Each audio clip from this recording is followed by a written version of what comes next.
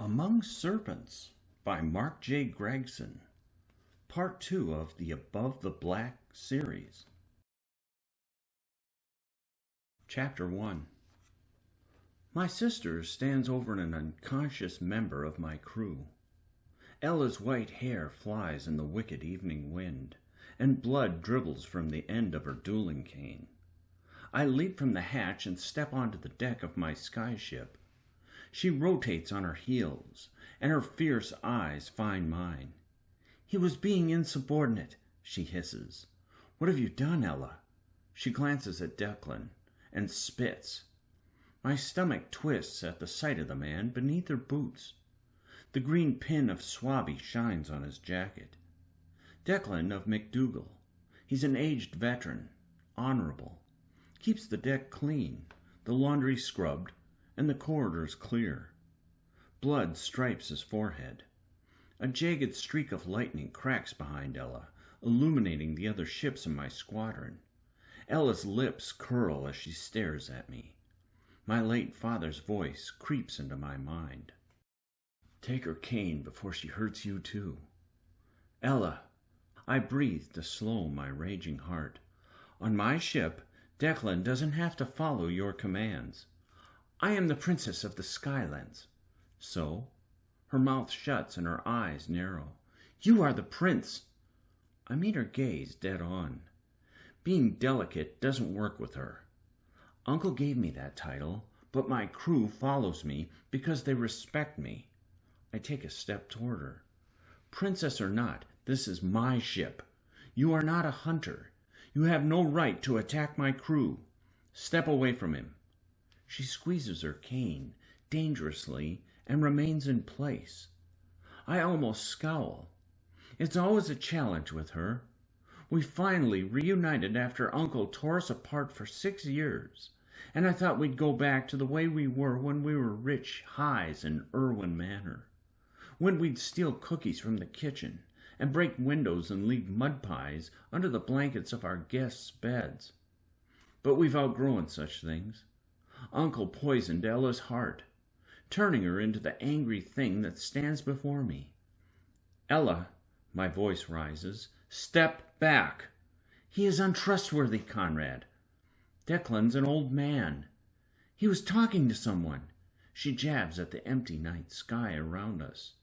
The 3 other skyships in my squadron float nearby, but not close enough to hear anyone aboard my ship. "There's no one on deck, Conrad. Who is he talking to?"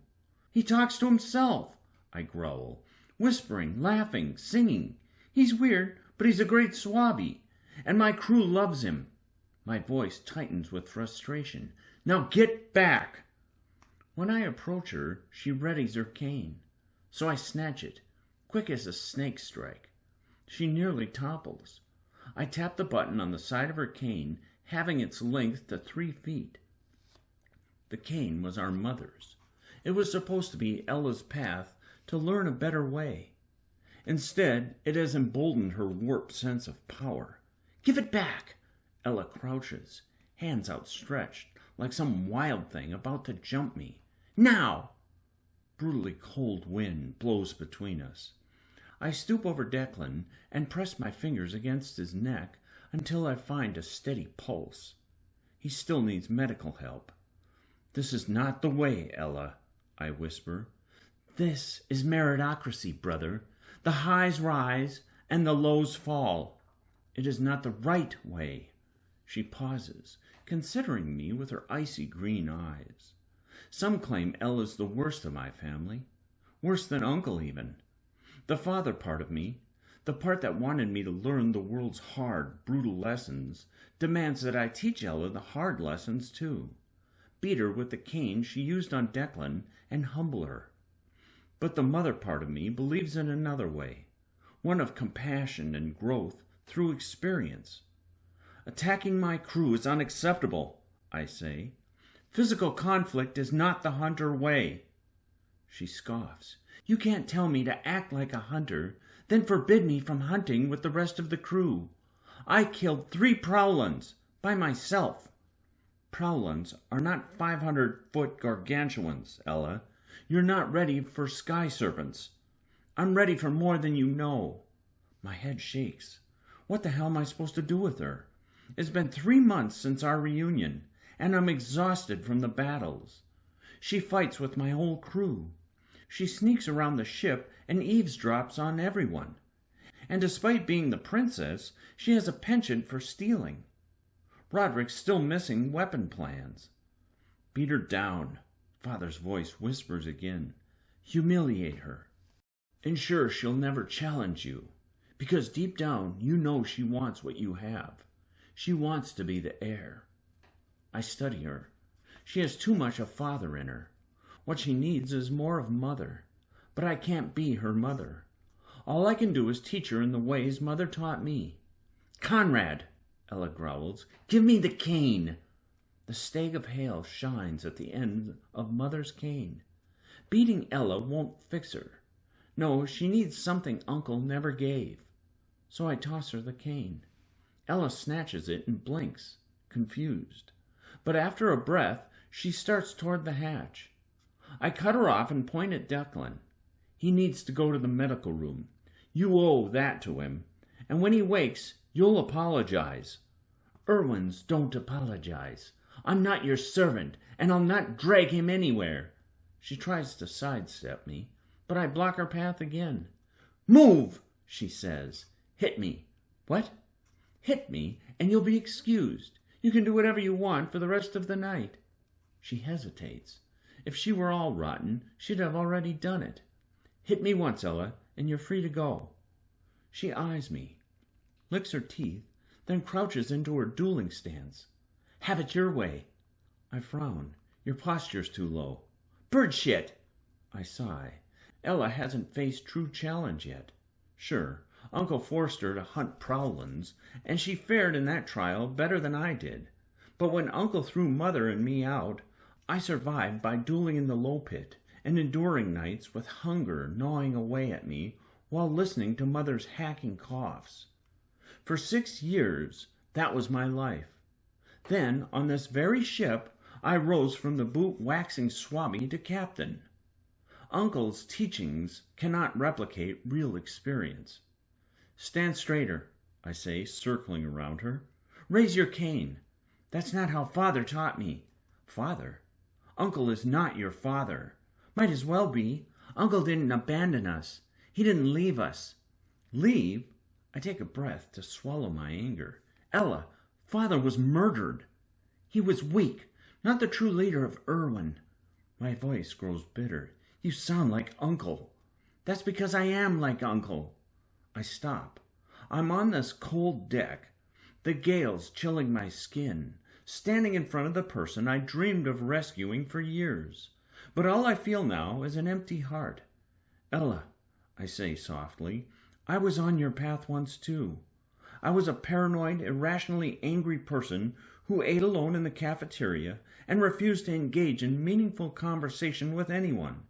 It got me nowhere. But being better than what the world intends, that got me where I am now. It made you prince? No, it made me captain of this ship, and that's what I care about more than being the heir. She eyes me skeptically. Being better? Who said that? Mother. Ella considers this, then shrugs. Hardly knew her. I glower. Fine, use what your father taught you. Strike me with the cane once, and you're free to go. Your cane's in your cabin. I'd rather duel. It's not a fair fight right now. I laugh. Fair? This world is never fair, but I'm sure you've learned that lesson. What you need, I pause, is the lessons Mother taught. She studies me. What lessons? Compassion, mercy, proving that true strength comes not from weakening others, but building them up. True leaders lead powerful people. That's ridiculous. Do you think I'm weak? She doesn't answer. Bitter wind blows between us again, and a gentle rain peppers the deck. Use all that Uncle taught you. I wave her toward me. Come on. She spits, then crouches in her too low stance again. The next instant, she's swinging her cane at me, fast, her eyes wild, movements agile. but I'm nimbler. Her attacks hiss past my head, my shoulder, strike air instead of my gut. She swears with frustration. Ella has Uncle's sensibilities in dueling. Uncle never likes a duel to last more than a minute. To become king, he challenged King Ferdinand to a duel and killed him under 10 seconds. Her cane grazes my skin, but I slide away before she can get me. Ella continues jabbing. I step back, giving her an open path to the hatch. She studies me, then marches for it, her eyes gleaming with victory. But I cut her off. She scowls and furiously charges me again. I duck away and pivot around her. She keeps on the offensive, swinging wild, frenzied attacks. Finally, her cane nearly strikes my cheek, but her momentum sends her sprawling, and she hits the deck chin first. If I'd listened to Mother's lessons only, I'd rush to her, maybe let my guard down. But Father taught me never to trust a downed foe, especially one who needs a whole damn gallon of humility. Ella's rolling in pain. I watch her and wait for the act to end.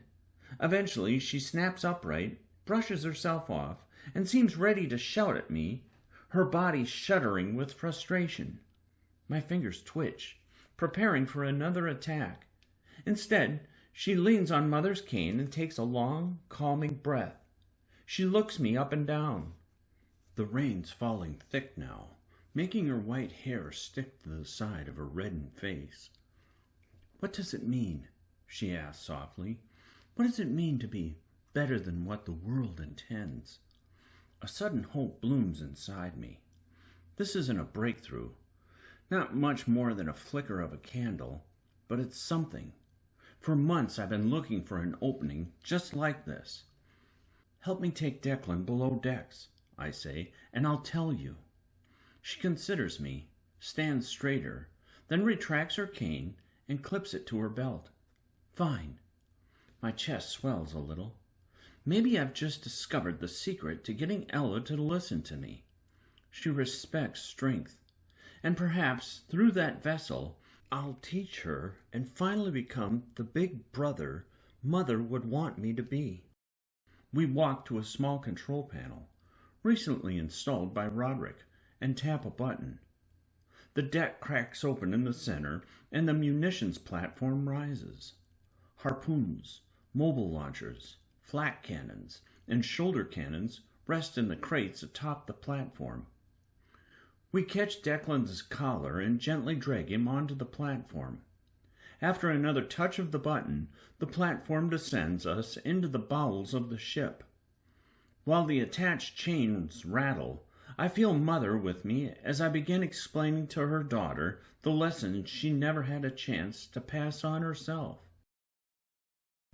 Chapter 2.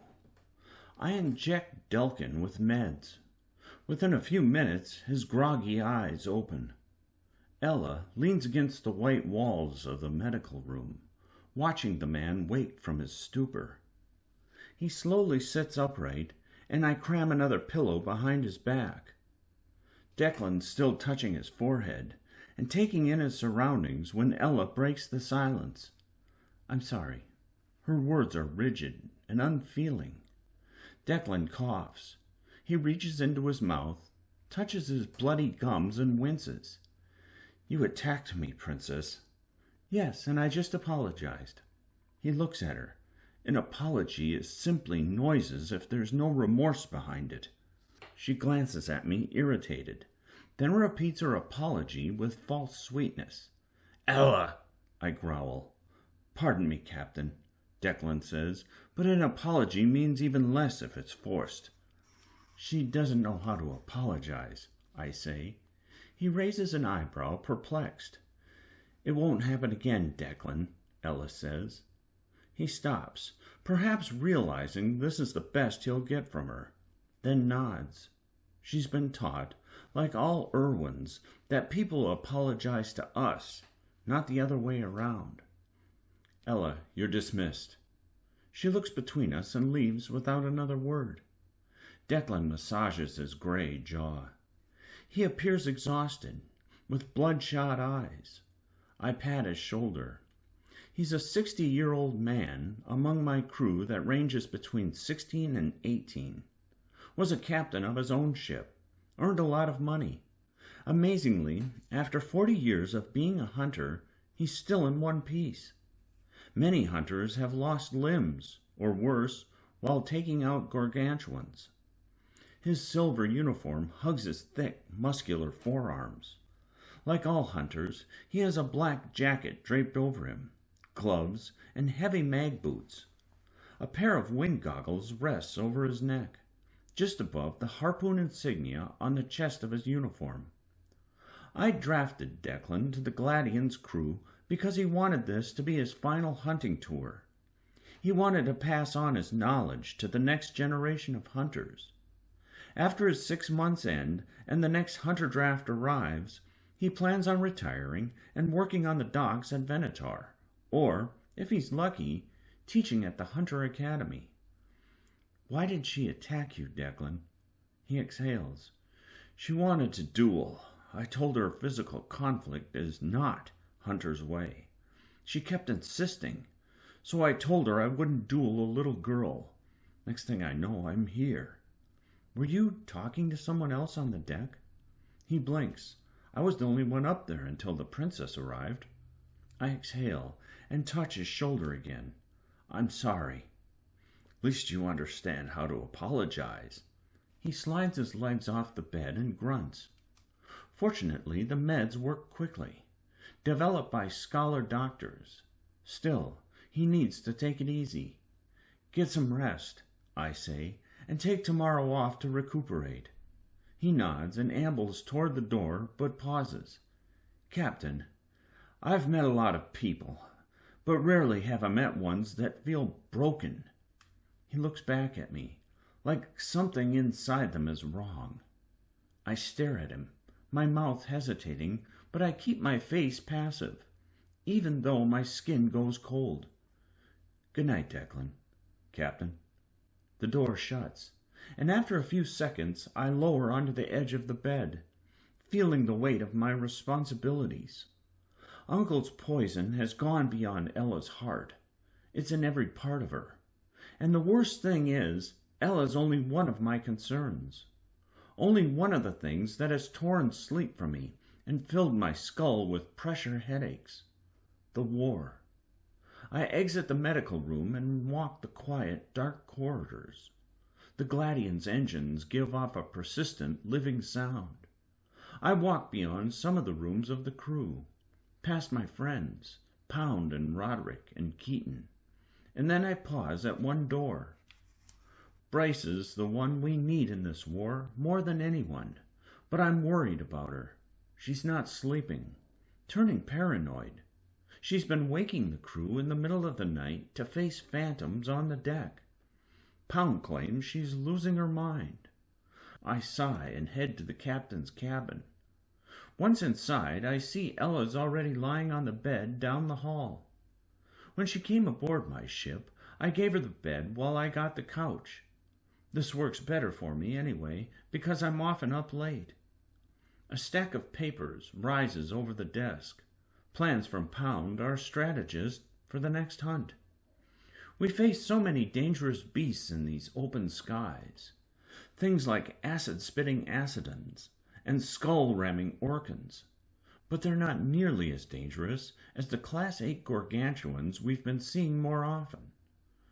Killing those creatures helps the Skylands, and returning their carcasses to hunter outposts earns me money. Money that I've been using to pay off this ship so that it's mine and can never be taken away from me. I glance at the board where I've been tracking how much I've earned.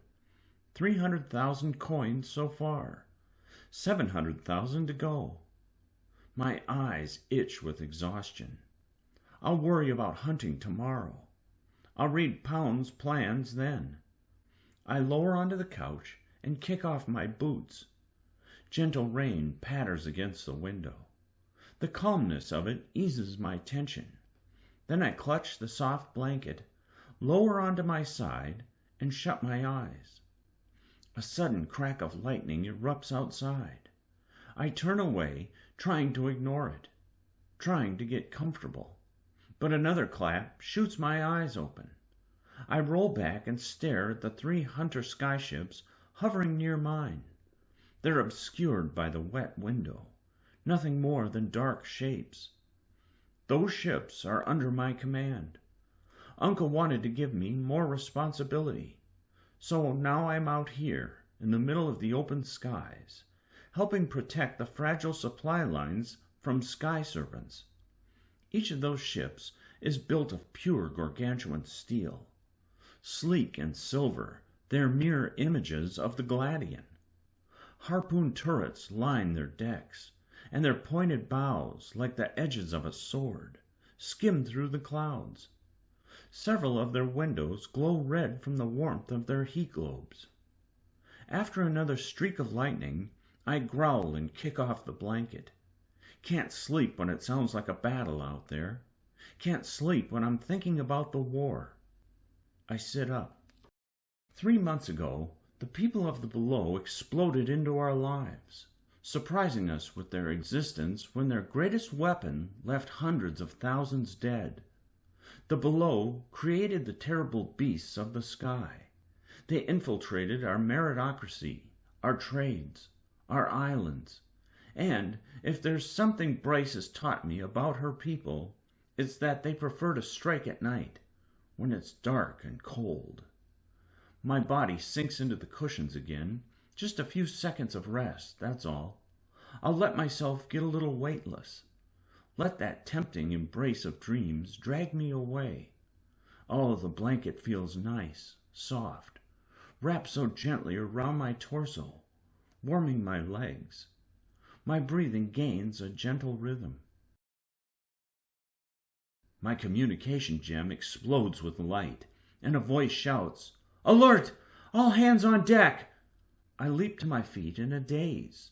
Ella shouts from down the hall, "What is it?" My heart races as I quickly regain my senses. "Stay, Ella!" "Like hell!" "Stay!" My gem lights up again with Bryce's voice. "Battle stations!" Fear clutches my heart. We're under attack. I shove on my boots, slip on my jacket, and race into the hall. My dazed crew's shouting in the corridors. I climb the ladder and push through the heavy hatch onto the deck, readying myself for war. The below has come for us.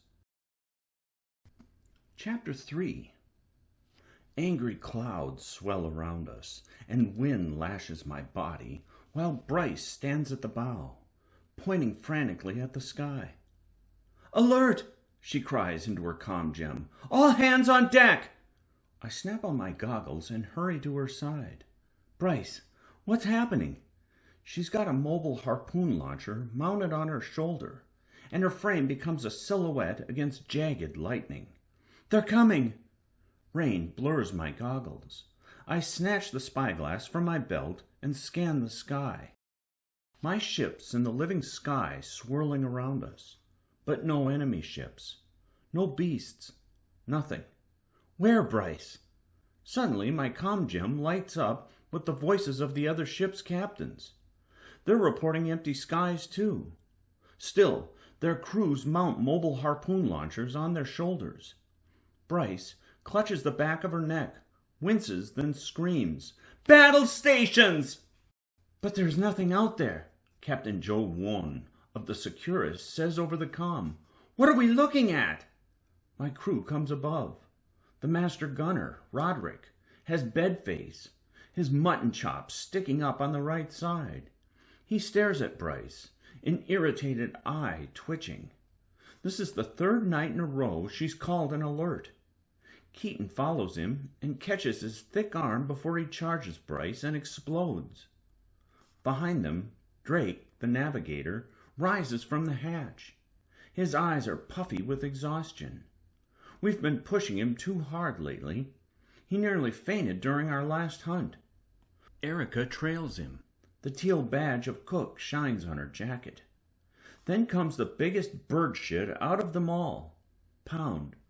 He's a scowling, bald giant at 7 feet tall. The frightening thing is, He's only 17 and just a little older than me. He might grow more. "Where the hell are they this time, Bryce?" Pound demands. "You woke everyone again for nothing, didn't you? Didn't you?" "Just look, Captain," Bryce says desperately, lifting a finger toward churning clouds of gray. "Look!" I sigh and turn back to the clouds. Several of my crew stop beside us. We peer through our spyglasses. The storm rages, almost like it's a living organism. Bryce stabs impatiently toward the clouds, and a pair of shadows dance inside. My eyes narrow on the shadows until I realize they're only a small island floating in the storm. I exhale, lower the spyglass, and gently clasp her shoulder. "Bryce, you need sleep." "No, Conrad!" "You're exhausted and not yourself." "No!" I tap my comm gem, sending a message to every ship. "False alarm. Go back to bed." A series of curses follows. The squadron's already upset because we lost a ship a few days ago. A whole crew. I pause, recalling their shouts as a gargantuan coiled around their ship and crushed it. Some of them leaped overboard. We flew after them, but they dropped into acid clouds because I couldn't, get my ship to them in time. The toxic clouds ate them. I shut my eyes and push the Hastus from my mind. Must focus on the people I can help now. My squadron needs sleep, but they're not getting any because Bryce is losing her mind. As quartermaster of my ship, she's supposed to be the stable one, the organized one. If Keaton weren't such a phenomenal mechanic, I'd wonder if maybe Keaton should be the quartermaster again. The worst thing is, I fear the other captains are suspicious of Bryce. If they discover her true origins... "Pound," I say, "take the quartermaster below decks." "No!" Bryce yells. "I'm injecting sleep meds in her," Pound says, towering over her. She backpedals. "No one's listening to me." "Bryce," Keaton says gently, "we are listening. But you keep waking everyone for nothing. This is for your own good." "No!" Bryce says. She raises her fist. "Stay back, Pound!" He stops and stares at her. She's vicious as hell. Won't go down without someone getting a broken nose. Pound looks at me. I massage my brow. What am I supposed to do? Trap her in her room, maybe? Until she rests? Finally, I nod at him. Pound reaches for her, but she swipes away his hands. Pound shakes his head. When he lunges for her again, a sudden explosion cracks the sky. The world lights up. A burst of heat slams into us, and I'm rocketed across the ship. I shout and tumble into the railing net that surrounds the deck's edges. My head's spinning. Voices buzz in my ears. I roll out of the net and struggle to my feet, my vision bouncing. Blood dribbles down my cheek. Then I see fire in the sky. Holy hell. Holy hell! The nearest skyship, the Mortem, is blazing with golden flames. A great fissure splits the slender ship in two. The bow topples forward, and after a groan, the metal rips, and the front half of the ship sinks. People fall. No, not again. No! The crew of the Mortem shouts in panic over the comm. We've got to help them. Can't lose them too. Won't lose them. I crank the magnetics in my boots to high. "Battle stations!" My heels snap onto the deck. Pound and Roderick race to the turrets. They leap atop the seats and strap themselves in. Bryce fires a harpoon at nothing but sky. Erica runs for the munitions platform to collect weapons. Keaton hurries to the hatch, going below decks to manage the engine. And Drake dashes from the helm tile to fly us for the Mortem. "Save the crew!" I shout over the comm. "Save—" I stop. Something appears in the clouds, close to where Bryce's harpoon flew. It's the head of a giant beast. Brown metallic scales on a silverish shell and a round beak. Almost like a turtle? "What the hell?" Pound says. "Just kill it," Roderick shouts. They rotate their turrets and launch thick black harpoons at the beast. Meanwhile, Drake leaps onto the helm tile. A glass bubble slides out from the platform and whooshes over him, encasing him inside. Suddenly a fissure of light grows in the giant turtle's mouth. "Fly, Drake!" Bryce shouts. The monster sprays a beam of electricity at us. Drake throws the helm strings forward. We launch and wind slams into my chest. I bend my knees to keep from toppling over, and the jagged streak of light skitters past us. "The monster's gone!" Pound roars, swiveling his turret, scanning the sky. "Where'd it go?" I lick the rain from my lips. The back half of the mortem is still afloat. "Securus," I say to another ship over the comm. "Rescue the mortem crew." "On it." The Securus zooms from the remains of the mortem, while my crew and the Titus watch the sky. "What the cuss is this creature?" Roderick asks. "It's a Torton," Bryce says breathlessly over the comm. "Torton?" Erica says. "Hunter never trained us on these." "That's because they weren't here," Bryce says, "until now." "How do we kill it?" the Titus captain asks. "When it appears," Bryce says, stuffing a harpoon into her mobile launcher, "aim for the skull." We soar in circles, protecting the Securus as it drops ropes to the panicked mortem survivors. Their lifeboats were destroyed, and their ships still sinking. Worse, the Securus reports some of the mortem crew are stuck below decks. "It's back!" Bryce launches a harpoon. It slides just over the Torton's shell and shoots into open sky. The giant turtle sends another jolt of lightning at us. My eyes widen. "Drake, move!" The blast strikes the helm bubble, making the whole ship buzz. My ears hum. Roderick and Pound roar and fire at the beast. Drake convulses as electricity shoots through him. His eyes wide. His whole body shudders and smokes. Then he tumbles. The helm rings slide from his fingers. He topples off the platform and hits the deck. I run for Drake.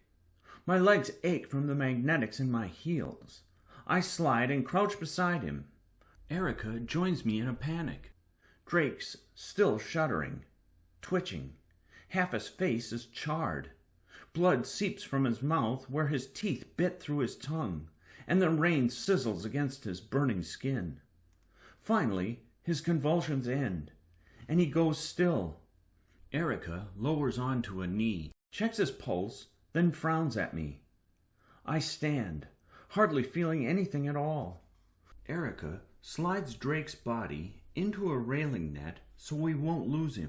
Suddenly, my gem lights up with cries again. The mortem sinks.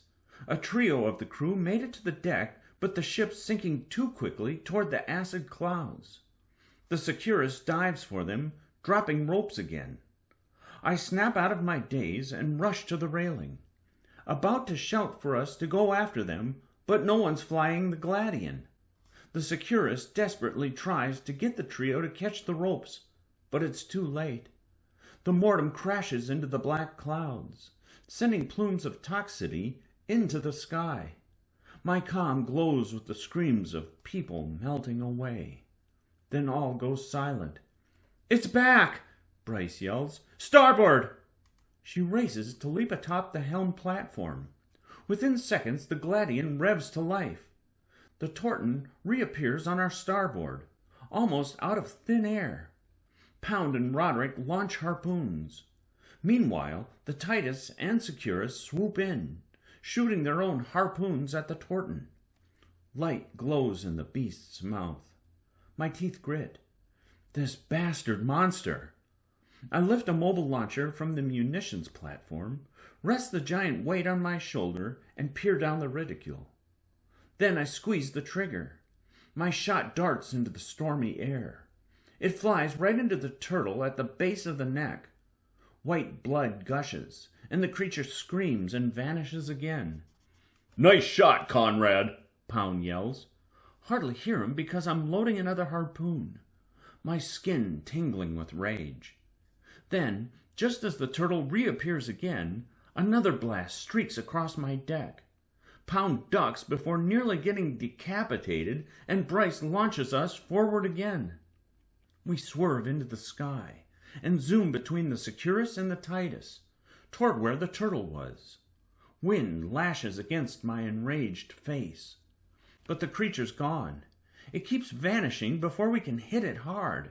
It's got some type of camouflaging system. "There are people aboard," Bryce says, "inside the Torton." "Inside?" Pound says. "Like swimming around in its gut?"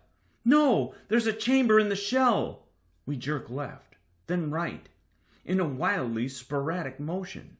But I get the sense she's following something. Somehow she knows where it is, or has an idea. "Bryce, you're flying like a drunken launcher," Roderick yells. The Securus and the Titus follow us, trying to replicate our erratic motions. I keep one hand on the railing to steady my balance. Suddenly, Bryce pulls the strings back to her hips, and Pound nearly slams his head against the turret's controls. He swears at her. The other ships stop. Another surge of Torton electricity blitzes toward my ships from our left. This time it's the Titus, but the ship swerves, and the attack merely grazes the stern. We make a hard left turn. "Flak cannons," Bryce says. "It'll help us see them." Roderick and Pound kick another lever on their turrets, changing their barrels. A new enhancement Roderick made to our weapons. Soon golden flak glitters in the sky like fireflies. All three ships are firing, sending off blasts of gold everywhere. But the rain makes the sparks fade quickly. Roderick and Pound keep it going, firing wave after wave.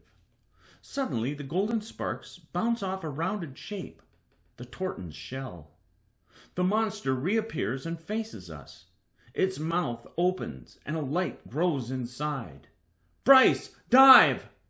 She shoves downward and the Gladian plummets. Wind slams into my face. The electricity surges above us and crashes into the Titus, and I stare in horror as the ship erupts in fire. "The Titus!" Erica cries. The ship ruptures in two. Holy hell, the Titus! But I can't help them yet.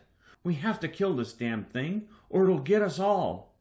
Roderick rains flak on the Torton, revealing it again. Pound kicks another lever, and his repeater turret rapid fires harpoons. They streak into the Torton's shell as if it were made of sand. "Die!" Roderick bellows.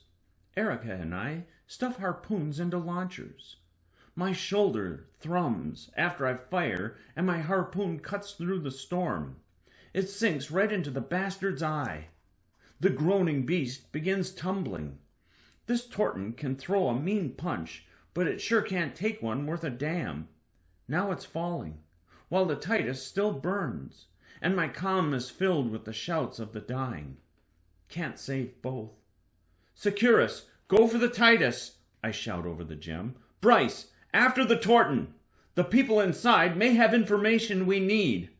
Bryce shoves the strings, and we pitch forward, tipping after the Torton. "Roderick," I say, "the claw gun." "Got it." The wind slams against my goggles. I hold the railing, focused on the falling beast. We rocket after it. Wind lashes through my hair. The Torton's body spins, flippers flapping in the storm. Roderick clicks another lever on his turret, and his harpoon barrel switches to a claw gun. The claw at the end of the chain will latch into the Torton, but we'll be tethered to it, and if the Torton weighs enough, it could take us down with it. Gotta take that chance. This damn thing destroyed 2 Predator-class vessels in minutes. Roderick rotates the turret and peers down the barrel. After a steadying breath, he squeezes the trigger. The claw hook ripples after the falling beast. It catches a flipper or leg, or whatever the hell this thing has.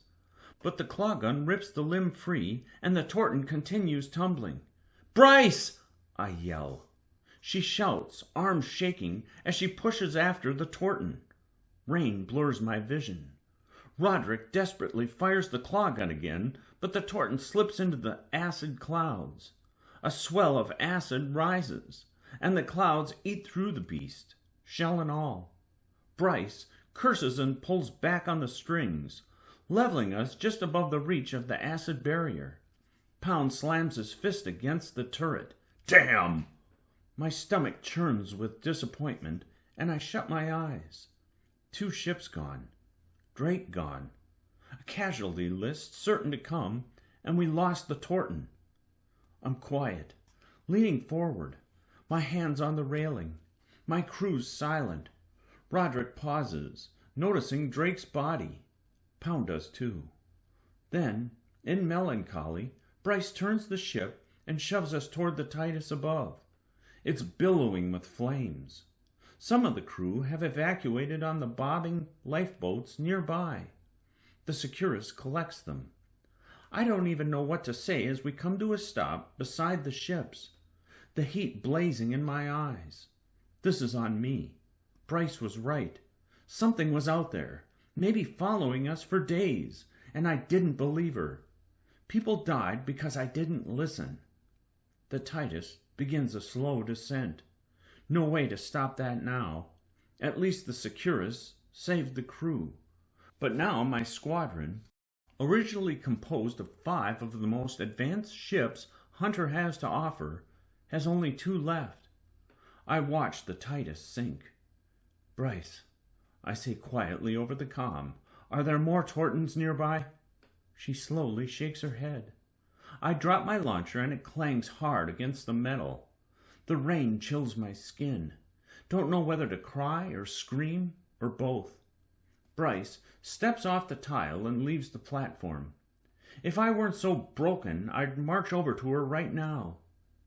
Demand to know why she hasn't told me about the Torton, or why she hasn't told me anything, really. Pound unbuckles from his turret, looking ready to confront her himself, but he pauses, perhaps recognizing the look in her eye. Complete and utter exhaustion. She takes one wobbly step, then falls forward and hits the deck. What the cuss? Roderick says, unbuckling from his seat. I hurry to kneel beside her. Roderick stands over my shoulder, concerned. My fingers touch Bryce's neck. She's still breathing. I lift her from the deck, and Erica follows me. Erica's the cook, but has a bit of medical training. Pound carefully pulls Drake's body from the railing net. Drake was the youngest among us. Competed in the same gauntlet where we learned to be hunters. He'd been the navigator on another ship. Now he's gone. Bryce is light in my arms.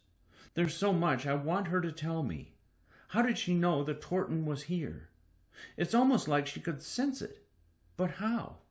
Or maybe it's not the beast she senses. She did mention there were people in the Torton. While I'm holding her, the Titus falls. It's a thrashing flame that sinks with the storm. The ship hits the acid clouds with a splash, and for a moment a blaze glows inside the black clouds. Then nothing. Gone. Roderick clenches his eyes shut. We all stare at the black clouds, the barrier that separates us from the below. Suddenly, Pound breaks the silence. His deep voice sings the Song of Falling. It's a tender ballad for those who have suffered the greatest fall. The notes a reminder that no matter how powerful we think we are, in the end, we are all equal in death's embrace. The song spreads to the rest of my crew, and soon to the Securus. It latches into my heart and pulls out pieces of me. My voice cracks as I follow Pound's lead. No one speaks after the last chord, and perhaps it's because we all know this won't be the final time we sing for those we've lost. Chapter 4. I lower Bryce onto her bed and sit beside her. She's sleeping soundly, first time in days. I grip her hand, hoping the girl I know will return when she wakes. if another Torton attacks while she's out. Her round window provides a glimpse of hard rock. After the battle, we slipped into the crevices of an island for the night. It's less exposed. I squeeze her hand a little tighter, and I'm not sure if this is to comfort her or myself. My squadron has fallen apart. 3 ships gone, Drake gone, and other honorable men and women, experienced hunters, specifically chosen by Uncle, all gone. Just a week ago, my squadron was cutting through the sky. We worked with unmatched efficiency, taking down sky serpents. We even took turns towing gargantuan carcasses back to hunter outposts so the other ships could continue hunting. The supply lines were clear. We were earning coin. A lot of it. The squadron was happy.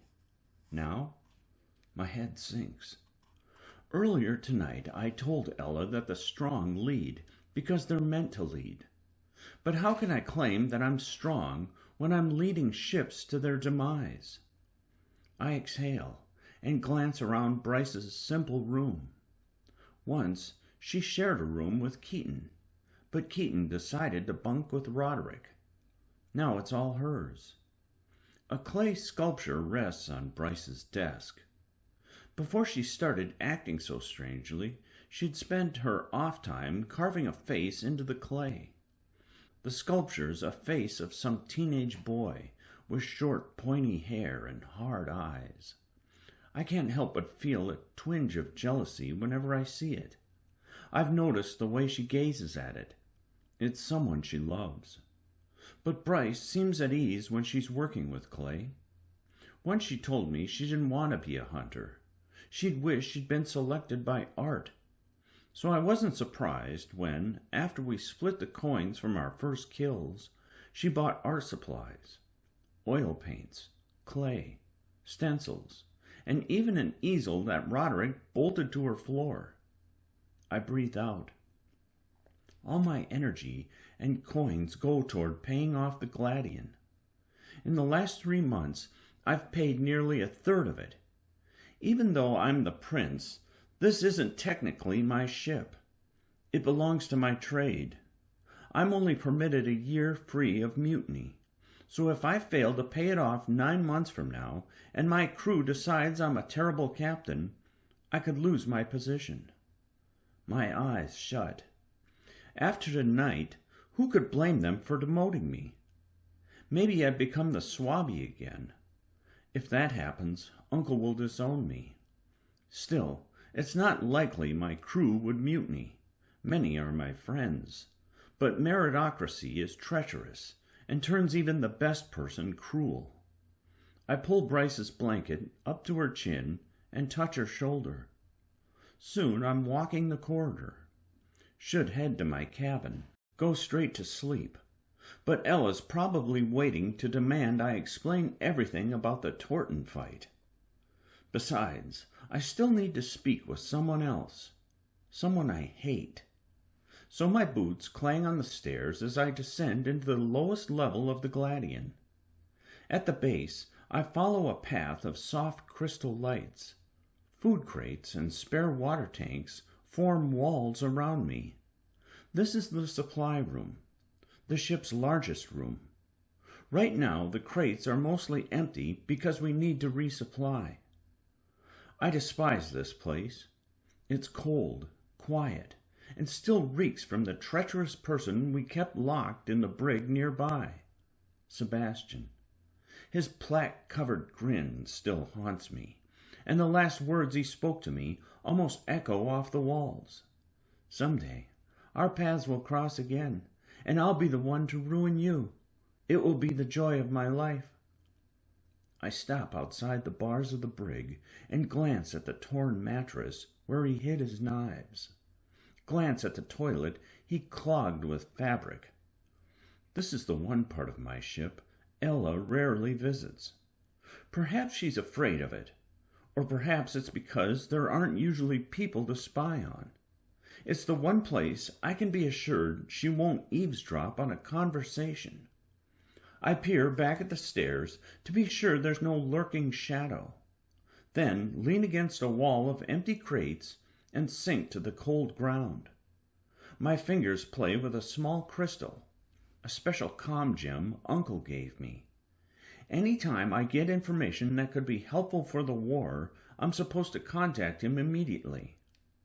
My legs tuck close, and I sit in the cold darkness. Suddenly, Drake's shocked face burns in my head. Drake of Norman was young, one of the best flyers I've met. Now he's gone, just like that, another victim of the war. My head taps against the wall. When I was a 𝘍 and my gut begged for anything, even moldy bread, I yearned for everything I now have: power, responsibility, respect. But now, my crew looks at me like I have the answers, like I know what I'm doing. But I didn't know a thing about the Torton. And Bryce. Damn it, Bryce, why didn't you tell me earlier? My eyes grow warm. Mother's tender voice slips into my mind. Never lock your feelings away, Conrad. They'll make you noxious, and one day they'll all explode from you and end up harming the ones you care for most. Her words, once a warm hug, leave me cold and empty. This is meritocracy. Can't reveal I'm weak. Still, I pause. Maybe I'm not cut out to lead. I imagine sharing that thought with 𝘓𝘪. She'd never take me seriously again. And Father? He would break the doubts out of me, like the time he circled me in the Irwin Square, holding out his dueling cane. Look at you, a pitiful sobbing mess, he spat. You must show no weakness, Conrad. Get up, face me, show me the Irwin inside you. Father had forced me to duel him ever since I was 3. For a few years, the duels were playful things. But once I had become adept enough at holding a practice cane, once my balance was nimble enough to pivot and dance in the arena circle, he'd let loose. And he'd leave me bloodied on the ground. There you are. A person appears on the stairs. I quickly turn away, wipe my cheeks, and straighten my back. The figure pauses for a moment, watching me. Then her expression softens. She strides toward me, her silver hunter uniform shining against the meager light. The white badge of mechanic glimmers on her black jacket. You always disappear and isolate yourself when you're upset, she says softly. Usually it's the deck, but the Securists might watch you through their spyglasses. Am I right? Not now, Keaton. I need to contact the king. Keaton stops beside me. Black locks fall over her shoulders. Her silver sleeves are rolled up, exposing her dark brown forearms. She folds her arms in that stubborn way of hers. You never contact him. He needs to know about the Torton. Keaton rests a hand on her hip. Okay, so tell him. I'll wait. I say nothing. Why are you hesitating? She asks. My mouth remains shut. She exhales and slides down beside me. Not a lot of people can talk to me this way, but we have a friendship that goes deep. When we first boarded this ship together for Hunter's Gauntlet, both desiring to become captain, we were competitors. But I saved her life, and when the below attacked, she returned the favor. It's because of our friendship that she agreed to stay on as mechanic when Bryce got quartermaster again. Well, with them getting equal pay, of course. That's how all my crew members are paid, all taking a cut of my pay so we make the same amount. Maybe it goes against meritocracy, but I don't give a damn. They're important to me, and I don't want to lose any of them to other ships. Keaton's shoulder is warm against mine. She glances at me. I hate knowing she's reading past my stoic, stiff posture, that her eyes are scanning me and pulling out my weaknesses and leaving them bare on the floor. She bites her lip, like there's a thought on them, then Slowly, her hand reaches forward and curls around mine. You'd rather be alone? Yes. She chuckles. What? You're so blunt. You'll be the grouchiest old man ever. If I live that long. She punches my shoulder. We're all going to grow old, Bryce. Roderick, even that bird-shit Pound. All of us. Our little children will spend their days dueling one another, bleeding and crying in the hot arena sand. What a dream. She laughs. Really, Conrad. She squeezes my hand again. We'll make it. My mouth shuts, and I try not to calculate the odds. I think this is the curse of being prince, Keaton says, sighing. Meritocracy tells us that we should rise and gain power, but once we do, we don't find joy at the end. No, we find responsibility. Silence falls. She doesn't have to remind me that we live in the meritocracy. What I did months ago to win the gauntlet doesn't bring the dead back to life tonight. She has every reason to question my leadership. Still, she squeezes my hand again, affirming our friendship runs deeper than the system. I packed up Drake's rock collection, she says. I know you wanted to do it, but you need to learn to share the load. You can't do everything by yourself. I killed a Class 5 gargantuan by myself. You got lucky. We look at each other. She's got a playful twinkle in her eye, and somehow we laugh. It cuts the tension in my shoulders. My voice softens. How did Bryce know the Torton was out there? Conrad, she might be the most important person on this ship, in all the Skylands. As far as we know, she's the only defector from the below. So what am I supposed to tell my uncle tonight? If the Securus discovers who she truly is, I pause. She'll be killed simply for being her. You want my advice? Don't tell your uncle a single thing about her. I don't trust him. But the Skylands are desperate for information, Keaton. The traitors are all in disarray. Not even Scholar knows what will happen next. The gargantuan pods are more organized, and there are constant rumors of attacks in far-off regions. Ships and crews disappearing. The skies themselves acting strangely. Uncle even hinted to me that someone made it through Sky's edge. She scoffs. The cloud wall in the east? Impossible. Just what I heard. She frowns, then stands. Until we know more, don't say a thing about Bryce. She'll tell us when she's ready. She notices my skepticism. Conrad, Bryce turned on her own people. There's no going back from that, and we're her friends. She pats my shoulder. Good luck. Once her steps vanish up the stairs, I twirl Uncle's crystal between my fingers again. There's not a man alive I despise more than him. That bastard took everything away from me, murdered my father, and made it seem a suicide. Threw Mother and me out into winter's chill and kept Ella as his own. Uncle only made me his heir because I proved myself worthy. Only let me reunite with my sister because of that. Suddenly, the crystal illuminates on its own. An incoming caller. My eyes shut. The comm continues flashing. I hesitate until I remember when the capital island, Ironside, fell from the sky. When the below attacked and the 5,000-foot gargantuan came through a gap in the acid clouds beneath us. And nothing, not an entire hunter fleet, not order carriers, not a dozen battle cruisers, nor thousands of sparrows could stop the beast from digging into Ironside and eating the island's heart. I can't afford to not speak to him, so I tap the gem. Yes? His voice is sharp and angry. Why didn't you contact me immediately? Hello, Uncle. He goes quiet. You will address me as king, and you have disobeyed a direct order from the highest high. You, and you alone, were meant to contact me once we learned crucial information. This Torton creature is crucial information. I was carrying an unconscious crewmate to their room.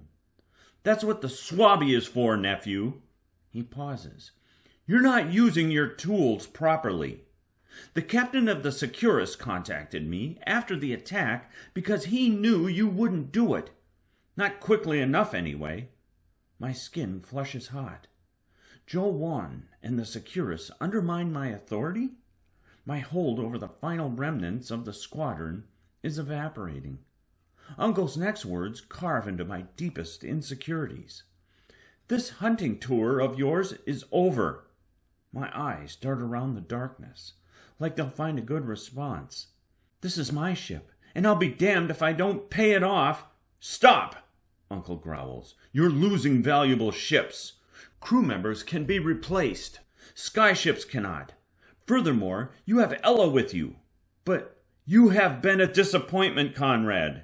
If you don't improve, I'll cut my tether to you. Then you can enjoy worrying about paying off your little ship all alone and hoping your crew doesn't betray you in a mutiny. I'm coming in 3 days to collect Ella. My whole body freezes. What? Your sister's not safe with you. You have failed. The princess is better off with me on the dreadnought. Gooseflesh prickles my skin. My breaths are shallow. I sought Ella for 6 years, and now he's going to take her away from me? He'll undo any progress I've made with her in the last 3 months. He will inject even more of his vicious poison into her. Once we meet, I'm giving you a mission, he says. It will be your last chance to prove yourself worthy of your title.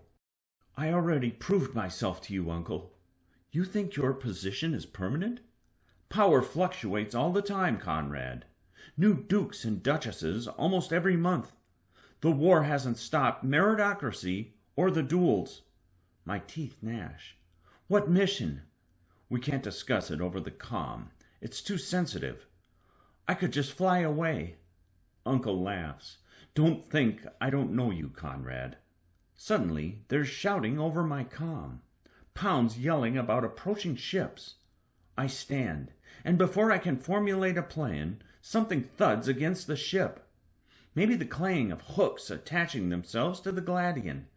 Captain, Pound cries, we're being boarded. My brow furrows, and I race up the stairs. You were a rodent for 6 years, Uncle continues as I run, always trying to squeeze out of trouble, just living off what you could. I'm not stupid. You'd flee with the only other heir I have left. You'd destroy the legacy of Erwin simply because of your selfishness. But I'm taking a more hands-on approach in molding you. You will either become the proper heir and bow to my authority, or, well, you know what I do with people who no longer serve a purpose. Then the comm goes gray. My heart's throbbing. Once I reach the top level, I climb up the ladder and push through the hatch. Multiple hooks hang from our railings, tethering us to an enormous white order carrier that has pulled behind us, near the cavern's entrance. My mouth is dry. It's the flagship of order. The Triumph is filled with hundreds of one-man fighters, called sparrows, and a deck covered with soldiers and cannons. A gangway connects the Triumph to my deck, and a tall, thin woman with an upright posture stands above me at the hatch. Several order cruisers hover in the sky behind her. She nods. Your Majesty? I climb to my feet. My crew stares at the order people aboard our ship. Pound looks ready to punch someone. Keaton and Roderick stand together, whispering. Erica's scowling at the tall woman standing before me. I am Adeline of Lacrosse, the woman says, the Master of Order, the highest admiral of the Skylands. King Erwin has sent me here to escort you back to Venator personally. My veins go cold. Uncle sent Order's leader to collect me and to take Ella away. Chapter 5. Look, Conrad, Ella says, stabbing a finger in my face. I'm not interested in your life lessons. You're only 4 years older than I am, and you act like you're some wise old scholar. She paces the command room, stamping over papers, Pound's hunting plans, which she threw to the floor earlier. The strong rise, she says. You don't care that we'll be separated again? We haven't earned the right to be together. I lean on the table toward her. Listen to what you said. Repeat it. Aloud. She folds her arms. Oh, she's difficult. She's her royal stubbornness of Erwin. Always must have her way. Always so focused on her goals that nothing else matters. I take a breath. Let me tell you more about your mother. She abandoned me, she says. Why would I care about her? Abandoned you, Ella? Uncle exiled her. He murdered your father and left Mother and me to die in the lows. And you can't claim you don't care, not when her cane hangs from your hip. This is temporary. I care nothing for it, she says, shrugging. But I know that's a lie. I've seen her polishing it, making the cane's black stag shine. Uncle promised me my own cane if I survived the Prowlins. Well, I did, but I haven't been back to him because I've been stuck with you. The room goes quiet. She stares at me, perhaps waiting for me to erupt. But I'm blinking, suffering through the knife of her words. Slowly I lower into the soft chair. I can't keep battling her. Can't be giving 180% toward this relationship, especially when she only gives 5 back. When we get to 𝘊𝘪𝘬𝘳, I say softly, and when Uncle comes, we may not see each other again. I want you to know, Ella, that despite our differences, I still love you, and that I'm sorry I wasn't there earlier for you. I failed you. Her voice lowers. Conrad, you usurped me. Usurped? I met her gaze. Do you think I wanted to be the prince? This ship, I earned it because I wanted you in my life. And now the ship is my home. My crew members are my friends, my family. I care about them. I never wanted prince. But if power is what I need to protect my family, then that's what I seek. She stares at me. Ella, you didn't just lose a father when Uncle took over. You lost Mother. You lost your grandparents, your brother. You lost everything. I was in rags, but you lost the things that made you who you are. And you want to help me get them back? I can't get them back for you if you don't want them back. She goes quiet. Her fingers trail the cracks that graze the surface of Mother's cane, perhaps trying to read them and hear Mother's story. She bites her lip, and I'm hoping she'll finally open up.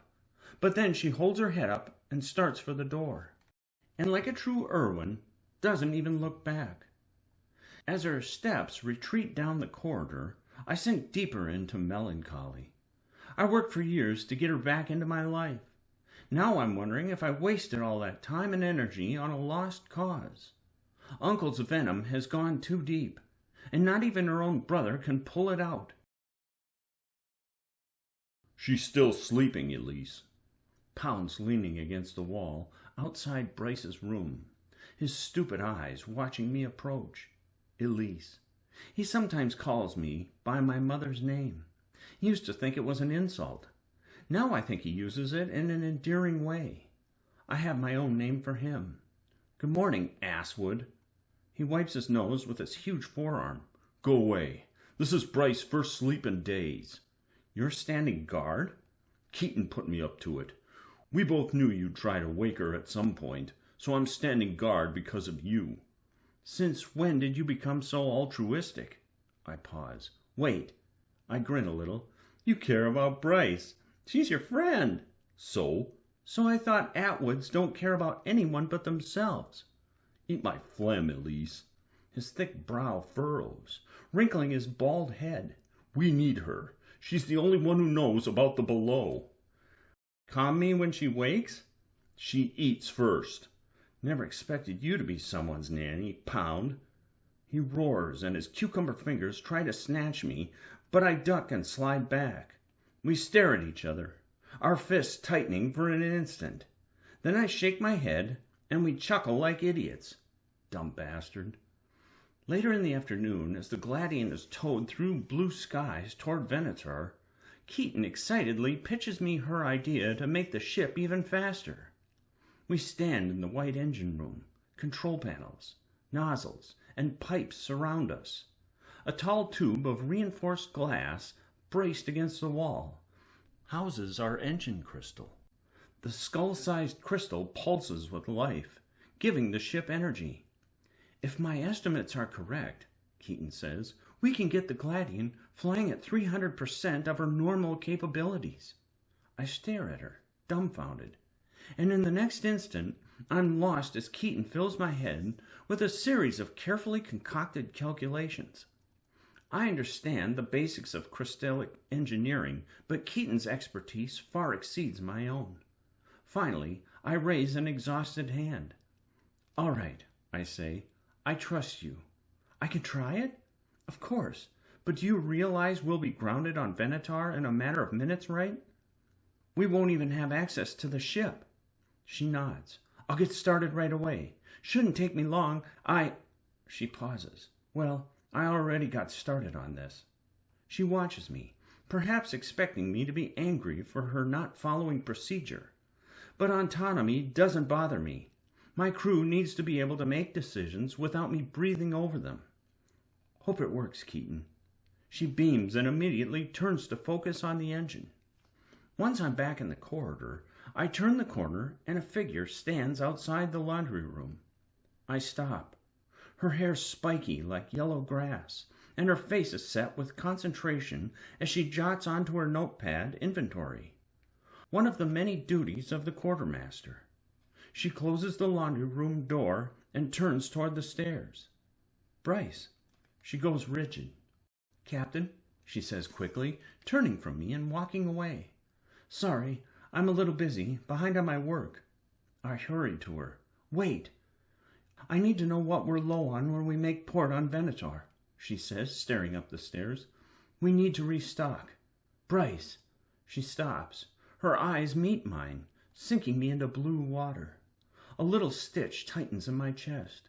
My first instinct is to demand everything she knows and be furious that she didn't contact me once she woke. But that's not the way Mother taught me. How are you? Her eyes narrow. That isn't what I expected you to ask. Well, it'd be rude to ask anything else first. So merely a platitude. She grins, posture relaxing a bit. Since when have you cared about being rude? I'm never rude. We smile, but it's short-lived because reality closes in on us. Bryce knows something, and she knows I'm desperate to learn about it. Bryce, I'm sorry I didn't listen to you, but I feel like you're not telling me everything. I breathe. And I thought you were going to contact me when you woke so we could talk.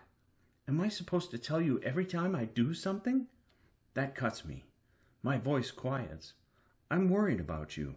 Her boots shuffle, and she scratches the back of her neck. Bryce, how did you know the Torton was out there? I had a hunch, okay? That's all. Call it instinct. I know my people, all right? I thought you were on our side. I'm not on anybody's side. I stop.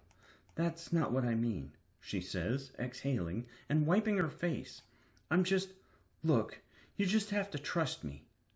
Bryce, I can't just... She touches my arm. Please? I sigh, recognize the warmth of her touch and the sincerity in her expression. She smiles gently. Oh, I wish I could trust whatever she tells me. It'd be easier that way. But I haven't forgotten the last time I caught her in a lie. She jabbed me with a needle, and I was paralyzed for an hour while she escaped. After that, the 𝘵𝘮𝑗𝑡𝑢𝑛 came. Bryce, we need to know. Conrad, drop it. But her eyes go fierce. She looks ready to spit something, but a voice comes over our comm-gems. Attention, Your Majesty and his fine crew. Adolin of Lucross says, We have arrived at 𝘓𝘪𝘮. Please collect your things. You will be disembarking once we reach the dock. I close my eyes. Then before I can say another word to Bryce, my mouth shuts as I realize I'm standing at the base of the stairs, alone. Chapter 6. Most of my crew's standing on the deck under the early evening light. We're breathing 𝘓𝘪𝘮's humid air as we approach the massive green island in the distance, the home of Hunter. Bryce stands at the stern, talking quietly with Keaton. I consider approaching them, but cornering Bryce never leads to anything productive. Besides, I have other concerns. I search for Ella. Haven't seen her since our fight. She didn't even return to the cabin to sleep. I worried that she'd left the ship and boarded one of the Order's vessels, but she reappeared on the Gladian for a few minutes this morning when the crew and I discussed a plan to escape Venator. Pound and Roderick guffaw about something stupid near the starboard, and Rod laughs when Pound finishes the punchline. Later, Erica of Gupta arrives with Declan. Their luggage is already packed. She smiles at me. Erica's long black hair frames a big grin against her tanned face.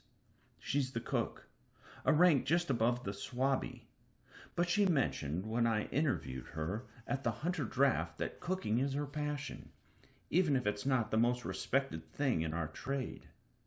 Ella finally arrives. She stands near the hatch, considering everyone, her eyes narrowed with suspicion.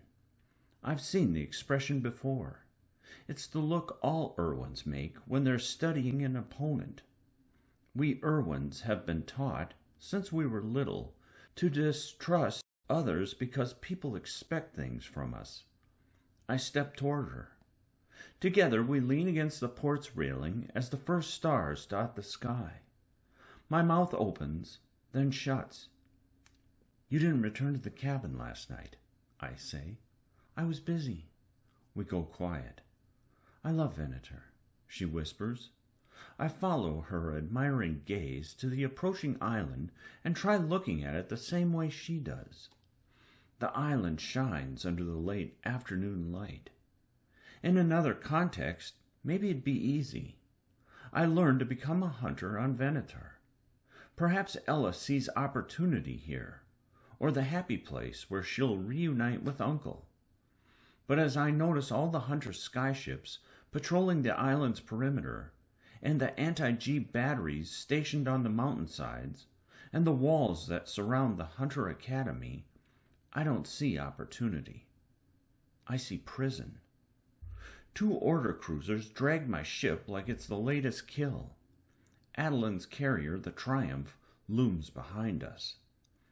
Ella identifies the classes of all the nearby hunter vessels. There are Titanium-class ships, Predator-class, even some from the defunct Orion class. She only struggles with the ancient wooden ones, flown by masts. Most of the ships, like mine, are built from molten gargantuan steel and run by clean crystal energy. "Ella, I'm sorry." She stiffens at my apology. "Why?"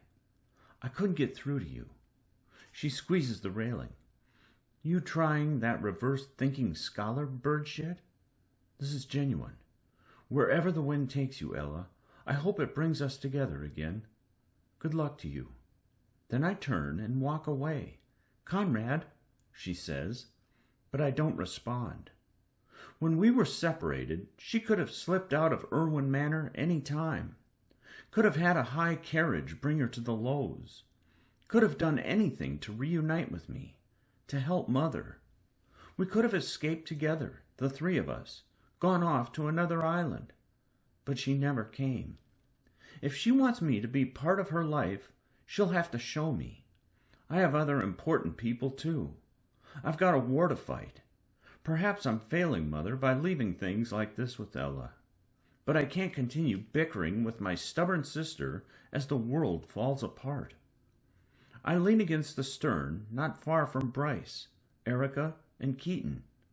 Then I focus on the island ahead. Venator greets us with its familiar junglescape, striped with white waterfalls. Suddenly, Adeline of Lacrosse speaks to me over the comm. "Your ship will be held at the Academy docks. You will not be permitted to board until the king approves." My jaw clenches, and I breathe in to relax my anger. The High Admiral stands on the Triumph nearby, stoic. Adeline is Order's new master, accepted the role after the last High Admiral turned out to be an infiltrator. I don't know much about her. She's had minor victories since the war began, a skirmish here and there. From what I've heard, she's incredibly honorable, and many respect her. But maybe the tales of her honor are wrong, because when she glances my way, she gives me a smug grin.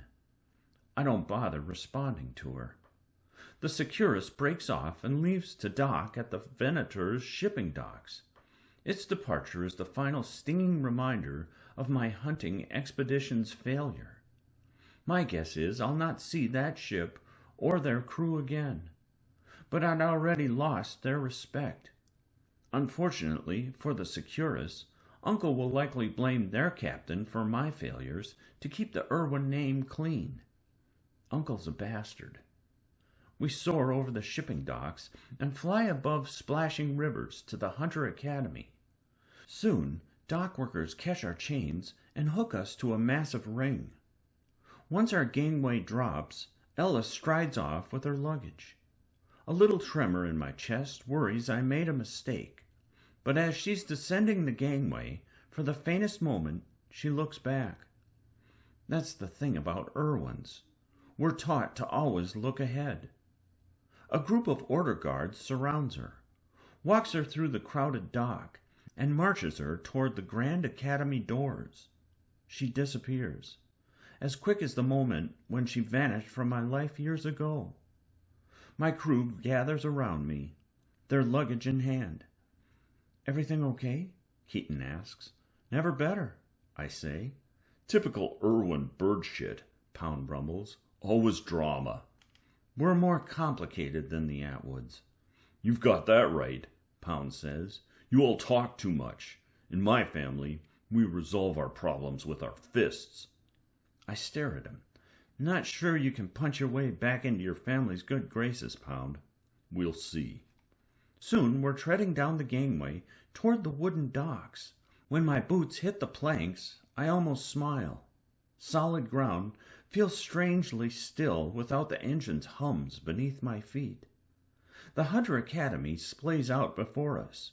Vines drape a series of pastoral-looking buildings carved from stone. The buildings spread on, covering the cliffs and mountainside. But I'm not focused on the buildings, nor the dozens of grizzled veterans rushing down the dock. I'm not even focused on the sky serpent alarm that suddenly blares, telling us that gargantuans have been spotted nearby. My attention is on the person standing in the center of the dock among a group of order guards, her gray hair flittering in the wind. She's the person who selected me to hunt her, the person who pushed me to become better and once considered making me her protégé. She's one of the most powerful and influential people in all the Skylands, the Master of Hunter, Coco of Ito. Master Coco motions me to walk beside her as we sweep through the academy doors. "Send you a crew for rec time," Coco tells me. "Tell them to go to the pubs, the baths, or get an early dinner at the restaurants.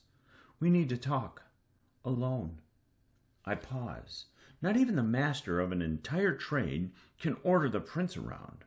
But without her, I'd never have been selected to hunter, never have risen to captain, nor prove to Uncle I was worthy of being an 𝘓𝘬𝘮 again. I'd have been another lonely victim of meritocracy, incapable of working with others or trusting anyone. So I give the order to my crew. Pound and Roderick laugh and hurry away. Declan goes in another direction, perhaps off to visit friends. Meanwhile, Keaton, Bryce, and Erica glance at me before reluctantly going after Pound and Roderick. My eyes follow Bryce. She's the one I shouldn't leave alone. Fortunately, she stays tight to the others, and there's no reason for anyone on Venator to know her origins anyway. Master Coco gives Bryce a quick glance before focusing on me. "This way." She moves ahead, making me follow. A trio of order guards trails us at a distance. When anyone could be an infiltrator from the below, precautions are necessary. "Your hunting expedition was a disaster," Coco says. Her gray and white hair sways by her shoulders as we start down the packed stone corridor. "At first I was impressed. You were killing beasts. But this last week, 3 ships gone just like that." Young trainees cram the space, all staring at Master Coco in awe. They hurry out of her way. She doesn't care about their expressions, nor does she care that her boots are dropping dried mud onto the stone floor. They're so awed by her that they don't even realize I'm beside her. "And don't spit any excuses to me," she says. It was my responsibility. She stops. The guards do too. Then she peers me up and down. "Careful, Conrad." My mouth shuts as I meet her gaze. Her eyes do all the talking, telling me that maybe she appreciates my honesty, my admission of my failures, but I should not admit to them in public. Maybe she can be critical of me, but I shouldn't be critical of myself. We pass a couple of guards and push through a door, leaving the crowds behind us. She leads me up a dark, winding staircase, up into an area I've never been. Master Coco, despite her advanced age, isn't even panting as she continues her criticism. "You are the prince now, Conrad. I don't have authority over you. I am unable to punish you. But if you were under my authority, I'd take the 𝘓𝘪𝘮𝘬 from you. Master," she turns to face me, her eyes cold, serious. "We need people, Conrad, and you've lost many." Heat flushes my cheeks. "Your family is the talk of the islands again," she says, "but for all the wrong reasons. The Skylands have no victories over the below, just a rising death toll. They are bleeding us, and we don't even know where the next attack will come from." She watches me. "Nothing to say in your defense?" "I'm not going to make excuses, Master, and I'm well aware of the issues facing the islands." "Oh, good. You're aware. Now the war will turn in our favor."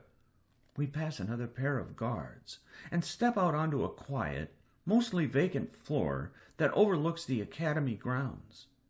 The wide windows provide glimpses of a river cutting through the jungled hills, and a flock of multicolored birds soaring nearby. This is the floor of the master and the master trainers. It's an enormous privilege being here. A woman stands ahead of us, looking vaguely familiar. She holds a clipboard.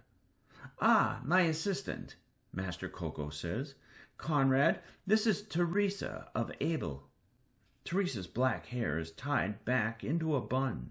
She stands erect in her hunter uniform and nods stiffly at me. "You'll remember that she's the aunt of your former crew member, Sebastian?" I swallow my disgust. "Yes," Teresa says, eyeing me. "Sorry about my nephew trying to kill you." She speaks bluntly, without a hint of remorse. "The gauntlet causes a lot of stress." "Teresa," Master Coco says, taking the clipboard from her and signing a few papers, "when are the new selections arriving?" "New?" I ask. "You haven't heard?" Master Coco says, without looking up. "We're selecting 4 times this year, maybe 5. We need more people to replace the losses. Didn't you notice how young some of our trainees are?" My mouth shuts. "The next set will be arriving tomorrow morning," Teresa says. "Good," Master Coco says, returning the clipboard to her. "Carry on, Teresa." Coco leads me to a door at the end of the hall, the one emblazoned with beautiful woodwork depicting a raging gargantuan locked in battle with a skyship. "Your room," she says. "Let me guess," I say. "The king's keeping me locked in here." "Locked? No. But you are grounded on Venator until he arrives." "What about my crew?" "They have their own rooms. They're grounded too," she says. "I stand by what I warned you about after the gauntlet. Crewing your ship with friends rather than the best people is likely why your hunt went so poorly." My voice becomes stern. "They are the best people." She smiles a little and pats my cheek. "There's that fire in you again." Coco stuffs a key into the lock and shoves the door open to reveal an expansive room inside. It's 10 times as large as my cabin on the Gladian. She strides forward and lowers onto the couch near the window. The room's connected balcony peers over Venator's rushing waterfalls and jungle cliffs. Hunters are not known for glamorous accommodations, but apparently when they're hosting the air, that changes. A small chill globe throbs in the center of the room. The white orb sends chilly pulses that break the tropical air. A posh bed, overflowing with pillows, calls out my name. But I feel too sour to rest.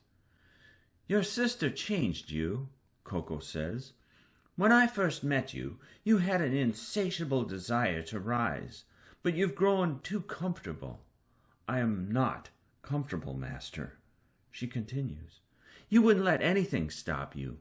You were the wild boy who ran the length of a gargantuan, ripped the beast's eye from its own socket, even let his own ship get swallowed by a Class 8 so he could fly out through its heart. Now look at you, dragged back like a lost puppy. What a fall." I scowl. "You have rings of exhaustion around your eyes, Conrad. You're thin. Are you eating? I'm guessing you were focused on your sister instead of your last hunt. Tell me I'm wrong."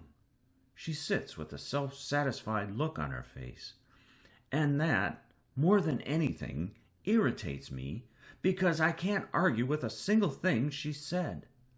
Master Coco's hard as stone, but as she watches me, perhaps she notices the anguish on my face, because her voice softens.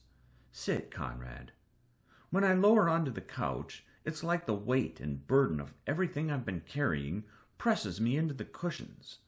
I'm so tired, always chasing something, never getting a moment to rest.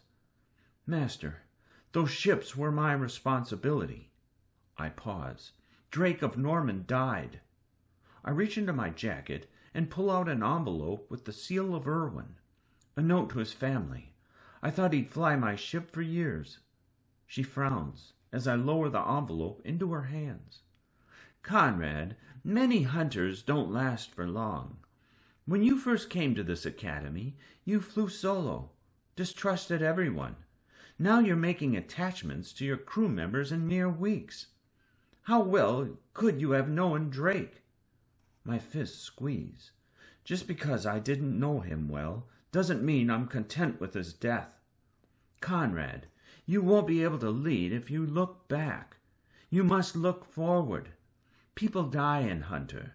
This is partly why I suggested you get a crew that didn't include your friends. It's easier saying goodbye to strangers." My cheeks burn. "My friends are not going anywhere, Master Coco. I'm tired of this suggestion. Don't mention it again. My crew is safe with me." "Like Drake?" I stand. I'm about ready to lose it. Maybe it's because she's needling into my insecurities, and I'm afraid she's right. But I've spent so much of my life without anyone except for my mother.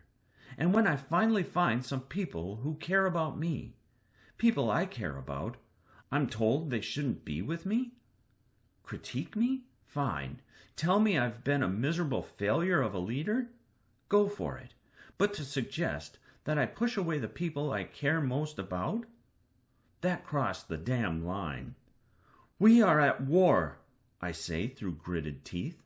"My crew and I were stalked by something never encountered by anyone, and we destroyed it.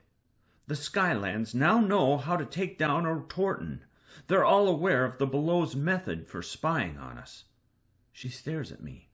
"What I care about are the people who have helped me rise, and I will never abandon them. So I'll say this for the last time. Back off. I'm willing to learn from you, but I'm not willing to give up my friends, my family, to do that." Master Coco considers me a moment, then leans back. Very well. We go quiet. It's awkward until a school of Pishin sail past the window. The peaceful, fish-like creatures are not much longer than a man's hand. Their metal-coated bodies dive toward the jungle to munch on leaves. Suddenly, Coco stands and touches my shoulder. I push you, Conrad, because in all my years as a hunter, I've never met one with so much potential. I originally selected you because of your family, a nudge by your uncle, and I was curious how an Erwin would do in Hunter. But even with those expectations, I still think you're capable of more. I don't respond. She lowers beside me. Conrad, tell me everything you know about the Torten. I exhale, turn to her, and explain what we learned. She's quiet a moment. So Flak will reveal them? Yes, but the problem is, you won't know they're there unless you're constantly firing flak. And you believe Bryce can sense them? Somehow, yes. She needs to tell us more. That's my next task.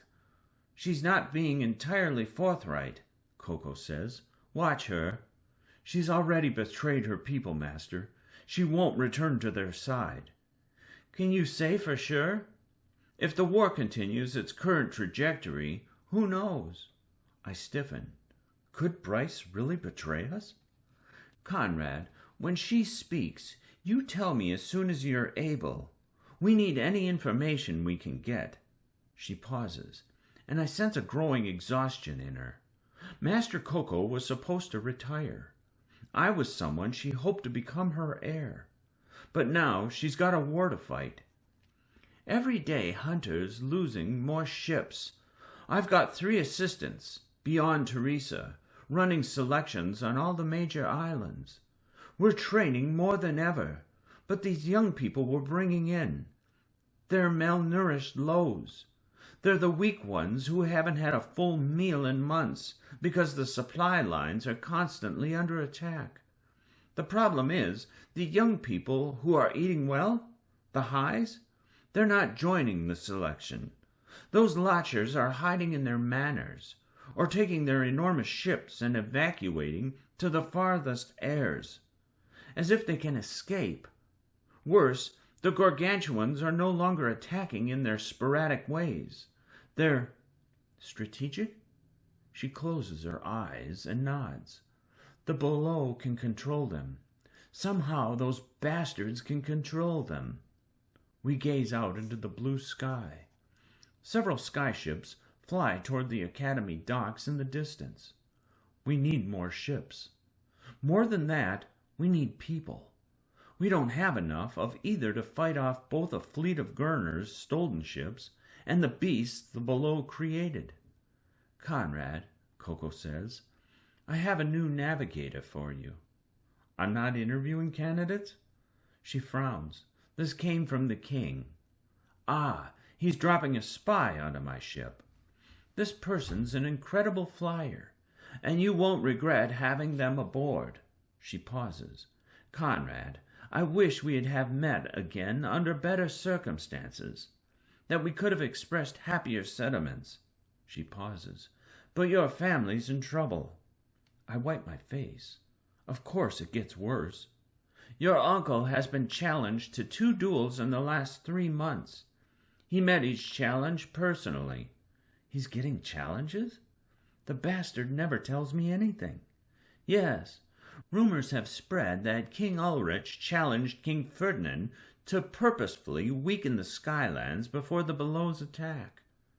That's preposterous, I say, before realizing how irritated I am by having to defend my uncle. Despite the flimsy logic, it's still a damaging rumor, she says.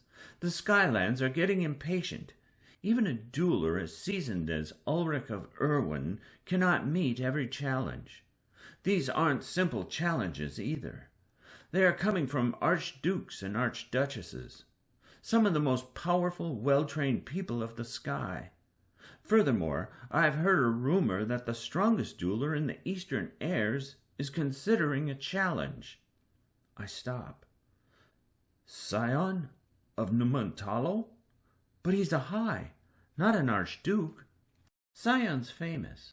If he makes a public challenge, how could your uncle decline? It'd make him seem weak. Sion's also a mercenary, duelled in the place of many ☠𝘬𝘓𝘠, all for a hefty price. He's defeated several archdukes and archduchesses, simply because he disliked their leadership. He kills his target and gives the title to someone else. Sion loves dueling, not leading. He's dueled 72 times, never lost. I blink at this information. Just considering the idea of dueling that many times and not losing once. She pats my leg. For now you're safe, but know that even Venator has its dangers. I will, of course, do what I can to ensure your safety. She stands. This room's yours until the king arrives. Whenever you leave your room, you will be followed by an armed order escort. I sigh and nod. She pats my cheek. Get some rest. You look terrible. She catches the door, then looks back. By the way, an old friend of yours pleaded to see you. One of your former crew members. My heart leaps a little. Eldon of 𝘠𝘪𝘵? Master Coco smiles. Then she's gone. Eldon's back? We didn't always connect on a personal level, and we often found ourselves in disagreement. But the way he flies. The strings are his paintbrush, and the sky his canvas. He's a wonderful navigator. Suddenly there's a knock at my door. I hurry to yank it open. The new navigator. It must be. But as I peer out into the corridor, my face falls. It's not Eldon. It's someone I haven't seen since he tried to kill me. And my fists shake as he smiles that yellow grin of his. Sebastian of Abel. Chapter 7. Sebastian bows. Your Majesty? You, I snarl. You're my new navigator? Your navigator? He laughs, getting spittle on my face. I'm a terrible flyer. That'd be preposterous. What made you think that? I wipe my cheek with my sleeve, disgusted. What are you doing here? I thought you were tried by the Hunter Tribunal. Sebastian's my age, and frail-figured. Black hair, pale skin, and pink lips. He glances at the order guards behind him. Their hands remain near their auto-muskets. It's shocking that Master Coco allowed him to come to my room without issue. Then again, she's never tried to protect me from challenges. And perhaps Sebastian, having a close family member as Master Coco's lead assistant, has its perks. The tribunal, Sebastian says with a dreary look, a completely boring affair. He raises his hands and makes them talk to each other in a deep voice. Therefore it is the ruling of this tribunal that Sebastian shall be spared, in part due to the growing enemy threat, but also the belief that he shall serve a better purpose alive than dead. He lowers his hands. The irony is that while the war takes lives, it spared mine. Hunter is losing so many people, they decided to keep me around. Unfortunately, I'm grounded on Venator, like you. He scratches his neck. So I heard your hunting excursion was a miserable failure. How many people died because of you? What do you want, Sebastian? I'd like to come in. I'd rather rub pepper seeds on my eyeballs. He laughs, dramatic as usual. He pushes past me and strolls into my room. A guard outside makes a move, but I sigh and raise a hand to stop him. The guard squints, then relaxes against the wall. I shut the door. Sebastian's already on my bed, tossing grapes to himself. The bastard misses several times before finally catching one on his tongue. He laughs happily and bites down, letting the juices dribble over his chin and onto the pillow. What do you really want, Sebastian? To see my friend. I fold my arms. Ah, yes, great friends. Remember all the good times we shared? Like when you broke Samantha's neck? Or when you tried to turn the crew against me? Or when you tried to murder me? You talk too much, he says. Open your mouth. He tosses a grape. It hits my lip and falls to the ground. "That would have gone in," he exclaims. "You've always been such a miserable bird shit, haven't you?" "You tried to use Bryce's secret to force her to kill me," I say. "I should throw you off the balcony." He snorts. "I told everyone about Bryce being from the below, by the way." I stare at him. Well, not everyone, but it's pretty hilarious going up to random people who don't know me, don't know Bryce, and telling them she's an infiltrator. They don't know how to respond. My hands ball into fists. "Are you trying to get her killed?" His eyes twinkle. "That's kind of the idea. She's a traitor. She's on our side." "Oh, Conrad, there's no our side. These are the Skylands. Only one gets to be captain. Only one gets the crown. The rest of us, we get the scraps." Don't want to listen to the snake any longer. "I know all about the below," he says. "I've been learning, Conrad. They're called Lanteans. Did you know? They live in colonies dug beneath the rocky surface. Some people are calling them dirt eaters." He chuckles. "Dirt eaters!" My brow wrinkles. Sebastian knows nothing. Then again, Bryce hasn't been exactly forthright about much, so how can I contradict him? He plucks another grape from the bowl. "I'd never let any harm befall you. We are linked, you and I." I should call for Pound. "Not the guards? That wouldn't be as fun." He hops off the bed. "Oh, that's right." He taps his chin. "You and Pound have that little romance going. You both betrayed your families by becoming allies and all. I've heard about the Atwoods. They rose to high without him, and they're aiming to challenge a duchess." This makes him giggle. "Pound has no chance of being welcomed back into that enormous shitty fold." "Is there a reason you're here, Sebastian?" "I want back into your crew." "We don't need another swabby." He laughs, but his eyes are cold. He slides off the bed and strolls to the window, his back facing me.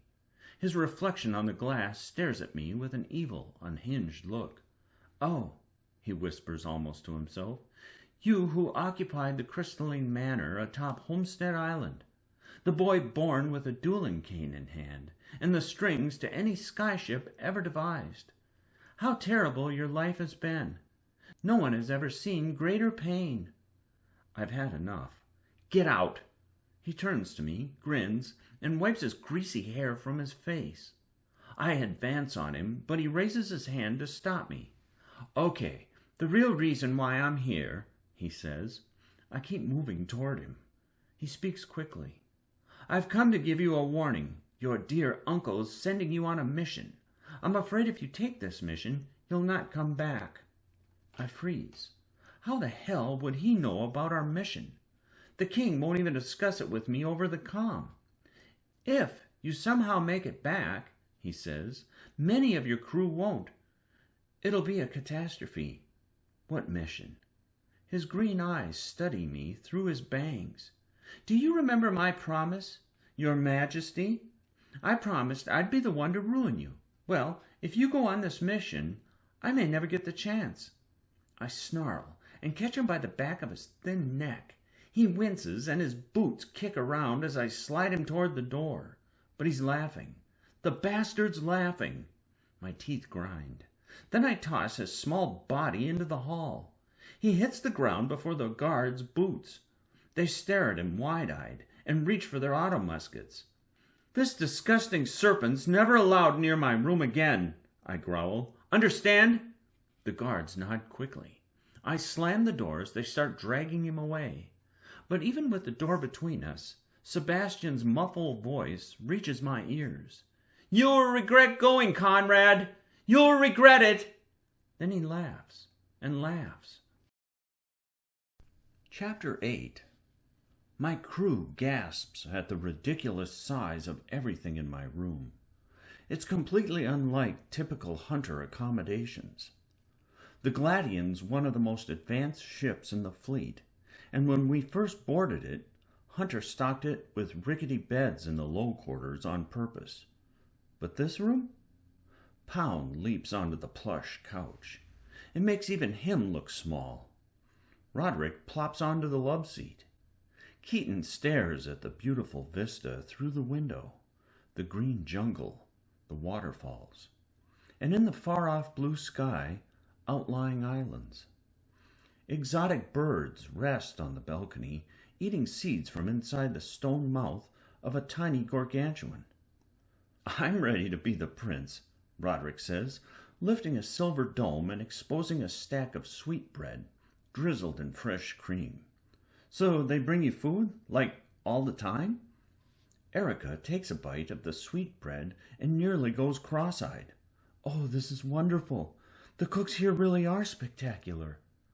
Pound ignores the plates and utensils and snatches a huge chunk of bread. He stuffs the whole thing into his mouth, spilling crumbs everywhere. Erica watches him, frowning. Declan of MacDougall enters the room too. He lowers onto a couch and watches us, as he usually does.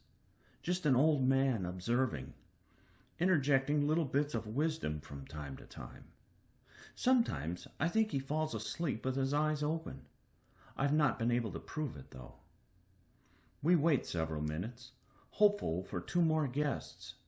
But I can't wait much longer, because in a couple of hours I'm supposed to speak to the trainees. Master Coco's organizing a new gauntlet, and the trainee crews aren't going to the 𝘓𝘪𝘬𝘦 Isles to hunt. This time they're going southeast to 𝘊𝘰𝘮𝘮𝘦 Island, the home of the trade of agriculture. Apparently, gargantuans have been encroaching upon several of the produce islands, the ones that provide much of the food for the Skylands.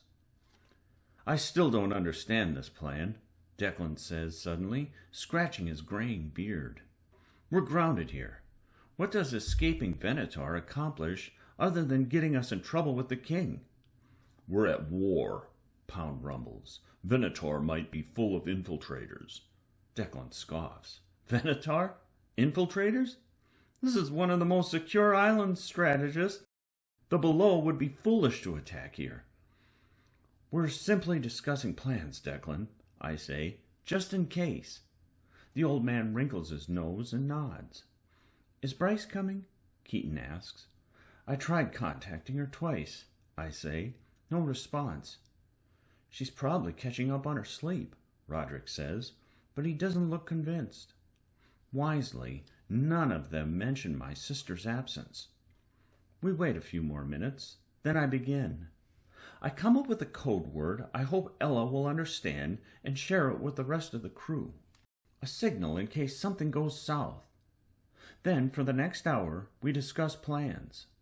Apparently, after we disembarked, my ship was moved back to the main shipping dock. So we decide that some of us will distract the guards near the 𝘓𝘪𝘮𝑒. Meanwhile, another pair of us will steal a lifeboat and fly to the 𝘓𝘓𝘮 while the guards are busy. They'll take the 𝘓𝘓𝘮 to East Dock, the tourist side of the island, and the rest of us will meet them there. It's not a perfect plan, but it could work. After we finish the details, Keaton promises she'll speak with Bryce. Apparently, they were given adjoining rooms directly below mine. Then I say goodnight to them. Once they leave, I zip up my hunter jacket, tighten my boots, and exit into the hall. The order guards follow me. Soon we're outside, walking under the late, humid sun and approaching a familiar place, the Learner Building. Once inside, I find Madeleine de Beaumont, the woman who trained me on being a hunter, leaning against the hallway wall. "Were you waiting for me?" I ask. She frowns. "Not even a greeting?" Madeleine wears an assortment of medals on her black hunter jacket. Her dark brown hair, turning gray, flows past her shoulders. She pushes off the wall, walks straight up to me and stares me in the eye, then hugs me. "You're stronger," she says, squeezing my shoulders. "Even more hardened, too." Killing gargantuans does that. It does. She frowns and steps back. So does fighting new beasts, like the Torton I've heard about. Madeleine walks me through the halls. We pass hunter flags bearing the harpoon insignia of our trade. As we walk, small trainees carrying flight manuals gape at us. "Master Trainer," I say, you don't have to call me that anymore. Madeleine will suffice." I nod. "Madeleine, Is Hunter really choosing trainees younger than 16? Madeline sighs and nods. Dropped to 13. Too many 𝘠𝘪𝘬𝘮 in our society. We had to go younger to make up the gap. But even though these recruits are little, they are strong and determined. Her assessment is infinitely more positive than Coco's. We approach a mousy boy. He stares at me, his mouth falling open, and nudges a friend. Madeline and I sweep past the pair and enter the dining hall.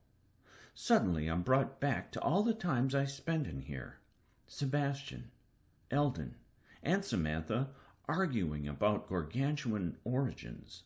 Master Coco telling me I wasn't good enough. Bryce asking me to go on a walk with her.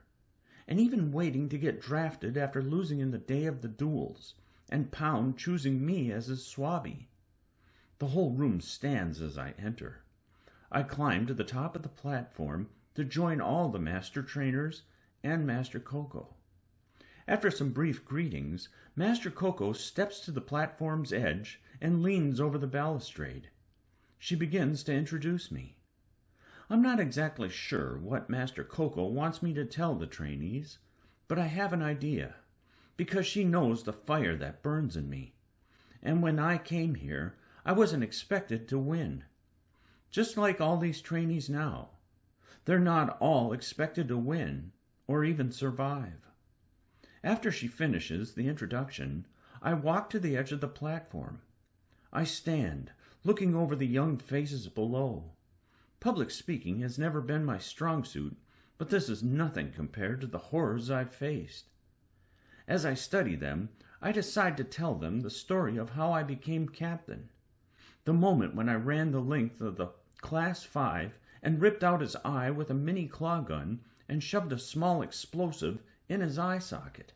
I tell them this because they need to know that despite the worsening odds, we can always win. Always. It's a message that maybe I need to hear too. I stir awake.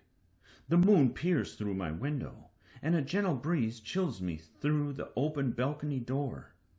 Wait, that door was locked. I checked it just before I slipped under the covers. My stomach tightens. Someone's inside my room. My dueling cane's strapped to my luggage on the other side of the room.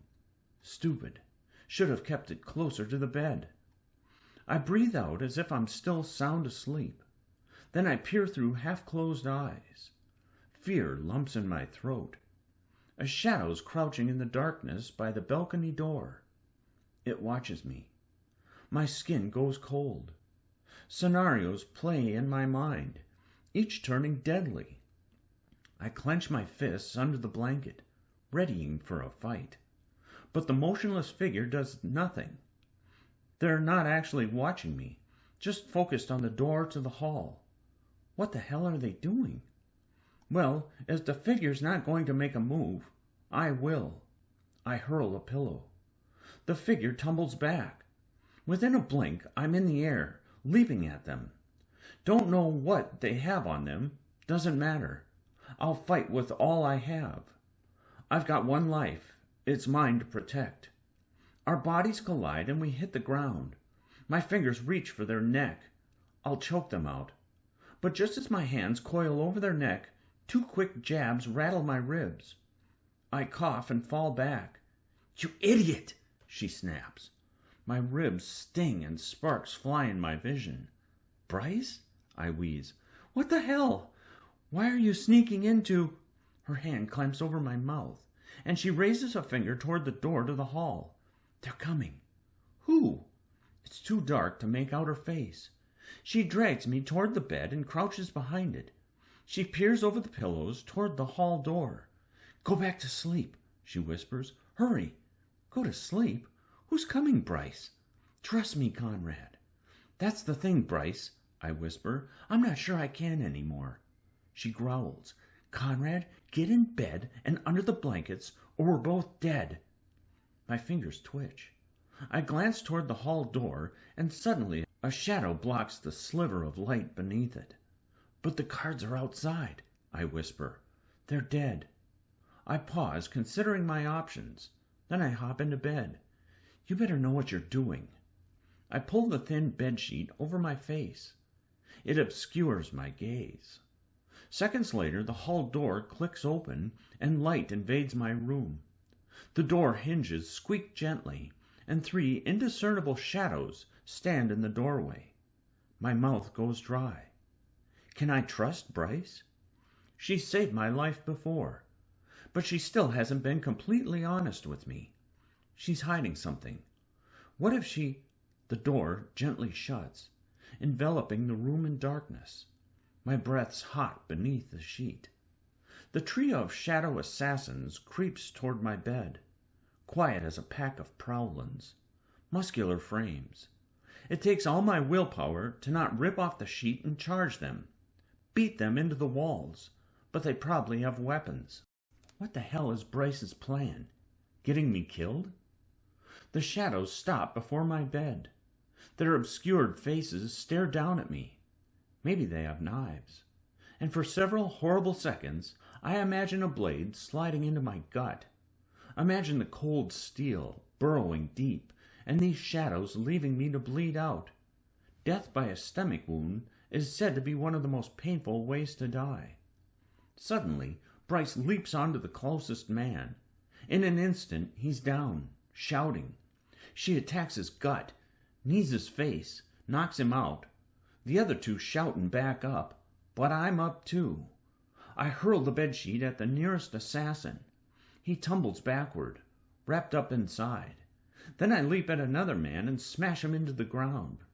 All my rage lets loose in a series of vicious punches. I'm better with the cane, but I've brawled plenty in the lows with desperate people who had nothing to lose. He smacks my jaw. My vision spins, but I don't fall back. Won't fall back, because if I do, he'll free the knife from his belt. He'll gut me, so I go to absolute war on his face. Punch it until my knuckles feel warm liquid. His blood or mine, I don't know, don't care. Finally, he goes still. The other man rips the bedsheet free, but Bryce dives into him. Her fists, like furious viper bites, pulverize his ribs, making him falter. Oh, she's fast. I watch in amazement as she works a man twice her size into the wall, dodging his big arms, ducking and juking. Finally, she punches him in the groin. He leans forward, moaning. Then she grapples his neck with both hands and slams his face into her knee. He falls unconscious. For a flicker, she stands over him with a terrible expression, one that fills her face with pained wrinkles. I should kill him, she says, breathing hard. All of them. They won't hurt anyone right now, I say, wiping my knuckles on the bedsheet. I'm not worried about that. She pauses. You know what will happen to them, Conrad? They'll be tortured. Their arms will be lopped off, and they'll be thrown over the side of a ship. A traitor's death. I reach for the scar on my shoulder, given to me by Admiral 𝘸𝘮𝘮. He was the master of order, but turns out 𝘸𝘮𝘮 was from the below, and he was going to cut off my arms and toss me overboard after Bryce exposed him. Fortunately, I got away with my arms intact. Bryce, are you a 𝘲𝘮𝘮𝘬? She stares at me. Where did you hear that word? Are you? Bryce nibbles her lip. Yes, I'm a 𝘲𝘮𝘮𝘬. I blink. Sebastian was telling the truth. That bird shit. But I can't worry about that now, because more assassins are likely to come. Instead, I snatch my cane from the luggage and take my comm gem from the nightstand and slap it onto my wrist. I should call for order. Alert the island. No, the comms aren't trustworthy tonight. While you were planning with the crew, I was uncovering this plot. My eye twitches. How did you know about the plot? She turns toward the balcony. Venator is heavily infiltrated. We never should have come. After we leave the island, we'll warn Master Coco. I catch her shoulder. Bryce, how did you know they were coming? How do you know there are so many infiltrators? Talk to me. You're good at climbing, yeah? She shrugs me off and approaches the balcony. Let's go. Bryce! Conrad! She snaps. This is not the time. I stare at her. hands on my hips. You're irritating the hell out of me, Bryce. Yes, well, you do the same to me. The corridors will be packed soon, and more Lanteans are coming. Get changed into your hunter uniform. It'll help you blend in. We'll need to pull up your hood. Your hood isn't up. It's not my face I'm worried about. My brow knits, but I flip open my luggage. She turns away as I get dressed. It's not long until I pull the jacket's hood over my head and clip my cane to my belt. Shadows appear outside the hall door again. Bryce and I quickly exit onto the balcony. The door clicks open, but we're already hanging by our fingers from the balustrade. Our legs dangle beneath us into the open air. The Lanteans enter and speak in alarm as they check over the unconscious bodies. But these killers are the least of my concerns, because I'm hanging over a dizzying drop. This building rises over a jungle cliff. Powerful wind sweeps over us. My stomach clenches with nerves. Only minutes ago I was sleeping peacefully. Now my heart's in my throat as Bryce gives me a look. She lets go and drops onto the balcony below. This is insane. The Lanteans approach my position. Damn it! I release my grip and drop. No way this is our escape plan. I land silently onto the next balcony. The drop stings my shins and makes my knees wobble, but I make it. We need to reach the bottom, Bryce whispers. They're in all the halls. Bryce, that's like 10 floors. 11. Come on. She drops to the next level, and I've no choice but to follow. What about my sister? I whisper on the next level. And the others? We can't use the comms, Conrad. I'm not going without my sister, I say. You know that. If Ella wants to come, she'll come. She knows you have a plan to escape the island. We all talked about it on the Gladian. Besides, you don't know where she is. She'll have to come to you. I pause and scan the neighboring buildings. Some windows expose rooms illuminated under soft crystal light. She could be anywhere. Ella doesn't know we're leaving tonight, I say. Bryce touches my arm gently and meets my eyes. Conrad, she wants to be with your uncle. Would you give up on your family that easily? She exhales and massages her brow. Fine. Warn her and the rest of the crew, but we need to go now. I breathe out and tap the comm gem. Ella, the mud's on the floor. Bryce stares at me. We used to get mud around Irwin Manor, I explain. It's the best I could do. The crew will understand. Come on. We climb over the balustrade and drop again. But we still have 9 more levels to go. 9 more chances for something to go wrong. A fall from here, and our bodies might not be found for days. Maybe never, because a pack of Borlands could drag them off into the jungle. We drop again. And again. Finally, we reach the ground floor. My shins are screaming from the impact. My feet are buzzing, and sweat pools my forehead, stinging my eyes. I crane my neck to see how far we've come. Holy hell. Come on, she says. I glance over the bottom balcony at the ridiculous cliffside that drops directly beneath us, then turn to follow her. We open the balcony door into the room. People sleep on all 4 beds. We slip inside and breathe softly. The floor creaks beneath us, but the people keep snoozing. Before long, we slide into the quiet corridor. A few people walk about, carrying on hushed conversations. Bryce snatches my hand, her grip fierce. Whatever happens, she says, you need to listen to me. A horrible thought creeps into my brain. Bryce has all the power over me right now. Everything. She could give me to the below, could give me to Admiral Gurner. But as our eyes connect, I remember the girl filled with compassion. The girl who came to the above not to destroy, but to save lives. That's always been her goal, saving lives. So I pull my hood down again to cover my face, squeeze her hand, and we start down the corridor. Chapter 9. Bryce and I peer around the corner of the hall. We need to get out of the building. That's what she keeps telling me. But a quartet of Lantians guards an exit, their faces twisted with scowls. Bryce yanks me back. "Do you feel that?" a man says. "The hall?" "Brutus, go!" Footsteps approach us, but we turn back and run. Soon we're racing down an empty hall with the wind against our faces. "Faster!" Bryce hisses. She runs ahead, legs eating up ground. I push myself to keep up with her. My heart attacks my ribs. Bryce slides to an abrupt halt and raises a hand to stop me. I lean on my knees to breathe. Then she tugs me toward an open doorway. I wipe my forehead and remove my hood to let my skin breathe for a few precious seconds. She pulls it up again. This enormous room is filled with displays of beast organs. One tank contains the giant, translucent heart of a gargantuan. It's as big as my ship. We scuttle past it, climb a platform, and approach a window. Sealed shut. And even if we broke it, it leads right over the edge of the cliff. Damn. We enter an attached room and jog past stuffed beasts, mashtons, prowlins, and lupins. Then we exit into a hall that leads to a new foyer. Above us, banners of Hunter hang between two columns, and portraits of Hunter's previous masters adorn the walls.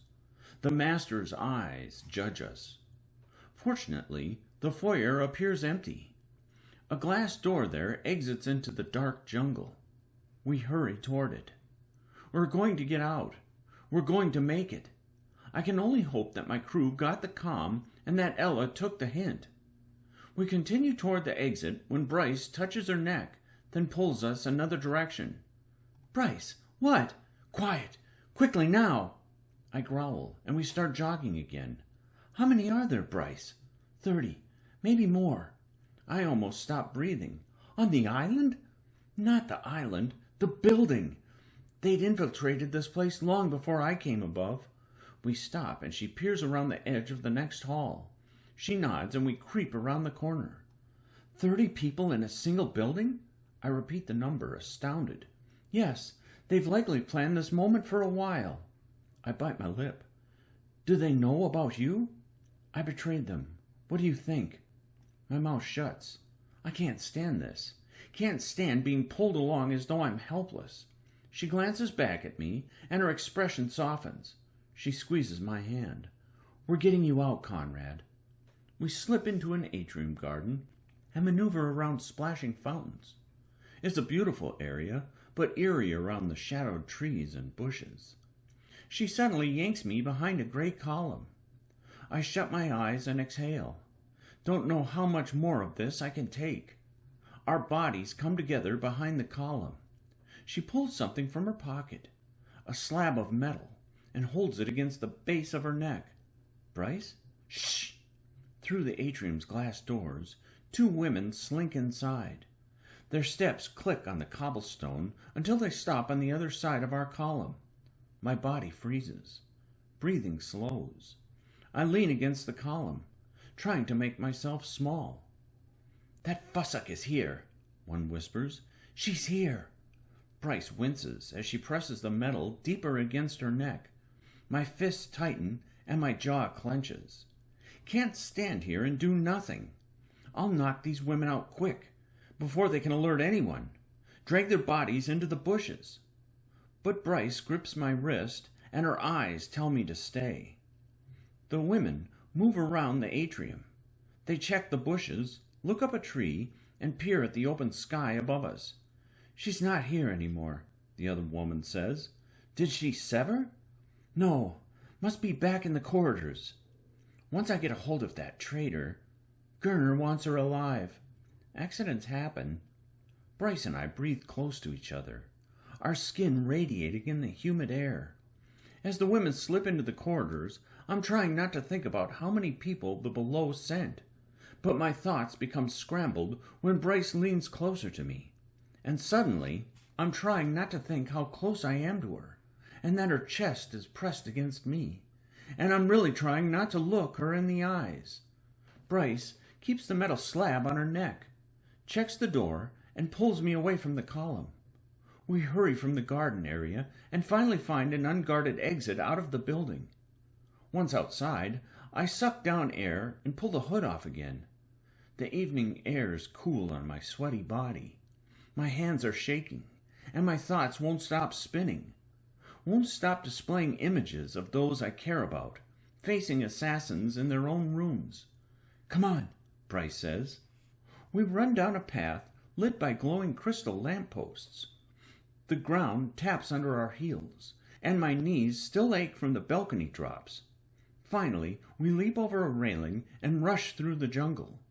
Bryce races ahead, pushing branches away from her face. "Stay behind me," she says. "Always behind me." The canopy rattles under the wind. Moonlight dots our path, reflecting on the dew-covered undergrowth. "We have to get to the 𝘬𝘪𝘮 and fly out of here," I say. "It's under guard. We'll figure out a way." We leap over a mossy log, and the mud sucks our boots in. My leg muscles grow warm from exhaustion. Insects chirp in the distance, and the eyes of strange beasts, hanging from the trees, watch us as we run. Finally, we slosh through a puddled path and exit the jungle. We step into the gentle glow of the colorful lamps of Westock and lean against a stone wall, breathing hard. A side ache throbs in my gut. Around us, a few pubs, built right above the docks, explode with laughter from boisterous drinkers. Waiters hurry about, distributing vino and hot pepper rice. The view of the pubs provides a bit of security and safety. Bryce wipes her forehead and tries to run again, but I catch her hand. "Running attracts attention," I say. "Are Lantians around?" Her forehead wrinkles with concentration, and she scans the numerous nearby buildings. They rise along the jungled hill with gleaming light through their windows. Suddenly, a trio of people turns the corner of the path. They approach us, but Bryce doesn't tense. "Hunters," she whispers. Perhaps they're veterans returning from a successful hunt. One of them laughs as he considers all the coin they got. "Class 6, he boasts. 300,000 coins split between the crew." He sees me and chortles. "This guy knows what I'm talking about." The other guy's eyes widen. "Wait, that's the prince!"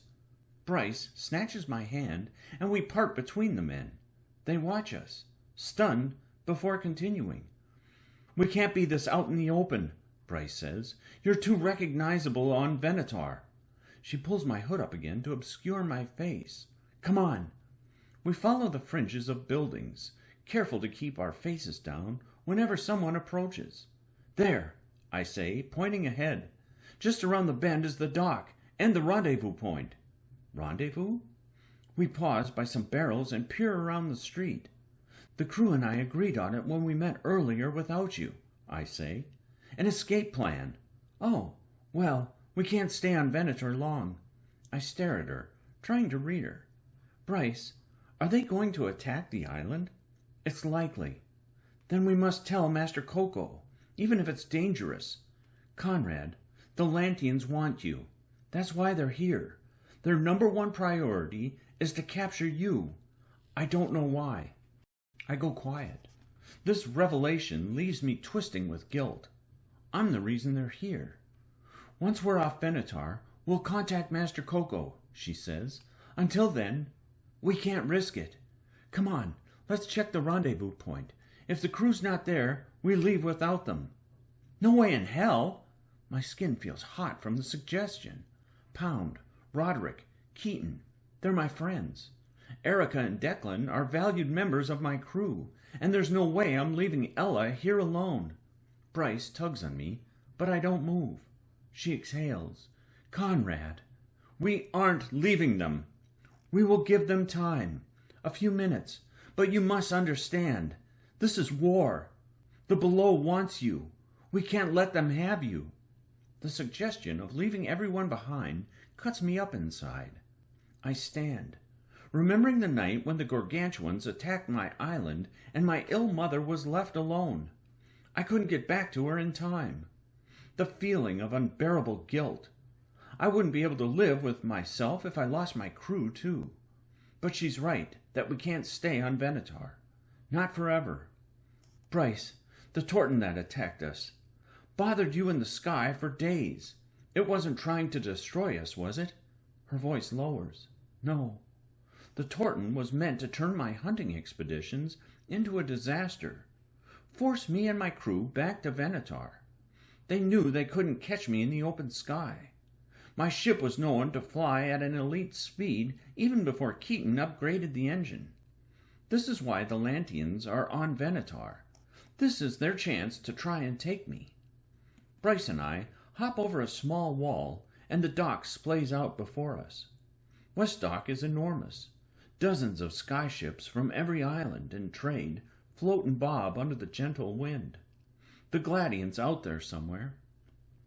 The rendezvous point, the Hunter Armory, stands ahead of us.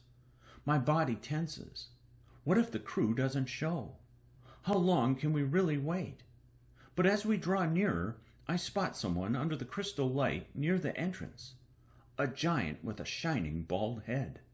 I almost laugh, until I see Pound's bleeding arm, and that he's carrying someone who's hurt, someone small with white hair. My gut falls, and then I start to run. Chapter 10. Not Ella. Not after my last words to her were so cold. I press my ear against her chest, hoping she's okay.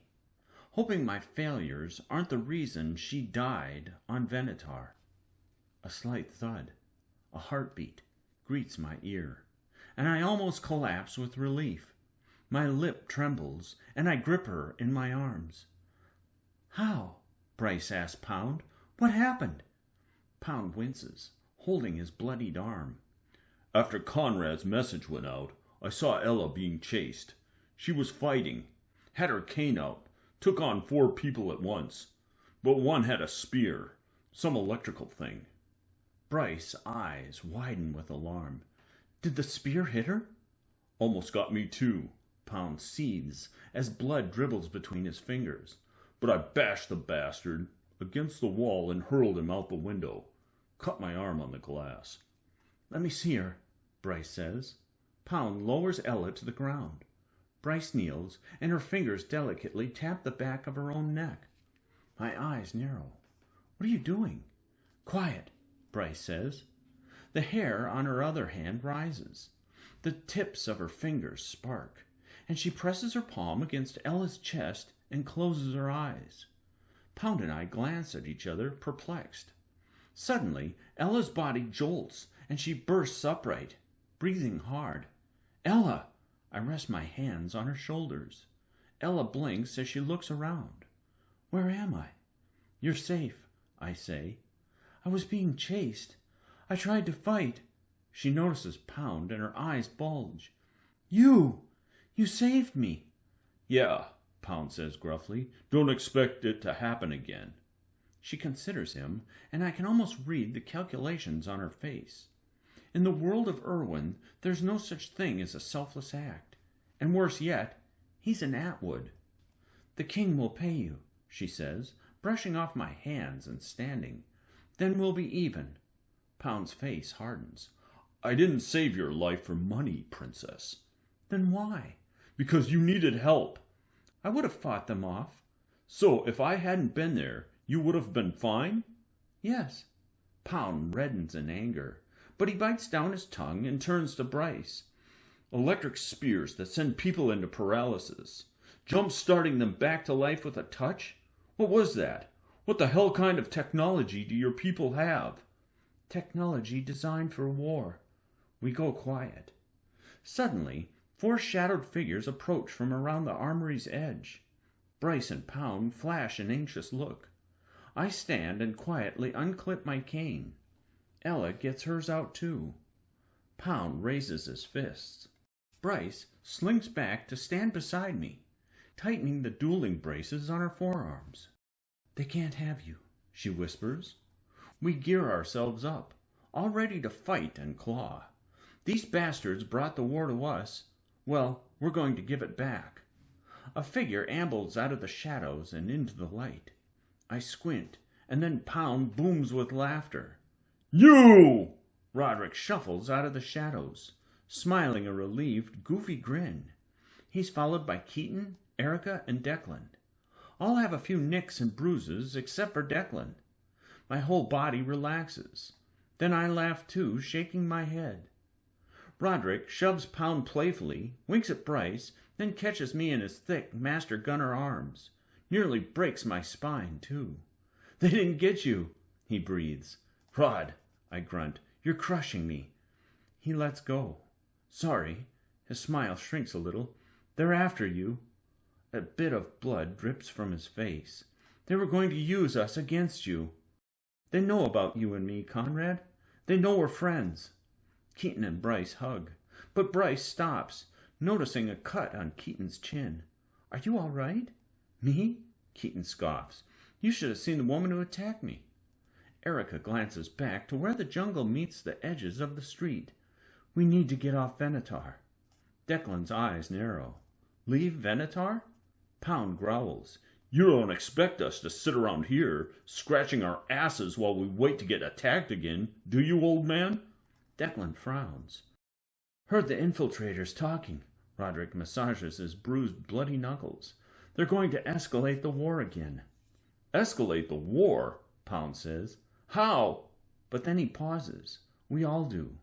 Perhaps all of us trapped in the memory of the attack on Ironside, when the island fell and thousands perished. "The Gigataun," Bryce whispers. We shift uncomfortably. My brow furrows and I raise my comm gem. Don't care that the lines are compromised. I have to warn Master Coco. "Conrad," Bryce says, "what are... People will die if I don't." Her mouth shuts off. I tap the comm, switch the colors, and rotate a dial until I come to the short-range frequency Coco gave to me. I swallow a deep breath. "Master Coco, 𝘓𝘓's under assault. An attack may be imminent. Prepare your people." We stand, waiting for a response. But my comm's gem's light fades. "Maybe they got to her," Roderick says. Declan glances around the armory's edge and looks toward the Hunter Academy above. "We should go back for her." "Did someone punch your head really hard?" Pound says. "The academy's swarming with infiltrators." "She's the master of Hunter," Declan says. "If we lose her, the whole trade could fall into shambles." "We warned her," Keaton says. "Now we need to get the heirs off the island." Everyone falls silent and looks at me and Ella. "It's your call, Captain," Erica says. I scratch the back of my neck. Hate leaving Master Coco, but she's one of the toughest people I know. Anyway, if going back for her is too crazy for Pound, then it's way too crazy for the rest of us. "We'll go to the 𝘓𝘪𝘮, I say. "Follow our original plan." Declan is aghast. "We're just going to leave her?" "She's the damn master of Hunter," Pound rumbles. "Not some yippity defenseless lotcher, Declan." "But why the 𝘓𝘓𝘮?" Declan asks. "It's locked down. If we're going to retreat like cowards, then I know several ships that'll be easier to get aboard." We stare at him. "The 𝘓𝘓𝘮 is what we know," Pound says. "Keaton made it the fastest in the fleet," Erica says. "And," Keaton says, "if we're stuck in a fight, there's no ship I'd rather be on." "But it's guarded," Declan says. "The king locked it down. How—" Suddenly an alarm screams in the distance, loud enough that I wince. Then horror spreads across the faces of my friends. A wave of terror ices up my back. The sky serpent alarm. Gargantuans. 𝘓𝘓 becomes chaos.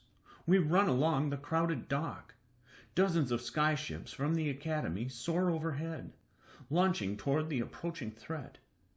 The long, undulating gargantuans fill the sky with their metallic scales and golden eyes of death. It's a pod of 30, the biggest I've seen. And worse, they're Arctic gargantuans. How the hell did they come this far west? "Come on," Bryce says. "We can't stop. I can feel—" She pauses. "Infiltrators." She snatches my wrist, and I see her face. The fear and concern.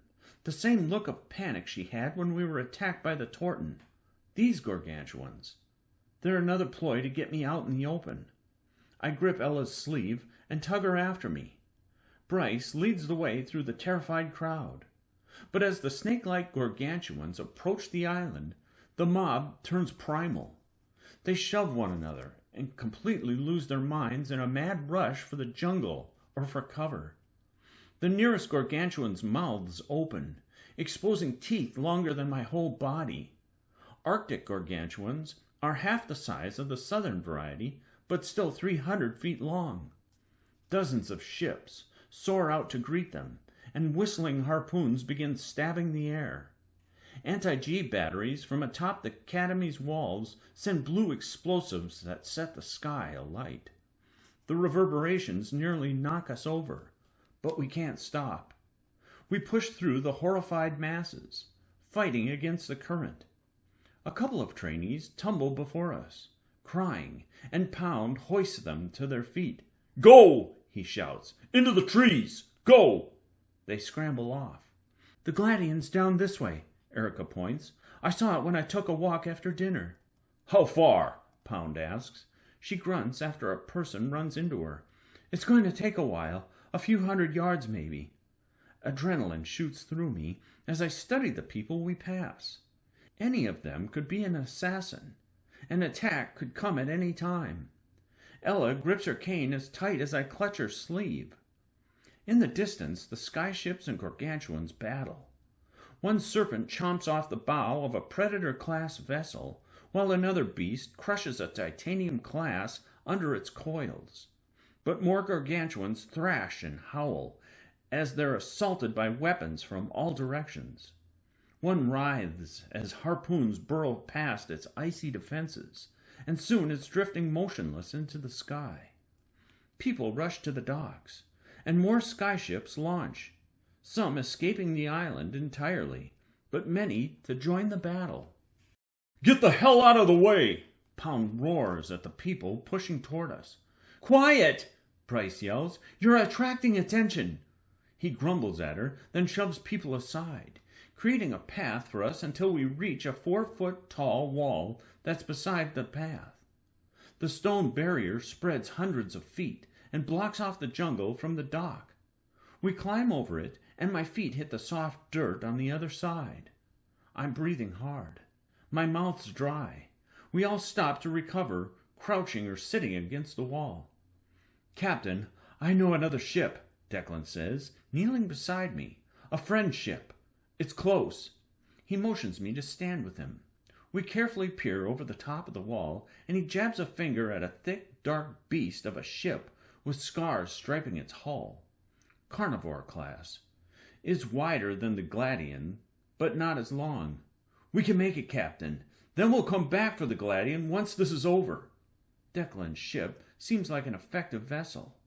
10 years ago, the Carnivore class was top of the line for Hunter. Still, there are few in my circle that I trust, and I am not planning on expanding that right now. Not while we're under attack. "We go to the Gladian," I say, and lower again. Declan exhales. "We're not far, Declan," Erica says. "We can make it." We stay crouched and creep along the wall, flinching at the shrieks of gargantuans. Panicked trainees leap over the wall, nearly landing on us, and hurry across the grass into the jungle. I glimpse Ella behind me and notice the cold, dripping dread in her expression. She peers at the curling mass of gargantuans in the sky. She's never faced gargantuans, not like this. The Skylands weren't ready. Even after losing the capital, we're still a disorganized mess. Easy targets for the Lantians. "Halt!" Bryce says. "Quiet! Everyone freeze!" We sit, our skin clammy, while Bryce presses the metal piece against the back of her neck again. Pound's brow knits. "What the hell are you doing, Bryce?" "Shh!" Bryce says. We bunch together, while Bryce rises slightly to look over the wall. "There," she whispers. "Look." I rise slowly and spot 2 men among the crowd. They're standing off to the side. Not running, not panicking, just watching the people run past. "Lantians," Bryce whispers. Roderick squints at her. How do you know? I can sense them. Sense them? Pound says. How? I don't get it. She gives him an annoyed look before we lower again. All right, she says. Follow me. No, Declan says. We look back at him. His face is red, flushed. We won't make it to the 𝘓𝘪𝘮𝘬. Do you all have a death wish? We need to get aboard a ship, right now. What if that 𝘠𝘩𝘢𝘮 thing shows up, eats the island's heart, and the whole island falls? We need to get aboard my... Oh, hell, Pound grumbles. Declan, we're not leaving the 𝘓𝘪𝘮𝘬, I say, my voice agitated. I won't say it again. Bryce leads us along the wall for several minutes. I glance to the left at the jungle. Maybe Lantians are in there, waiting for us if we choose to run into the trees. More explosions and shouts from the battle continue. More skyships zoom over us, spraying us with wind. Finally, we reach the wall's end where it meets the bricks of a supply building. Bryce peers over the top of the wall. Erica was right. The 𝘓𝘪𝘮𝘬's just ahead. A candle of hope ignites in my chest. We've almost made it. Within a few minutes, we'll be aboard, soaring into the sky. We'll have our turrets, our weapons, and one another. Suddenly, Roderick shouts. It's a strange, pained cry. I whirl back, and he topples forward with a silver dagger in his back. Horror floods me. Rod! Keaton roars. Before I can blink, Declan shoves past me. He leaps at Bryce with another blade, ready to stuff it into her eye. No! I catch his legs, and his dagger slices her thigh. He smacks the ground. Bryce yells in pain. Pound roars and reaches for Declan, but the old man kicks free of my grip, smashing my nose. Sparks fly in my vision. Hot blood travels my face. The old man rolls away from Pound and rises to run. Pound gives chase. Traitor! Here! Declan cries as he runs for the jungle. He's speaking into some metal cube device. The heirs are here! Roderick's moaning, lying on his stomach. Keaton's stemming the blood in a panic. Ella's helping. Bryce is holding her cut leg, seething as red trails her calf. And I don't know what to do. This can't be happening. Can't be. Pound dives at Declan, but the old man ducks away. Erica, fast as bird shit, catches Declan, actually leaps onto his back and starts throwing hell into the back of his skull. But Declan weighs twice as much as she does, and he elbows her chin. She drops onto the mud, coughing. Then Declan leaps onto a boulder beside the trees and climbs above. Once there, he shouts into his cube again, waving his arms above his head. The heirs are here! I kneel beside Roderick, see the terror in my friend's eye. Bryce straps her belt over her thigh, then hobbles to us. And while Roderick struggles, and as I stare at the blade still stuck in his back, an uncontrollable rage fills my heart. Declan continues to shout and wave. My eyes narrow. Every part of me grows hot with trembling fury. I want to catch that old man by the neck and slam his face into the rock, but he's an agile bastard, so I snatch a stone, and while he's still signaling, I hurl it. The rock spins through the air and smacks him right between the eyes. Declan pauses a second, dazed. Then he falls forward off the boulder and lands awkwardly, head first, into the earth with a sickening crunch. Pound dives after Declan like a prowler that just caught lunch. He lifts him and Declan's head hangs limp. Pound checks Declan's pulse, then discards the bastard into the mud. Dead. Erica and Pound march back to us. Maybe I should feel something besides rage when I look at Declan's body. But he betrayed us. Worse, somehow a Lantian infiltrated my crew. How did Bryce not know about him? Wouldn't she be able to sense him too? I told you, he was talking to people on the deck, Ella hisses at me. He must have severed, Bryce says breathlessly, or didn't have one. I didn't know. Severed, Pound says. Didn't have Our attention snaps back to Keaton's panicked voice. "Rod," she pleads, patting his shoulder. "Rod, stay with me." Rod gurgles and blood spills from his lips. I kneel beside him and go numb, my hands trembling. "We've got to go," Erica says. "We're not leaving him," Keaton says, her voice growing shrill. "Well, we can't stay here," Erica yells. I grip Roderick's hand, feel his strength weakening. He's trying to speak, but it's all sputtering. "Come on," Pound says. He lifts Roderick gently from the ground. "We need to get him meds on the 𝘓𝘪𝘮." I'm all cold as I stare at Roderick's paling face. Can we make it in time? Before long, Bryce leans on me and Ella as we climb over the wall. The war in the sky continues. Several dying gargantuans are sinking, their final bellows echoing in the distance. But one, an ice-white monstrosity, approaches the dock. It's unconcerned with the harpoons that crash into its icy side. The beast slides its maw across the dock, consuming dozens of screaming people and broken wood. Then it sees us. "Go! Go! Go!" Keaton yells. We run for the 𝘓𝘪𝘮. The scattered crowd races for the jungle, clearing our path. A skyship zooms overhead. It goes straight for the gargantuan and gushes flame from a turret. The golden heat strikes the beast, melts through its icy exterior and exposes the weaker scales beneath. And then come the harpoons. The gargantuan thrashes and roars so loudly that people drop to cover their ears. The beast whips its sharp tail at the ship, but not before more flame hits its face. And then a timely shot from an anti-G battery explodes the serpent's face, sending white blood spraying onto the dock. We almost cheer, until we realize the beast's momentum keeps it hurtling towards us. "It's going to crush us."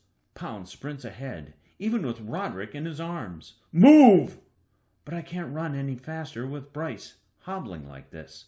So I roar and lift her, feel her weight attack my lower back. But my adrenaline takes over. And while her arms wrap over my neck, we race. Race so hard I fear my heart will burst. The dead gargantuan crashes into the dock, splintering wood, crushing people, destroying docked ships. We keep running. And finally the carcass slows, grinding to a stop just feet from us. About a quarter of its body still floats, presumably because the gas was still trapped inside the coils. I cough and lower Bryce onto her good leg. My body begs to rest, to just breathe. The massive beast glows with white, and the ice from its body slowly spreads frost on the wood. "Don't touch the ice," Bryce breathes to Ella. "It's contagious."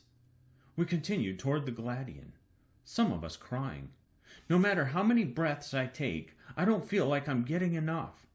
Finally, my ship appears again through the rising dust. It's the best thing I've seen all day, but my hair rises at the sight below it. A dozen bloodied order guards lie by the chains that attach my ship to the dock. Their shocked, dead eyes stare upward. Bryce gives me a wary glance. She touches the back of her neck, and she's about to say something when a group of men appear down the empty dock. The crowds have cleared, leaving only us and them. "The heirs!" one of them shouts. Electric spears glow in their hands, and they charge. We sprint up the wobbly gangway onto the 𝘓𝘪𝘮. Got to fly. Got to get Roderick below decks for meds. But as we reach the deck, we realize our horrible mistake. 15 men with spears stand on the deck, waiting for us. And the others on the dock, they start up the gangway, blocking our escape. I unclip my cane, ready to fight, take them all down. But a young woman parts the group of Lantians with an auto pistol that she aims at my skull. Her dark hair is tied in a bun, and she stands in the rigid way all order soldiers do. Alona of Miserai. "Conrad of Irwin," she says with a tight smile. "This time you're not getting away." Chapter 11. My friends are dragged elsewhere into the bowels of the ship. But even as I'm hurled onto the floor of the Gladian's cafeteria, and even as swift boots dig into my gut, I'm thinking of Roderick. Please, I say. Alona laughs.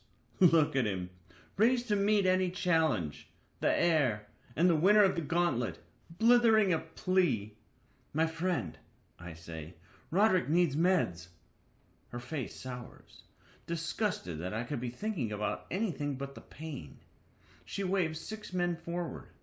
The assault's merciless. They stab my ribs, pummel my face, stomp my back. At one point, they lift me to my feet and make me fight back. But my balance is dizzy, and when I fall, I'm greeted by more boots and fists. They haven't asked me a single question, haven't demanded anything. This is nothing but hate. Once I'm blinking in and out of consciousness, Alona snaps her fingers. Her men stand back like dogs and fold their massive arms. One massages his split, bloody knuckles. Alona crouches beside me. Her dark eyes meet mine. Alona won Order Skywar, defeated all the other competitors to be first in her group and become one of Admiral Gunner's most trusted commanders. The Skylands were excited about her, what her future held. Before she and the former High Admiral of Order revealed who they truly were. We're taking you, she says, to 𝘚𝘪𝘵. 𝘚𝘪𝘵, the traitor who set the Gargantuan upon the capital of Ironside. If you don't help us, Alona says, 𝘚𝘪𝘵 will finish what he started with you. She presses a finger into the scar on my shoulder. Then she smiles. Can hardly see her through my puffy left eye. I'm a pile of stinging red pulp. Might have broken a rib or 3.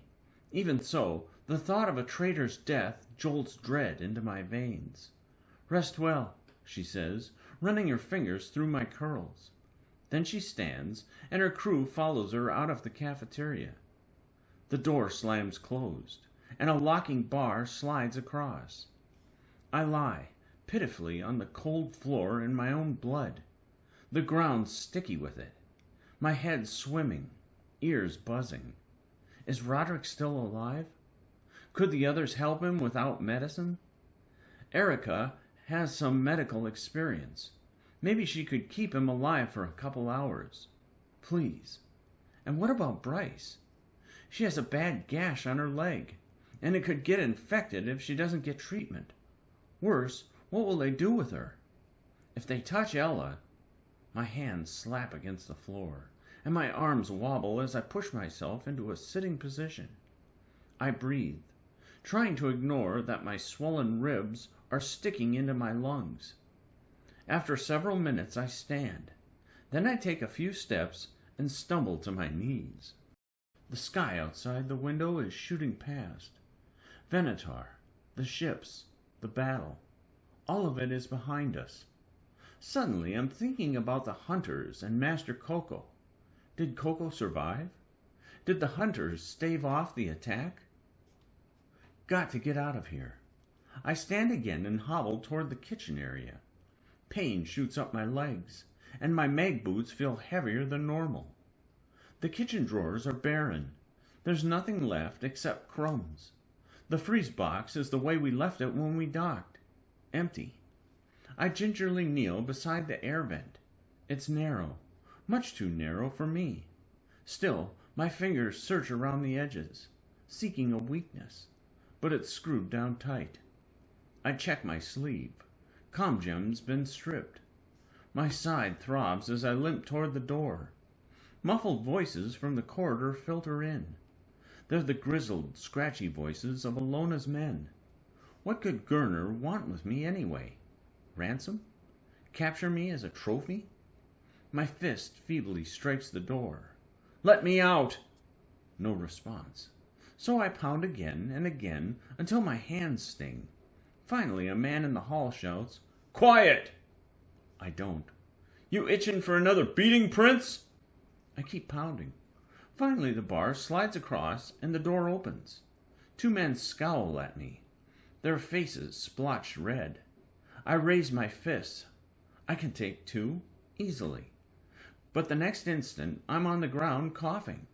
My pathetic attack struck the first man on the jaw, but it had no power behind it. And once I'm on the ground, they spit on me. "Quiet," they say. Then they leave and slam the door shut behind them. This time, I don't have the strength to get up. A day passes, and my bruises swell. A black splotch covers my ribs. My stomach's gurgling non-stop. Alona's people haven't fed me, so I drink extra water from the sink just to feel full. Fortunately, I managed to find a chunk of bread near the heating station. It's old and crusty, but I've had worse. I save it for later, just in case. Now I sit by the window. An island appears in the distance, and a pack of orcans pick at the rocky underside. It's the most interesting thing I've seen in hours. Orcans are one of the rarer beasts, outcompeted by the gargantuans. Still, they're intelligent pack hunters. These white, metallic beasts measure 50 feet in length, have thick teeth, and rotate 2 powerful flippers that they use to maneuver and make quick turns. They ram their thick heads into the island's underside, loosening chunks and revealing skeletons beneath. Skeletons are like giant metal crabs. One skeleton scurries about and snaps its thick steel pincers at an orcan. It's a big skeleton, 10 feet across, but the orcan slams into it twice, dazing it before swallowing it whole. Orcans fetch 10,000 coins a beast. Not nearly what we'd get for a gargantuans, especially the largest of the southern breed, but still a good price. If the world hadn't gone to bird shit, if I'd been able to be a real hunter, I could be off hunting things like them. Now I'm feeling like the helpless skeletons getting pulverized. Before the orcans turn and spot us, whoever's flying the gladian shoves the strings forward, and we launch away at an incredible speed. The floor shakes beneath me. Keaton's engine enhancements really are working. Even if Uncle or any of his people know we've been taken, we're impossible to catch. My head drops. Hours pass. The guards outside argue about something. Can't understand much through the door, but they're complaining about having searched everywhere. A few seconds later, the door cracks open, and a woman tosses 2 apples right into my stomach, then leaves. My forehead wrinkles. They're giving me food? More likely it's poison. No, that doesn't make sense. If they wanted to kill me, they could come right in and finish the job. Something about the apple's sweet scent awakens my hunger. I chomp off a bite. Oh, it's good. Crispy and cold. The sweetest thing I've ever tasted. My stomach cries for another one, but I force myself to put the spare apple on the kitchen counter beside the bread. Then I sit and stare out the window. For hours I watch passing islands and creatures. At one point I observe the undulating forms of a trio of gargantuans. Later I spot a fleet of ships. They're outdated but powerful. The decks are blanketed in cannons, like their porcupine quills. These ships came from an era when mobility was less important than raw firepower. I squint at them. Pirates, maybe? No. Their flags, whipping in the wind, display a lightning bolt. Hope swells in me. These are ships from the Stonefrost Armada, commanded by the Duchess of Stonefrost, an ally of my uncle and the Irwins. It's the most powerful collection of skyships in the whole world that's not run by a king or a trade. It's built to protect the northern islands from gargantuan threats. The ship seems to focus on us. Perhaps they're contacting us over the comm, demanding that we identify ourselves. But the Gladian rockets away, and soon they're nothing but specks in the distance. I sink to the ground and seethe as I hold my ribs. At least I know where we are. Passing the Stonefrost Armada confirms we're traveling far into the northern airs. The neighboring islands are blanketed in white. And as I'm watching the skies of my youth, I'm considering that Uncle's intelligence was wrong. They told him that 𝘠𝘮𝘪 was in the east somewhere, but 𝘠𝘮𝘪's been hiding among the Arctic gargantuans. A worrying thought stabs me. What if 𝘠𝘮𝘪's on my island homestead? A new archduchess took Uncle's place when he ascended. What's she doing with my island? Does she have any idea about 𝘠𝘮𝘪? If only there were a way to warn her about potential Lanteans in the area. Worse, something tells me that the closer we get to 𝘠𝘮𝘪, the more likely my friends will be murdered. Maybe the Lanteans need me or Ella alive, but they don't need Pound or Roderick, or any of them really, and they have every reason to dispose of Bryce. My head leans against the wall, and I rest until something knocks in the kitchen area. A gentle tap. I stand. The sound comes again. My voice is soft. Hello? No response. I cautiously start toward the kitchen, peer around the edge of the heating station and toward the freeze box, but no one's there. Here, a voice whispers. I nearly jump. In the next second, I'm crouching by the air vent, staring at the grimy, sweaty face of my sister. Ella, I say breathless. How? Shh! She raises a finger to her lips. Loud noises travel in the vent. My heart springs with joy. Just seeing her alive. Just seeing another friendly face. Where are the others?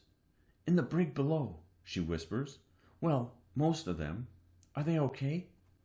I think so. Pound fought back, and I escaped before they could lock me in. I've been squirming around the vents this whole time. But they're loud, and I got lost, and wasn't sure where you were. Exhaustion wrings her eyes. Can you let me in? My arms are killing me. Okay, I say, together. My fingers grip the vent's grill, and I brace my boot against the wall. Despite my stinging ribs, I yank with all I've got, and Ella shoves. A screw comes loose, but it's not enough, so we try again. I clench my jaw. My forehead perspires, and my arms shake. We keep fighting the vent until finally I fall back as the grill tears from the wall with a huge bang. A voice in the corridor shouts, "What's going on in there?" "Back!" I hiss at Ella. The bar outside the door slides across. Ella slides deeper into the vent's shadows. I replace the grill, scurry away, and lie on the floor as the door opens. The guard peers inside and stares at me. I raise my head. Where are my friends? He scowls, scans the room, then slams the door. The bar slides across again. Once the guards are murmuring outside, I return to the vent and pull off the grill. Ella climbs out. She's completely covered in dust and grime. Mother's cane dangles from her belt. I squint. But how? We were all disarmed. Ella stretches her arms and walks around, wincing as she cracks her back.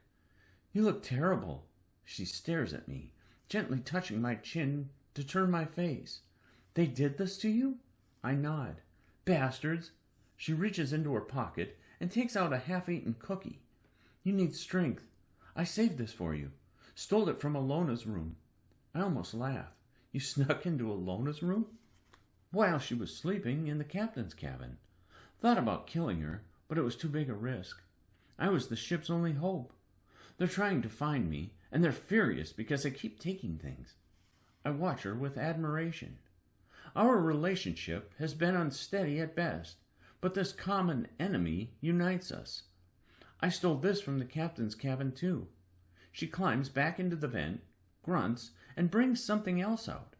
My mouth falls as she drops it into my hand, and I almost can't believe it. It's a long black rod of wood capped with a steel Irwin eagle at the end. My dueling cane. This cane is legend, passed down from generation to generation. Something about holding it reminds me that I'm still alive, and that in my blood flows the strength of Irwin. You should eat the cookie, Ella says.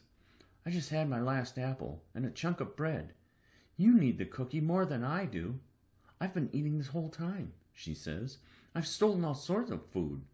Wait, you've been stuffing your face this whole time, and all you brought me is half a cookie? She grins.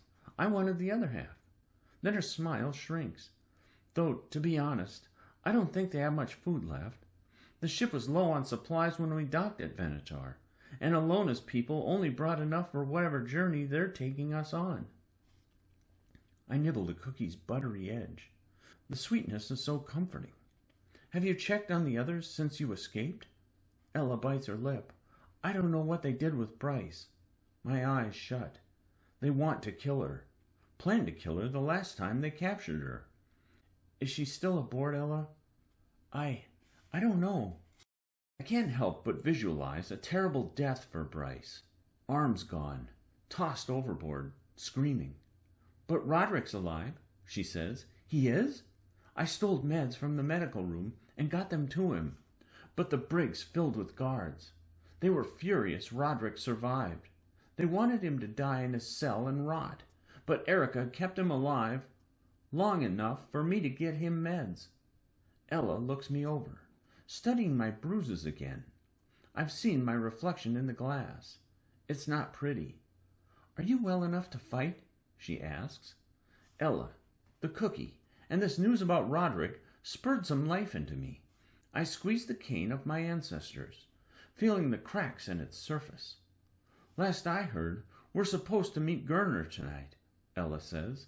They're planning on stripping the 𝘠𝘪𝘬𝘦 to find me once we get there. If we're making a move, we need make it now.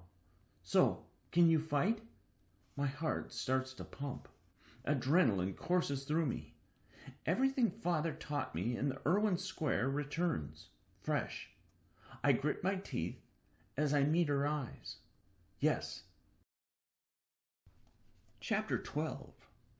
Conrad, Ella hisses. Look. I stop pounding on the door. My sister is pointing at something outside the window. She pulls a spyglass from her belt, must have stolen that too, and we take turns peering at the specks in the distant sky. The Goliath, Admiral Gurner's ship, hovers above a blanket of dark clouds. Enormous cannons rise over the black ship's wide deck. It's a battle cruiser class, and it's been Order's flagship for a decade, until Bryce revealed 𝘠𝘪𝘬𝘮 as an infiltrator. Carriers with vast hangars and other battle cruisers, and a flock of Sparrow fighters encircle it. A few Tortons float around too, their flippers directing them in the air. A tower rises over the Goliath's deck, one that seemingly attracts the creatures that surround it, including the worst thing of all, gargantuans. That tower must be how they do it, Ella breathes, how they control them. These gargantuans are of the southern breed, and their gigantic Class 5s are larger. Many are bulls with thick crests around their furious heads. We rush back to the door. I've tried pounding for 20 minutes to get the guards' attention, and my fists have gone raw. Ella and I take turns attacking the door, but the men outside continue chatting casually. Finally, Ella whispers, I have to go out there. Not without me. You won't fit through the vent. But you don't know how many are out there. We're doing this together.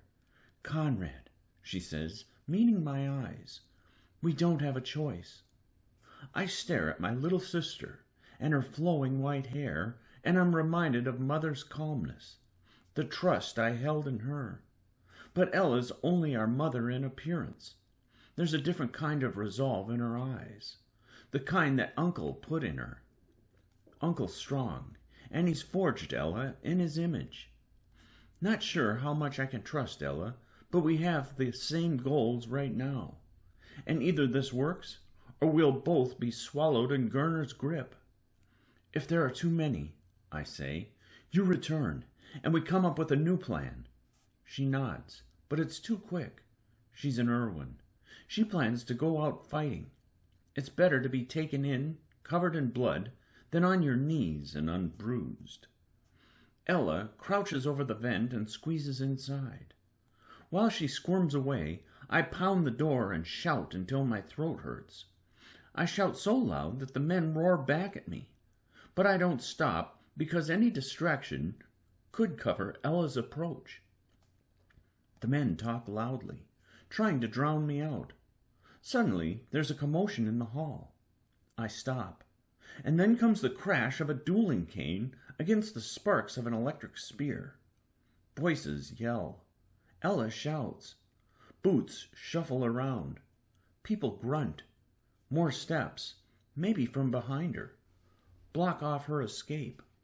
I slam my shoulder into the door. Come on, damn it. Open! Open! The fighting intensifies. Ella's yelling. The men are yelling.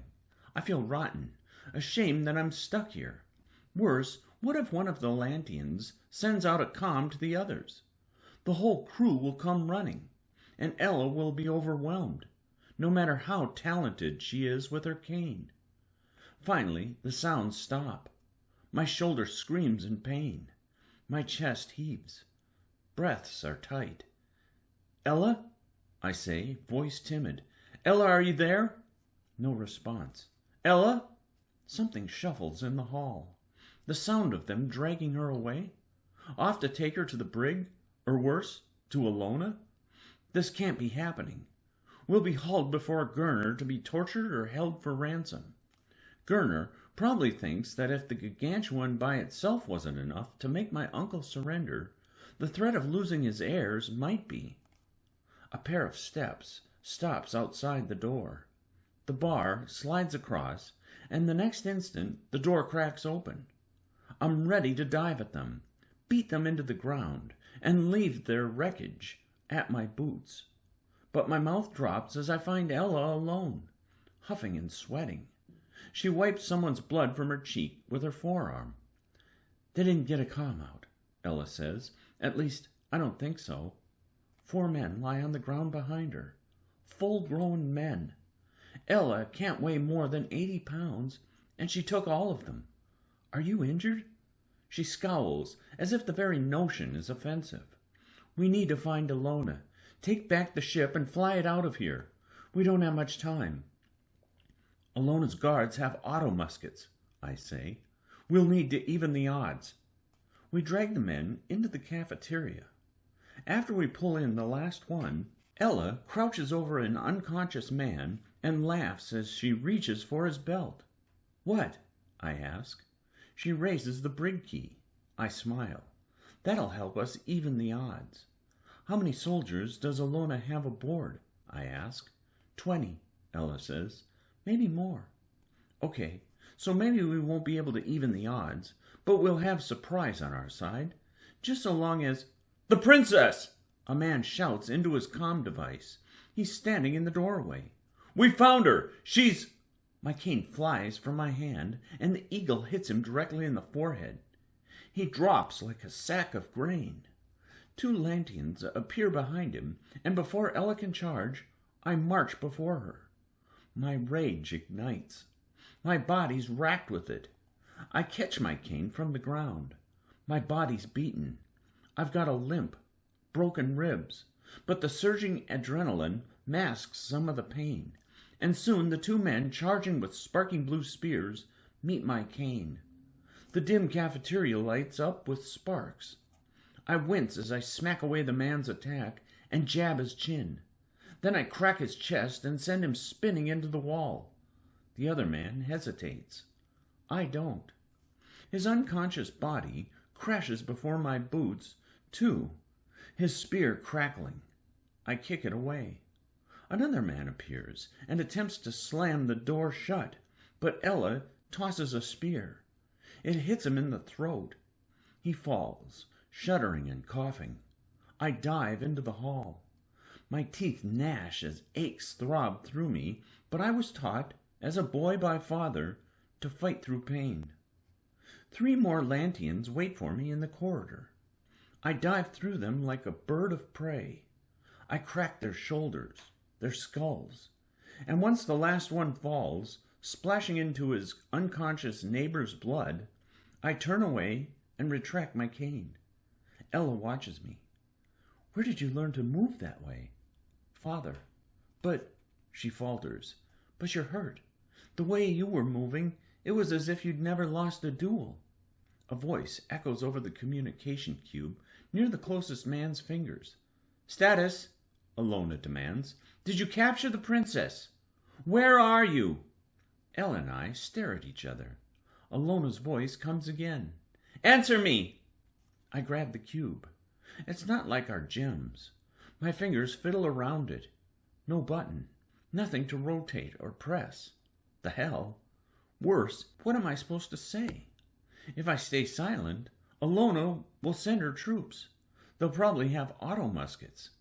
I mutter a few words under my breath, trying to capture the accent of the Atlanteans, the subtle way that Bryce speaks and gently avoids hard R sounds. We have the princess, I say, holding the cube to my lips and hoping it'll send my voice. She's unconscious. Where shall we bring her? The cube goes silent. Did 𝘍𝘪 buy my accent? Did the message even go through? Finally, 𝘍𝘪's voice returns. Bring her to my cabin. We're nearing the 𝘊𝘰𝘮𝘮, and they're preparing their hangar for us. We'll be docking inside in 30 minutes. I'd like to have a chat with her before then. We'll be there shortly, I say. Elle and I smile. Oh, we'll be there shortly, 𝘍𝘪, but we won't be alone. Elle and I sneak down the stairs to the darkness of the lowest level. We scurry through the shadows of the crates while my crew sits quietly inside the brig. Pound's enormous silhouette blocks most of the view. I rise to look over a crate. Even if we get everyone out, we're still outgunned. 6 Lanteans guard the brig, and one has an auto musket. They're leaning against the wall, chatting, laughing about Ella being captured and wondering what 𝘍𝘪's doing with her.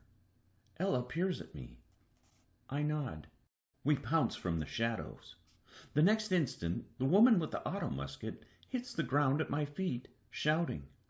Roderick and the others stand. I kick away the auto musket. Then Ella and I work with cruel focus, beating down the Lanteans until finally I'm facing the last one. But he's smiling because he's got a comm cube in his hand, readying to speak. I toss my cane, but he leaps backward. The man prepares to alert the ship over the cube until he realizes he's backpedaled right into the bars of the brig. Pound's massive arm catches him, and the man yelps as Pound savagely yanks him against the bars. Pound cups a hand over the man's mouth, swipes away the metal cube, and chokes him unconscious. My crew's all smiles as Ella stuffs the key into the lock. The door swings open, and Keaton and Roderick burst free to hug me. I wince from my ribs. Oh, sorry, Roderick says. You're alive, I say. What? Roderick says, with his goofy grin. You think a huge knife in my back would stop me? We laugh, but it hurts to laugh. Ella, Keaton says, turning to my sister amazed, you're so like your brother.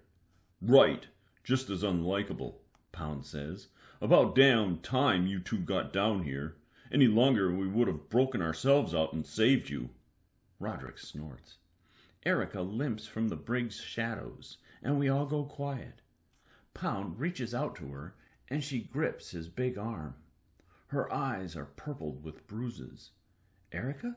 I say. They beat her, Pound says, after we tried to escape. Erica's face twists into a scowl. Let's kill these bastards. Suddenly, the nearby comm cube comes alive with 𝘍𝘪's voice. Where the hell are you? The 𝘊𝘰𝘮𝑗 hangar is opening. We're docking. We had a scuffle, I say back, but we'll be there shortly. Where are you? I don't answer. Suddenly, the Gladian stops moving. My body goes cold. In minutes, we'll be trapped inside the 𝘊𝘰𝘮𝑗, and there's a whole list of things that must go right or we'll never get out. Fortunately, Roderick left some spare weapons down here when we ran out of space and munitions, and we've got a stolen auto musket too. Pound rips open the crate. We pull out mobile launchers and stuff harpoons into the barrels. I mount a launcher onto my shoulder while Roderick loads it. These harpoons are meant to pierce a Class II gargantuan. "This is dangerous as hell," Pound says, grinning. "Firing a harpoon inside the ship?" Then he stomps toward the stairs. "Come on, let's hunt." I peer around the hall's edge. 4 Lantians guard the captain's cabin. I'm about to give the signal for Pound and Roderick to pivot around me and fire their harpoons. But the cabin door opens. Alona's there, and she's dragging Bryce's limp, bloodied body out. "I'm done with this one," Alona says. "Where's the damn princess?" Something about seeing Bryce that way. I lose it. My blood boils, and dots blur my vision. I roar, slide out from the corner, raise my mobile launcher, and fire. The sound, trapped in the corridor, explodes in my ears. My harpoon flies down the hall. It grazes Alona's face, lifts the man and woman beside her off their feet, and hurls them down the corridor. They stab into the wall and die with shock in their eyes. Pound and Roderick spin out from the corner, yelling. The guards raise their auto-muskets, and the corridor rings with terrible pangs. I drop to the ground. Roderick's harpoon launches another man into the wall. The last Lantian ducks, dodging Pound's attack. He lifts his auto-musket toward us. But I'm up, running the last bit of the way despite my aching ribs. I beat the final guard with my cane, and the next instant I'm at Alona, striking her down, spitting on her, shouting. Alona smacks the ground. She goes into a daze, perhaps unconscious. But as I glimpse Bryce's red, unmoving body, I don't relent. I'm ready to crack in her skull until a pair of massive arms coil around me, lift me off the ground. "We need Alona alive, Conrad." Keaton steps into my vision. "Think of all the information she has." My legs swing at Alona, and I'm still puffing. "Let me go!" No one hurts my family. No one. "Get Alona out of here," Keaton says. "Away from Conrad." Erica catches Alona's collar and drags her into the captain's cabin. "We don't have much time," Roderick says. "If Gurner closed his ship's hangar doors, we'll have to blast our way out. Fortunately, I've got just the thing in munitions. Pound, I'll need your help." "Elise won't stop squirming," Pound grunts, struggling to hold me. My heart's still raging, but as Keaton gently kneels beside Bryce, I fall into the coldest, deepest waters, and I'm broken and tired and sick. Pound lowers me, and I drop to my knees. The crew stares at Bryce's body, silent. Erica returns from the cabin. Alona's tied up. I want to fight. Keaton breaks from her stupor. "You're hurt. Are you sure?" "I'm no lotcher," Erica says. "You're tough as gargantuan steel," Pound says. Roderick stares at Bryce. "Is she—" "Go," I say. "Get us out of here." "But—" "Go!"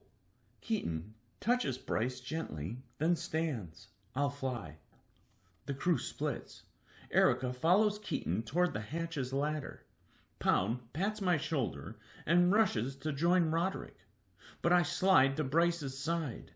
My fingers gently press against her cold forehead. Her skin's bruised, broken. Blood in her golden hair. I pull her close and cradle her against my body despite my aches. Ella watches us, quiet, and then a faint hint of breath on my neck. Bryce is still alive. Barely. We need to get her meds now. I lift Bryce and I stagger forward. The ship lurches. My legs scream in pain. Side throbs, but I push through it. Gotta get to the medical room. Ella stalks ahead of me, scanning the corridors. 3 Lantians shout and appear before us, but Ella extends her cane and tosses it at the nearest Lantian, who has a raised auto-musket. His eyes widen before the cane smashes his face. Ella dodges as another Lantian fires. She dives forward and snatches her cane. With 2 quick strokes, She fells the final two with a powerful smack to their skulls. I'm a soggy mess, struggling to hold Bryce. Ella grabs Bryce's legs. Finally, we step into the medical room and lower her onto the bed. The ship rumbles again, so I strap Bryce down. Ella hurries to the drawers. Where the hell are they? My heart locks up. Did we use them all? We couldn't have. Not unless the Lantians... Here, Ella says. She tosses me the meds. I breathe with relief, even with the explosion outside. Then I pull up Bryce's sleeve and inject them into her arm. The ship rocks again, and I catch the bed to stay steady. Something outside explodes. I should be above, should be helping the others. But first, I squeeze her hand gently. Come back, I whisper in her ear. Please. Before long, Ella and I exit into the corridor. We run without slowing until finally we leap onto the ladder leading to the deck and climb. The ship lurches again. When I push open the hatch, a fiery wind blows heat into my face. An enormous explosion rocks the late afternoon sky. Somehow we've made it outside the Goliath's hangar. Pound's laughing as he squeezes the triggers of the flame turret. Golden flames swirl in the open air, melting enemy sparrows. The one-man fighters drop from the sky. Ella and I climb out against the fierce winds. In the distance, the enemy fleet fires, sending explosives after us. Keaton's already standing on the helm platform, glass helm bubble sliding shut. 10 golden strings, all connected to rings on her fingers, give her command of the ship, and she yells, shoving her hands forward. The Gladian responds, launching away with ferocious speed. 2 Class 6 gargantuans screech. Their bellows sting my eardrums. They wind up their tails and launch after us, their mouths ready to chomp off our stern and consume our engine. Keaton maneuvers us sharply to the right, and the gargantuans shoot past us, roaring in frustration. She shoves the strings forward again with more intensity. I tumble to the ground from the sudden burst. My exhausted arms shake as I push myself upright. Then my fingers crank the dial on my belt, and my mag boots snap to the deck. I try lifting a harpoon launcher, but can't get it more than a few inches off the deck. My strength's gone. All of it. Sparrows trail after us with the gargantuans. They're shooting white lights that sink into the Gladian's metal. Erica roars and launches a harpoon. It stabs the Sparrow's cockpit, and the fighter spins wildly and collides with the other.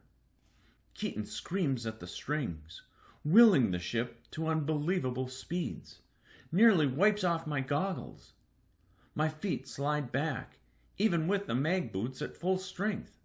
I slip and fall and try regaining my feet before I slide weakly into a railing net. The gargantuans wail. Pound laughs. Can't keep up with us, you bastards! More shots sparkle the sky near our stern, but the gargantuans fall behind. The sparrows lose pace, and soon we're flying into open airs, away from Gurner's fleet. Once we're free, I roll out from the net and exhale with relief, knowing that the Gladian is ours again. And not only did we escape Gurner's fleet, but we know their location. The King's fleet will be coming for them. Chapter 13. Uncle's quiet over the comm as I recount our capture on Venator. Once I give him the coordinates to Gurner's fleet, he orders the dreadnought captain to speed to the northern airs. Uncle knows Gurner will be long gone by the time they arrive, but they're coming anyway. And your prisoners? He asks. The dirt eaters? Lantians, I say. What? They're called Lantians. The people from the below are Lantians. Whatever they are called, what have you done with them? I'm seated at my desk in the captain's cabin, the descending sun glowing gold on my bruised skin. still aching from my injuries, but I've taken meds, and my ribs have already started to recover. The prisoners are locked in makeshift cages, 16 of them. 16, he pauses. Impressive that you managed to escape. It wouldn't have been possible without Ella. Oh? I detail some of her heroic feats. Yes, he says, she has learned well. Remind her that she has earned her first cane. I am bringing it with me. I say nothing. Now, Uncle says, interrogate the compliant prisoners, but toss the stubborn ones overboard. I almost cough. What? I'm no executioner. I'll fight in battle, but murdering defenseless people? Uncle, I plan to deliver them to a hunter outpost. The Skylands don't need dirt eaters, particularly ones who offer us nothing in return. They're a drain on resources. A chill climbs my spine. These Lantians are living, breathing people with families of their own. This feels wrong. No, it is wrong. Uncle, his voice snaps. What mercy did they provide the Skylands when they brought down Ironside? There is no moral high ground here, Conrad. Take them to your deck. Force them to talk. If not, he pauses, letting me finish the thought for him. Keep Alona of Misery alive regardless. She's leverage that may prove useful. Understand? My skin flushes hot. I've not forgotten the lesson Father taught me when he threw me onto the island with the Prowlin. It was either the Prowlin or me. But it can't always be that black and white. There must be some gray. There must be a path that doesn't turn me as rotten as my opponents. Be better than what the world intends. Understand? Uncle repeats, irritated. My jaw clenches. Yes. Good. Your escape has proven once again that you are a true Erwin. Rising is in your blood, so you're aware, he says. The battle at Venator became a slaughter. After the Below's initial attack, we triumphed. Master Coco was among the targets. They have failed to assassinate her. I sink into my chair with relief. Coco is alive. Uncle continues. The tales of your escape will inspire some confidence in the Irwins once again. Then he stops and lets out a long sigh. The calm goes quiet, and when his voice returns, it's tinged with irritation. Ironside fell under our watch, but Venator is our first victory, and we need to stay the course. Admiral Gurner must fall. In 2 days, join us at Homestead. It's time we return to our island. Once there, I expect a full report on your prisoners. Then the gem goes dark. I sit in silence, frozen still. I should be excited about Master Coco's survival, about the victory at Venator, and about returning to where I was born. But all my thoughts are on the murderous task Uncle just ordered. Bryce is still unconscious. I sit by her bedside in the medical room, holding her calloused hand while I explain Uncle's orders. I tell her my father taught me to be merciless from the time I was a toddler, that he forced me to duel weak opponents in the Irwin Square. He'd even bribe elderly Lowe's with a few coins to face me in a duel, and I'd beat them for father. If I didn't, he'd come at me without reservation. I just don't know if I can do this, Bryce, I whisper. I'm not an executioner. Bryce breathes lightly.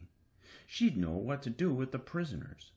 I wish I could wait for her to wake, but we can't keep the prisoners here. We don't have enough food for them. Worse, one managed to escape his makeshift cell and attacked Ella. His mistake. She beat the hell out of him. Bryce needs rest, Captain.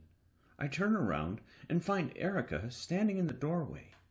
She's completely recovered from her beating, and her limited skills have been the closest we'd have to a scholar's doctor's. When will she wake? I ask. No way to know for sure. Tomorrow? 3 days? She feels Bryce's forehead.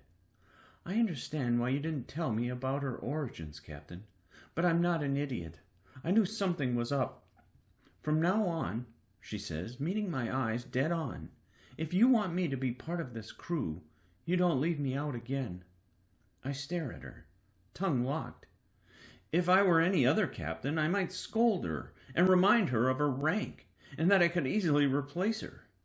But I learned in the gauntlet how valuable good cooks are. If you have a terrible cook, you have an unhappy crew. Food heals. Erica is a healer. Furthermore, she's earned my trust. I consider her an ally, and to be honest, I hope we'll become friends over time. You are with us now, Erica. She nods, then perhaps to show there's no hard feelings, grins a little. Okay, time to go, Captain. I nod, squeeze Bryce's arm, and stand. Need to talk with the crew anyway, so I call everyone to meet in my cabin. Well, everyone except Ella. I don't want her to have any part of this. A few minutes later, my stunned crew stares at me as I explain the king's orders for our prisoners. Roderick turns green. Keaton shuts her eyes, and Erica stares at the floor in silence. What's the problem? Pound raises his hands in confusion. This is war, and they attacked us first. King Ulrich's a bastard, but he's not wrong. Don't you have any compassion, Pound? Keaton asks. Compassion? Pound laughs. Those dirt eaters murdered thousands of innocents. What the cuss, man? Roderick explodes. We all heard that term on Venator. So you're going to call Bryce a dirt eater now, too? Right, Keaton says, staring at Pound. What if some of our prisoners are like her? Good people, I mean. Pound pauses a moment. Well, if they were like Bryce, they wouldn't have beaten us when we were defenseless, or left Roderick to die in the cell. The room falls silent. Murdering them for not speaking, Keaton says finally. But we can't just keep them here either. We don't have enough food, not enough weapons. We're low on everything. More reasons to eliminate the Lantians who don't talk immediately, Pound says. I'll handle the interrogation myself if the rest of you lotchers can't stomach it. Are you really this quick to kill them off? Roderick asks. We're giving these people a choice, Pound says. They cooperate, they live. They don't? We can absolve ourselves of any sense of immorality here because they're making the choice. It's not as if we have another option. If Pound's so eager to become the interrogator and executioner, Erica says, then I say we let him handle it. He can have it all on his conscience. Pound meets her eyes. His face reddens, and he goes quiet. How about we leave the Lantians with the nearest hunter outpost? Roderick suggests. We can't take 16 Lantians to an outpost, Keaton says. They'll kill them too. Roderick massages his forehead. We can't let them go either. Imagine if we let them go and they kill someone. How would we live with that? My fingers play with the eagle at the end of my cane. Father's words invade my mind. When the desire for mercy tries to overwhelm you, think hate. Nothing should stand in your way of rising. Not friends, not the world. If you let your guard down, even for an instant, it'll cut you to low. And I recall the moment he told me this. I suddenly realize an alternative. Not a perfect one, and it won't free our consciences completely, but it will leave their fate up to the winds. My mouth opens, and as I explain my thoughts to the crew, they listen quietly. No one argues, though Erica shifts a little uncomfortably. It's the only way. But can't the Lantians control the beasts? Pound asks. They've been controlling gargantuans and tortons and whatever else they want. Not these things. No, I say. The room quiets. No one's happy about my suggestion, but they're not distraught either. The mark of a fair compromise is when no one's happy. Keaton, Pound, I say, go to the command room and check over the maps. See what you find. Once they're gone, Erica approaches me. Captain, the Lantians brought only a bit of food aboard. I'm rationing it for the crew, but there isn't enough for the prisoners. I'll prepare lunch with what I can. She pauses. Hopefully we'll be able to keep it down. After she goes, Roderick stares at me. This is where we're at, huh? My whole weight sinks into my chair. I don't know what else to do. Roderick nods, starts toward the door, then stops. It's going to get worse, you know. We're still trying to hold on to our humanity, but at some point, with the way this war is headed, we'll all have demons following us. I just hope we can recognize whatever's left of us afterward. Chapter 14. The next morning, Bryce wakes. She's sitting upright on the medical bed, spooning the thin soup Erica brought her. It seems to give her energy because I sense strength behind her blue gaze again. I'm seated on the chair beside her, my hand near hers. It's just us, and there's so many things I want to say, so many things I need to know. Bryce slurps more of the golden soup. Where are the prisoners? No hug? You're an Irwin. You don't hug. You're an exception. She smirks, lowers the bowl onto the tray, and turns serious. Where are the prisoners, Conrad? I lean back and tell her that early this morning we flew to a series of isolated islands, ones filled with aggressive bears. We gave the prisoners the chance to either talk and stay with us or walk the gangway to the island. Only 3 of the prisoners decided to stay with us. She drops her spoon. You let them go? My body prickles. My voice comes out a little defensive. They can't control bears, Bryce. Of course they can't control bears, Conrad. Lanteans can sense one another. It's how we're able to gather when we're sent above. I know, but those islands are remote. No reason for ships to go anywhere near them. Besides, I didn't want to kill them. Bryce stares at me. What? Then she goes silent as I explain what Uncle commanded me to do, and as the words spill out of me, her face wrinkles with disgust. You are better than your uncle, she says, but all those Lanteans, they'll be found. It's a matter of time. Some might die from bears or hunger, but many of them will make it. You basically freed them. I exhale with regret. What the hell was I thinking? I should have just kept them around for a couple more hours until Bryce woke up. But they were already making escape attempts and attacking the crew. Our makeshift cells were not permanent solutions. Bryce leans forward and clutches my hand. She's a little wobbly, and her face is still puffy from the bruises, but she meets my eyes with steadfast strength. You're a good person, Conrad. In a sky full of the heartless, you have risen above and proved that not everyone up here is bird shit. She exhales. This was my fault. I'm not letting you take the fall for this. If I'd been honest with you, you'd have never let them go. We sit in silence for a few seconds. She's right about that.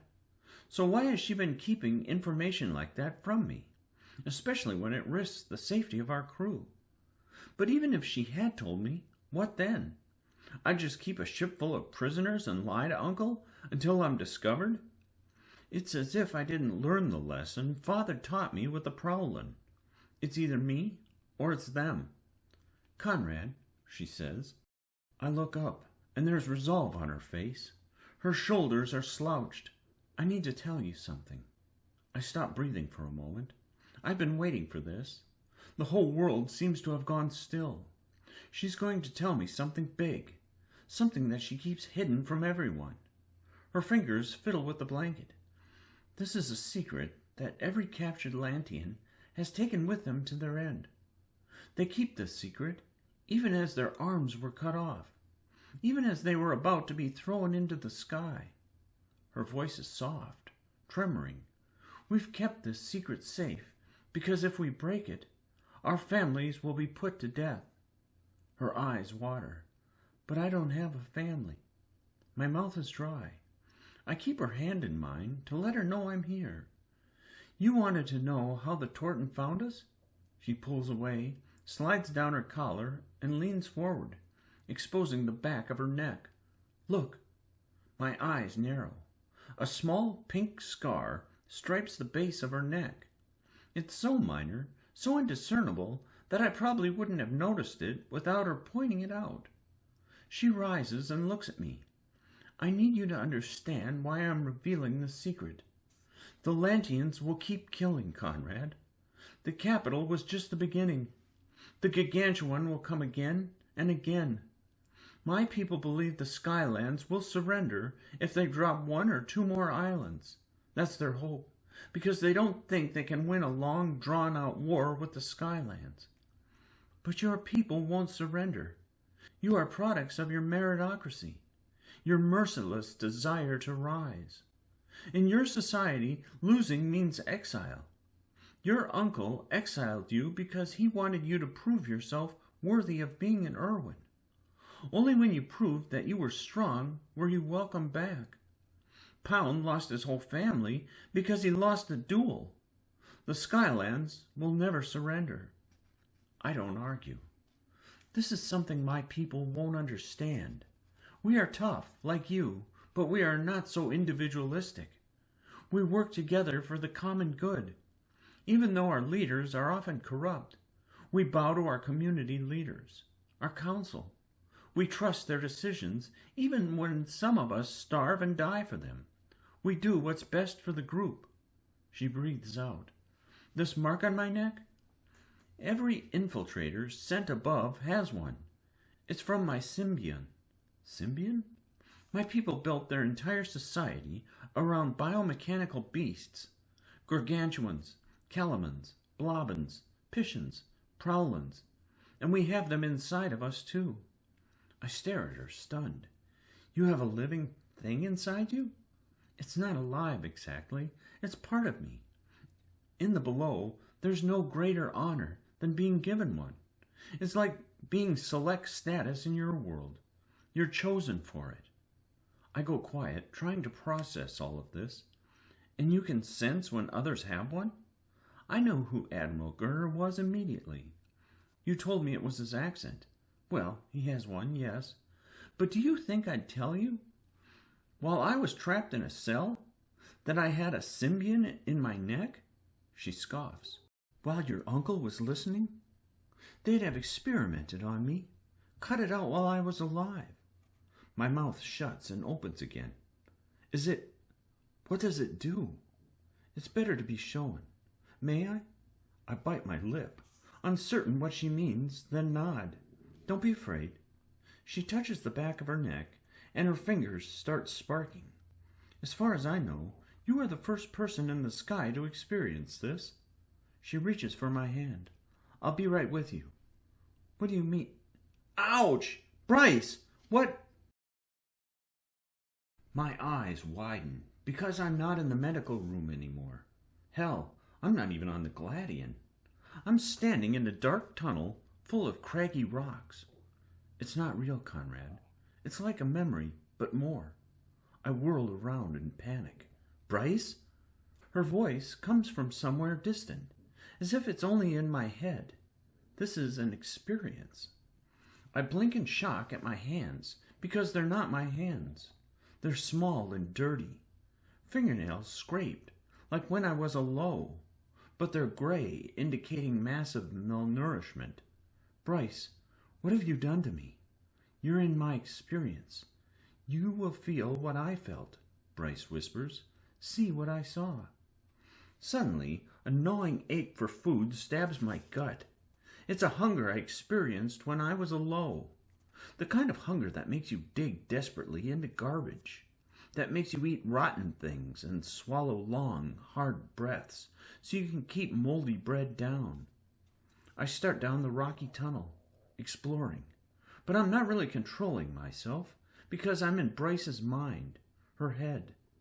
Dirt grits beneath my bare heels as my eyes struggle to adjust to the meager light.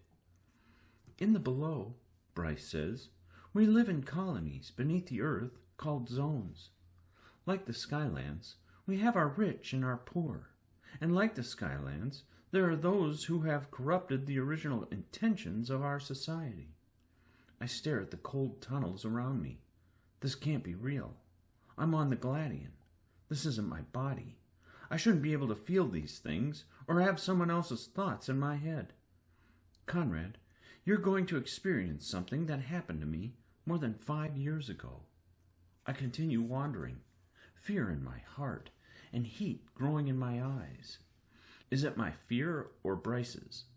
Either way, it nearly overwhelms me. I'm so damn scared, and I don't know why. I'm really worried about a noise, some chittering sound that's coming from the darkness, and instincts telling me those dark tunnels ahead of me are forbidden. It's like I'm gaining Bryce's knowledge along with her experience. On my 11th birthday, Bryce says, my dad told me he was taking me to get a gift. Suddenly, I'm blinking in a new place. It's a home, except this is a home carved into rock. I'm standing in a room, the hearth room. It swells with life from a smokeless fire in the center. Connected tunnels shoot into the deeper regions of the home, leading to the rooms of Bryce's family. Somehow, I know these things. I'm rubbing my tiny, pale hands over the fire when a wrinkled man with spiky blonde hair kneels before me. It's Bryce's father, Farland. He smiles and touches my cheek. Decrepit furniture surrounds us while a thin broth boils near the fire. A young man in the corner has a sour look as he leans against the rocky wall. His name is Damon. He watches us, unsmiling. I recognize him. The clay sculpture Bryce has been making in her room on the Gladian. It's him. That's her brother. Damon walks away, following a tunnel deeper into the home. I watch him go until Dad rests his hand on my shoulder, and all my concerns about Damon dissipate. Dad's the protector, the strength. He's the man who kept my family, or Bryce's family, going even after Mom got lung rot. He has Bryce's piercing blue eyes and her determined jaw. Dad told me we'd have to walk to the quiet tunnels to get my birthday present. Bryce pauses, the dangerous ones. Is Damon coming too? I ask, hopeful. Dad shakes his head. Just us. I want Damon to come. He has to work. He always has to work. That's because we need money to eat. I frown but laugh when he lifts me as though I'm still his tiny girl. I let him because part of me still wants to be his little girl. Back when things were better, when we lived in Zone 7 and Mom was still alive, when we didn't need ration cards. That was back before the council said everyone needed to sacrifice for some weapon the designers were making that needed the food. The council promised that once we used the weapon on our enemies above the toxic clouds, we'd rise.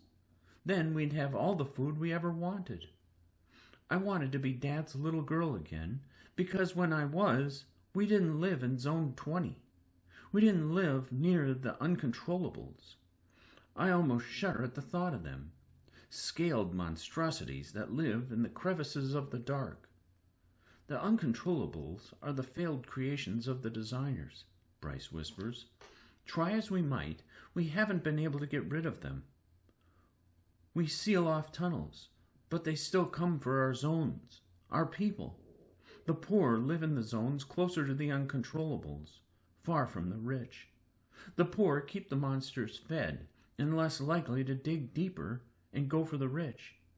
The rich stay safe, while the poor, they must always be prepared, or they might get dragged off into the darkness.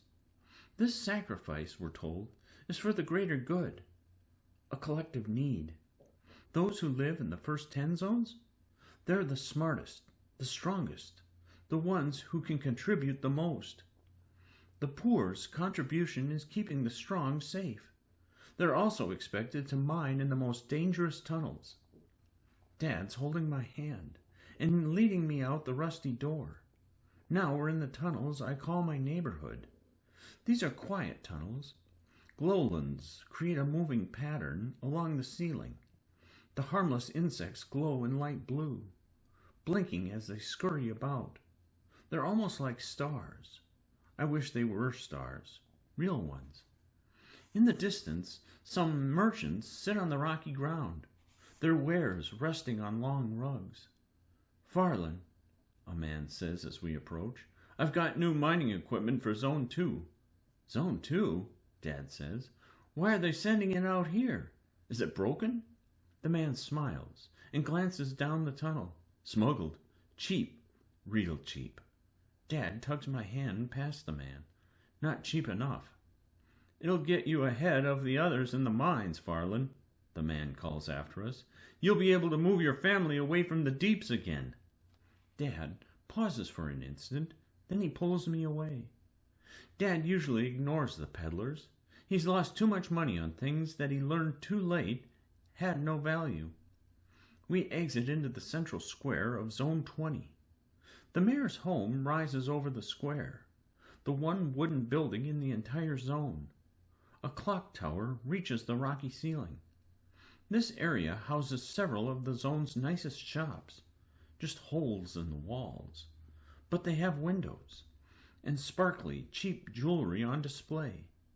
Mostly things that come from the zones closer to the council center in Zone 1. A massive glass ball filled with glowworms hovers from the ceiling. When I squint at it, it's like I'm glimpsing the sun, like the best days on the surface after a rain, when the acid clouds are not as thick. The butcher, a stocky woman named Somerset, slams her cleaver against the piles of white meat. The meat's carved from beasts created by the designers, docile creatures, the kind that need little food to survive and keep us fed even though their flesh is tough and flavorless. Other zones get the luxury of flavor and texture. When we were in Zone 7, we got real chickens, not manufactured. The meat was so sweet, so tender and juicy, that just thinking about it makes me almost cry.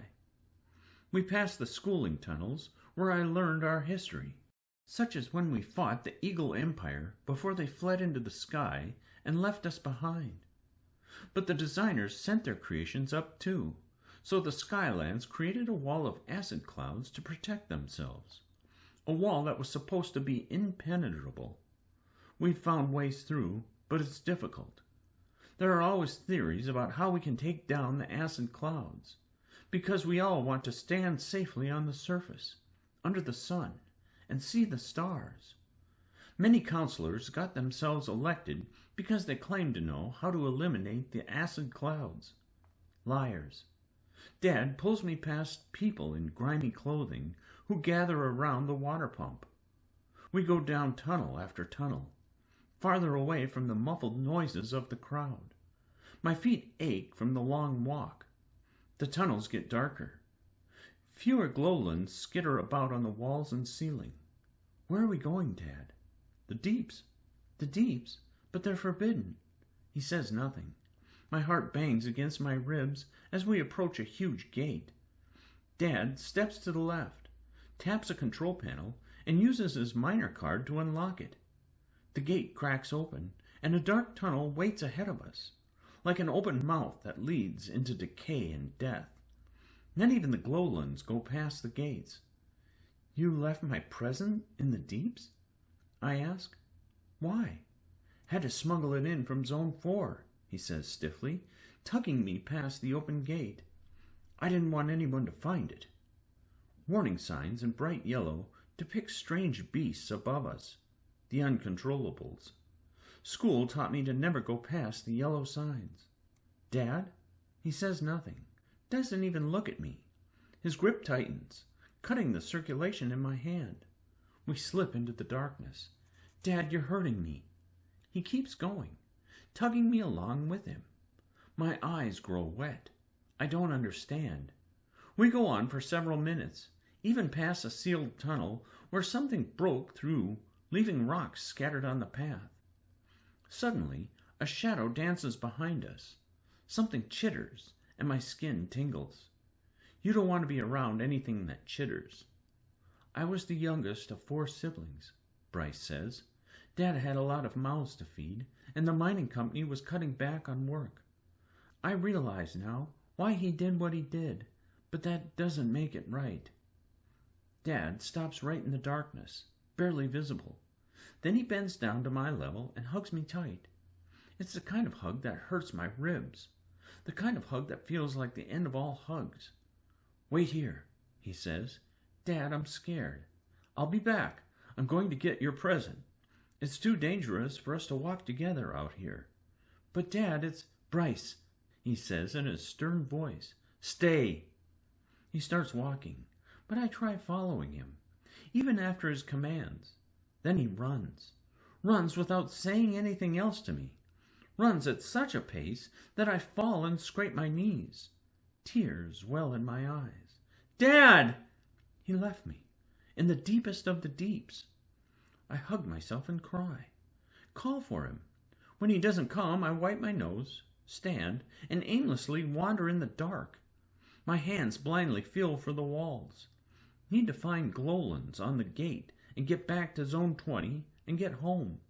Prove to Dad that I deserve to live. I'll eat less. I'll polish shoes. I'll stop schooling and go to the mines with him. Anything. I stumble into a new tunnel. A meager bit of light glows at the end. A single 𝘍𝘪𝘬𝘦. My chest swells with hope, and my feet eat up ground as I hurry toward it. I must be close to the gate. Something chitters. I freeze and slowly glance back. Suddenly, terror travels my skin as, out of the gloom, a 𝘓𝘪𝘬𝘮 crawls from the broken seal of a collapsed tunnel. It's a long, pale creature with 12 legs, shiny pincers, and a dozen red eyes. Frozen horror surges through me. The creature's sharp head turns in my direction, then squeals like a horrible pig. Its pincers gleefully snap as it charges. I run so hard that blood tickles the back of my throat. Run so hard that I hardly realize the rocky tunnels shredding my bare feet. But as I'm running, I slam into something warm and I hit the ground shouting. Something cups over my mouth, shielding my cries, and drags me into the darkness. I squirm and struggle. I'm pressed against a wall. No, it's going to eat me. Dad left me out here to get eaten alive because I'm supposed to die for the greater good, for the rest of the family. I'm the runt, the weakest. No, I won't die. I'll claw and fight. Then a voice whispers in my ear. It's me, Damon. I nearly evaporate with relief. My older brother holds me in his protective arms. I want to cry, but I can't, because the 𝘓𝘪𝘬𝘮's still out there, its long, sharp legs clicking against the rock as its antennae search for us. While we hid, Bryce says, Damon told me that once we got away, we'd run off together. We'd sneak into Zone 18 or 19. He said he'd take care of us. He was a good miner, a strong miner. For a moment I had hope for his dream because the 𝘓𝘪𝘬𝘮 skittered past our spot. Bryce's voice quakes, but then the chitters returned. We run for the light. Damon outpaces me. He's 17, a strong boy with long legs. The 𝘓𝘪𝘬𝘮 gains, its legs skittering across the rocks. I glance back and scream as it squeals again. Its pincers snip at me, nearing my ankles. Damon tugs me to keep up, but I can't. Just can't. I'm not strong like him. That's when something crosses Damon's face. Something I can't describe. The next second, he hangs his miner keychain over my neck, rips his pickaxe from his belt, and turns to face the 𝘓𝘪𝘬𝘮. He dives at the creature, shouting. "Damon!" I say, sliding to a stop, tears in my eyes. "No! Run, Bryce!" I lift a rock to fight with him. The 𝘓𝘪𝘬𝘮, like a horrible centipede, lifts its head and front legs off the ground and stabs at my brother. Damon swings the pickaxe against the beast's rusty metallic legs. "I'll hold it off. Go, Bryce. I can—" He swings again, but the thing cuts out his legs beneath him. Before I can blink, he's screaming as the thing rips into him, cutting him into pieces, shredding him with its legs that are as sharp as swords. I'm crying, tossing rocks. "Run," he gurgles. "Bryce, run." I can't leave him, but as his cries weaken, as his fight slows, an instinct takes over. My legs start churning, and I abandon my dying brother. "Don't stop," his dying voice echoes as the 𝘓𝘪𝘬𝘮 drags him away. "Don't stop, Bryce." I run with watery eyes. Run until I find the 𝘍𝘪𝘬𝘮s again. Run until I reach the closed gate. I desperately swipe his minor keycard, and soon I'm out of the deeps and back in the central square of Zone 20. People are going about their day, completely unaware of what I just witnessed. An old man looks at me and notices the tears on my dirty face. He approaches, perhaps to help, but I run from him like I ran from the chitlin. I'm crying and tasting the snot and the salt of my tears. I walk past my home, past everywhere I know, just wandering with bloody feet, my arms hugging my ribs, my stomach's knotted with guilt and sadness and anger. I can't help but call out to Mom, as if she'll come back to life and find me. She'll invite me to curl into the warm blanket with her. I'll nuzzle against her neck, as though I'm still the little girl she kissed at night. But she's gone. Damon's gone. My family's gone. Everything is gone. Suddenly I feel a jolt on my hand. Except it's not Bryce's hand anymore. It's my real hand, and I'm snapped back into the medical room of the Gladian. Bryce sits before me, body shaking, her eyes red with tears. I pull her close and hug her tight. There's no words I can say. Nothing I can say to make anything better. Finally, she pushes against my chest so she can look at me. "You must tell your uncle," she says. "This is how the Skylands can identify any infiltrator anywhere. The mark on our necks, the symbians. This information will alter the war. It means the deaths of thousands of Lantians." She wraps her arms over her legs. But the Lantians won't stop. They're desperate. There are too many, like me, who were abandoned in the tunnels. They won't stop because to them, killing Skylanders, even innocents, will help the greater good. "Bryce, are you—" "Go," she says. "Tell him." I touch her hand, but she shoves me hard in the chest, and I realize how horrible this is for her. Abandoned by her father. Abandoned by her people. Losing her brother. Never seeing her siblings again. Then faced with the growing war and more innocent deaths, she chose to reveal the Below's greatest secret. She's choosing what she hopes will help end the war. And I'm getting the feeling that she's choosing to trust me. My heart aches for her. I meet her eyes, then turn and hurry to the captain's cabin, off to deliver this war-altering intel to the one man I cannot stand. But as I'm reaching for the special comm gem in my cabin, my thoughts are not on how this will help the Skylands or how it'll help us in the war.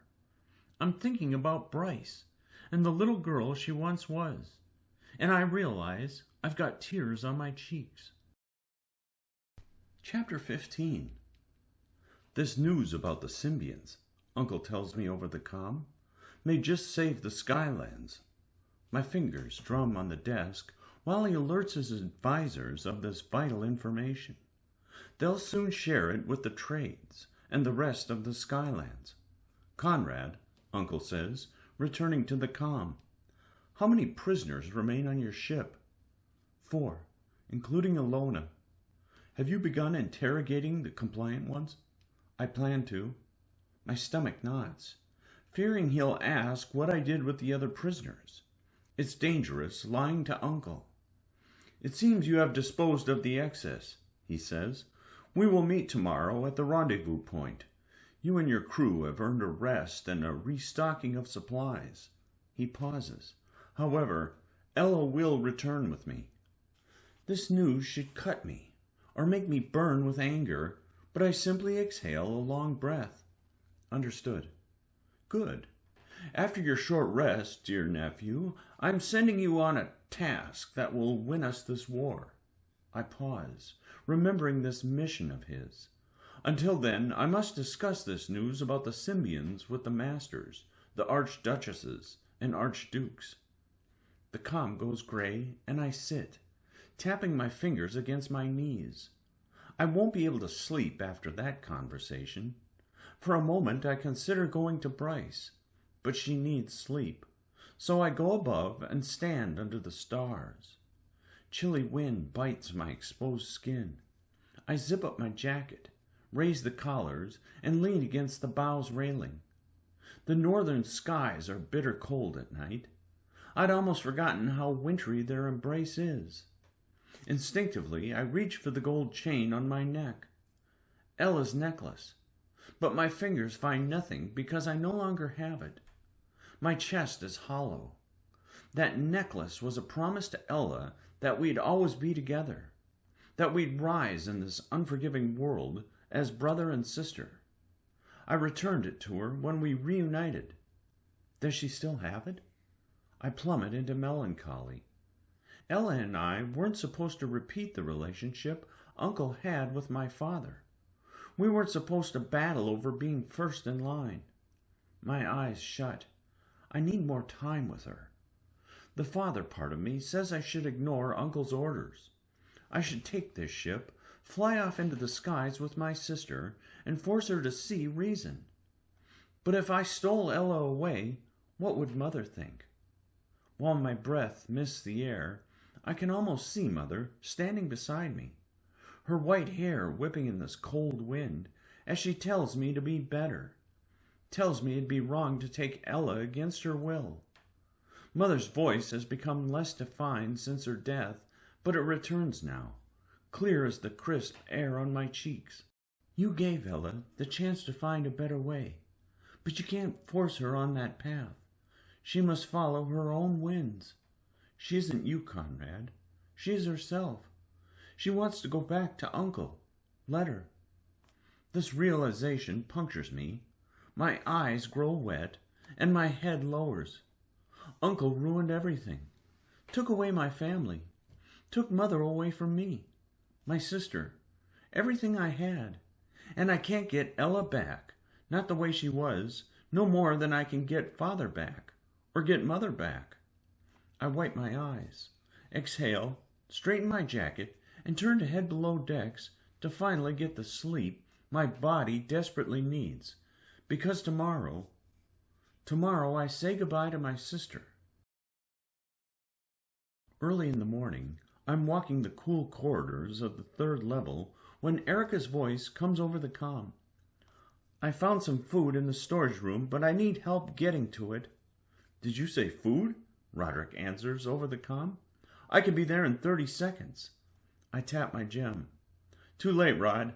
I'm already halfway down the stairs. Don't eat it all, you cuss.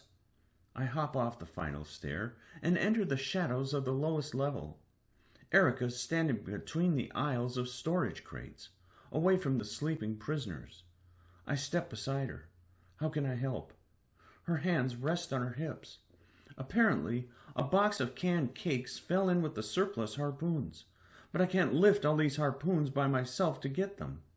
Together, we lift harpoons from the crate, and it's not long until she's laughing as she hoists the box of canned desserts above her head in triumph. I smile a little, but my empty stomach's even happier. We start up the stairs, leaving the darkness behind us. When we get to the 3rd floor, I consider checking in on Keaton in the engine, but I glance at Erica and realize we've not spoken much since Venator. Erica, I say, I'm sorry about Declan. I know you were close to him. She's quiet. Perhaps she'll respond with some guarded answer.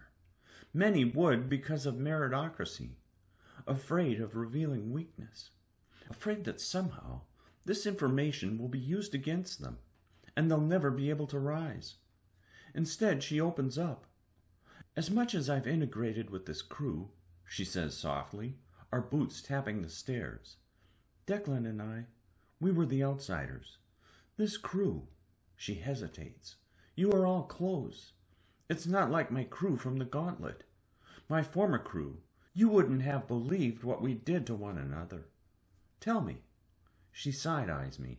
Well, early on our cook gave the captain food poisoning on purpose. A couple of days later we found our cook locked in the freeze box. The chill globe cranked to high. He was frozen solid. Damn, I say, grimacing. Is that how you became your ship's cook? She shakes her head. I was the quartermaster, but I secretly wanted to be the cook, even though it's a low rank in hunter. She pauses. In fact, I was supposed to be selected by agriculture, become one of their famous chefs, like my parents. We step off the stairs and walk down the second level. My family hasn't spoken to me since Master Coco called my name, she says. They were all selected by agriculture. My brothers and sisters and parents command the cornfields, the beef farms, and the massive restaurants on Greenery Island. She grins sadly. They don't know I still cook. I pause, recognizing her pain. The pain of dealing with unreasonable familial expectations and the horrors meritocracy foists upon the young. Have you tried contacting them? I ask. Her face twists, bitter. There's no pleasing them.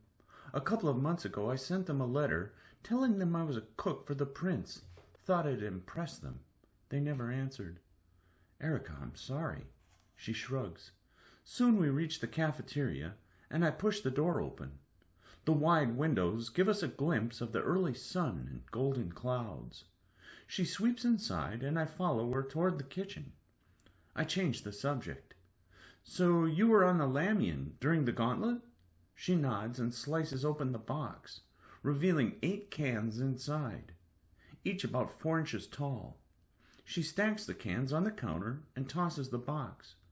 We lost several of our crew, she says, but we didn't kill a single gargantuan. I had no friends on the ship. In fact, I didn't have many in the academy either. The only friend I had there was... She pauses. Well, she became the navigator of the Calamus. The Calamus? They almost beat us. She and I probably got too close in the academy, if you know what I mean. Things didn't work out. She was chosen by a different crew, and we went our separate ways. Do you miss her? She pauses again. I'm sorry, I say. I've overstepped. No, she says, shaking her head. It's fine. She and I, well, sometimes after you get to know a person more, you realize you're just too different. Even so, you still respect them. Does that make sense? Perfectly. She grins. So now you're the cook here, I say, and proud of it. I love cooking. She taps cakes out onto a tray. Don't get me wrong, Captain. I want to rise, but I want to be a cook. I raise a skeptical eyebrow. She laughs and slides the tray into the crystal heated oven. The hunter cooks of Venator, the head chef. They feed hundreds. Usually they're on the older side, but there are always excellent up-and-comers. That's who I want to be. I never even considered this was an option.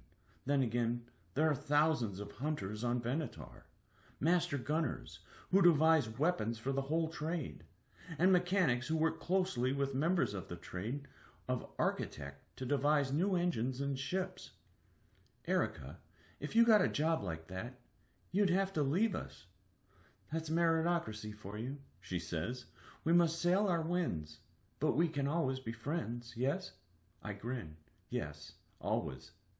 After she glazes the cakes and slides the tray out under the heat lamps, I tap my comm gem for the crew. Erica prepared dessert for breakfast. Within a minute, Pound and Roderick burst into the room and grab a plate. You both only get 1 portion, she says sternly. Pound scowls. Roderick, who already shoved his cake in his mouth, raises his hands as if he hasn't eaten anything. I laugh. Haven't heard that in a while, Keaton says, eyes smiling as she enters the cafeteria. You have a nice laugh, Conrad. Nice? He sounds like a drunk horse, Pound mutters. Roderick snorts. Soon the whole crew enters except for Bryce, who's still resting, and Ella, who's likely sleeping in. After everyone takes a helping, Erica lowers onto the table beside us and forks in her first bite. Keaton side hugs her. Orange sweet cakes. Can't believe you found them. I lick my fork, savoring the sweetness on my tongue, and watch my friends guffaw. I don't have a sweet tooth, but I've missed moments like this with my crew. Wish we had more of them, and time for us to be just us, to laugh and enjoy good food together. I raise my mug of water in the air. The room quiets. Thank you, Erica, I say, for this meal. Roderick hammers his fist on the table, showing his excited agreement. Pound awkwardly raises his hands toward Erica as if he wants to pat her shoulder or something. She doesn't quite understand what he's trying to do, and Pound turns red from something that's not anger. He lowers into his seat. Roderick and I make eye contact, our mouths hanging open. Holy bird shit! But I give Rod stern eyes. Don't you dare, mutton chops. Don't you say a damn thing, or I'll make you scrub the toilets. Ella suddenly enters the cafeteria, takes a cake, then leaves without a word. Seeing her come and go sticks a knife into my heart, but my spirits soar again when Pound recounts the moment in the brig when Roderick kept blowing kisses at the Lantians. Erica and Keaton laugh. The Gladians nothing without my crew, my friends. Their voices are what give it life. Still, now that we're together, there's something I need to tell them. Something big. I clear my throat. They all focus on me. With Bryce still recovering, it's my duty to reveal the existence of the Symbians. So I tell them everything I know. The room falls into deep silence. They stare at me in shock, disbelief. But this means we could still be discovered, Keaton says. Right now, all of our prisoners are acting like beacons. We freed all those Lantians with the bears, Roderick mutters, wide-eyed. They'll be rescued by the enemy. What will the king do if he finds out? I freed them. The responsibility is mine alone. I exhale. We don't speak of those prisoners again. Soon we'll be rendezvousing with the king's fleet. Wait, Pound blinks at me. You're bringing your sister back to the king? That bastard? She's already bad enough as it is, Conrad. But she's coming around. She saved this ship. You take her back and... My shoulders fall as he speaks. Keaton squeezes Pound's arm. What? He says. The warning in her eyes make his mouth shut. She meets my gaze. Maybe she knows the conflict inside me. Knows that I've come to this myself and I don't need anyone second-guessing my decision. Pound folds his arms and grumbles. Is it possible he started to respect my sister? Suddenly, Ella returns to the cafeteria. She stands in the doorway watching me. Roderick notices her, clears his throat, and stands and claps. All right, crew, back to work. Who made you the boss? Pound says. You're a middle, and as strategist, I outrank you. Rod gives him a look. Pound glances between me and my sister, then shuts his mouth. They all stuff in the last bites of their cake and slip from the room. Ella and I stare at each other. For an instant, I consider telling her about the Symbians, and that she'll soon be back with Uncle. But that's the thing about Ella. I can't keep anything from her. Any time I think she's asleep, she's listening. Symbians, huh? She says. I nod. It all makes sense now, she says. Can't believe Bryce told you something like that. She shakes her head. Roderick told me that you have an uncanny ability. What ability is that? Turning people to your side. This crew. She pauses. They're unusual. They should be focused on rising, and they're all capable of rising, but they don't. But it's not because they're terrible at their jobs. It's because they follow you. This sounds suspiciously like a compliment, Ella. I only give compliments when they are earned. You turned this crew to your side, she says. Turned an Atwood like Pound to your side. You turned a Lantian to your side. How do you do it? They're human beings, Ella, not tools. I'm their friend. How can we be friends with them when they want the same thing we want? Do you honestly think Roderick wants to be the king? She shuts her mouth, ambles over to the table, and sticks a fork into her cake. I almost grin, realizing she was waiting to eat hers with me. The world is big enough for all of us, I say. Not everyone wants to be highest high. Do you? I just want to keep the people I care about safe. She digs into her cake. While I enjoy the last few bites of mine, I'm reminded of those moments when she and I would hide in the cupboards in the Irwin Manor's kitchen, snickering with chocolatey grins, and stolen cookies in our hands. These cakes, they're not the decadent stuff. They're saccharine and have been filled with preservatives to give them a longer shelf life.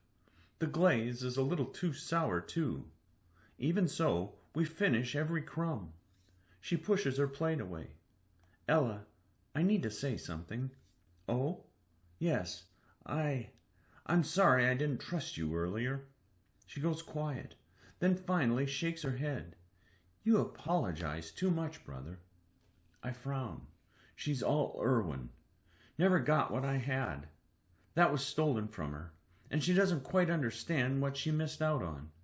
You still have a lot to learn about dueling, I say, so don't get overconfident just because you took down like a dozen Lantians. I grin. Try 50, then I'll be impressed. She smirks, before her expression turns serious. Uncle will teach me. Yes, he will. The room goes quiet again. Ella's hand lowers, and she massages Mother's cane. Finally, I sense her looking at me, hesitating. Conrad? Tell me more about Mother. My lips part in surprise. I almost lose all my thoughts, but I push through the feeling and force something out. She was so strong, as if she could command the winds. My voice almost cracks, like I'm wishing I could transfer all my experience with Mother to Ella just with the tone of my voice. But she taught me true power isn't holding something over someone. It's about rising the right way. The people who lead us should be strong and show everyone else there's a better way. Ella leans forward, seeming to hang on to my words. Could she duel? Oh, absolutely. Tell me. She defeated Father once in the Irwin Square. She did? This ignites a fire in Ella's eyes. Father was a great dueler. So was she. I lean back and close my eyes to visualize the moment. Father was the best dueler in the northern skies.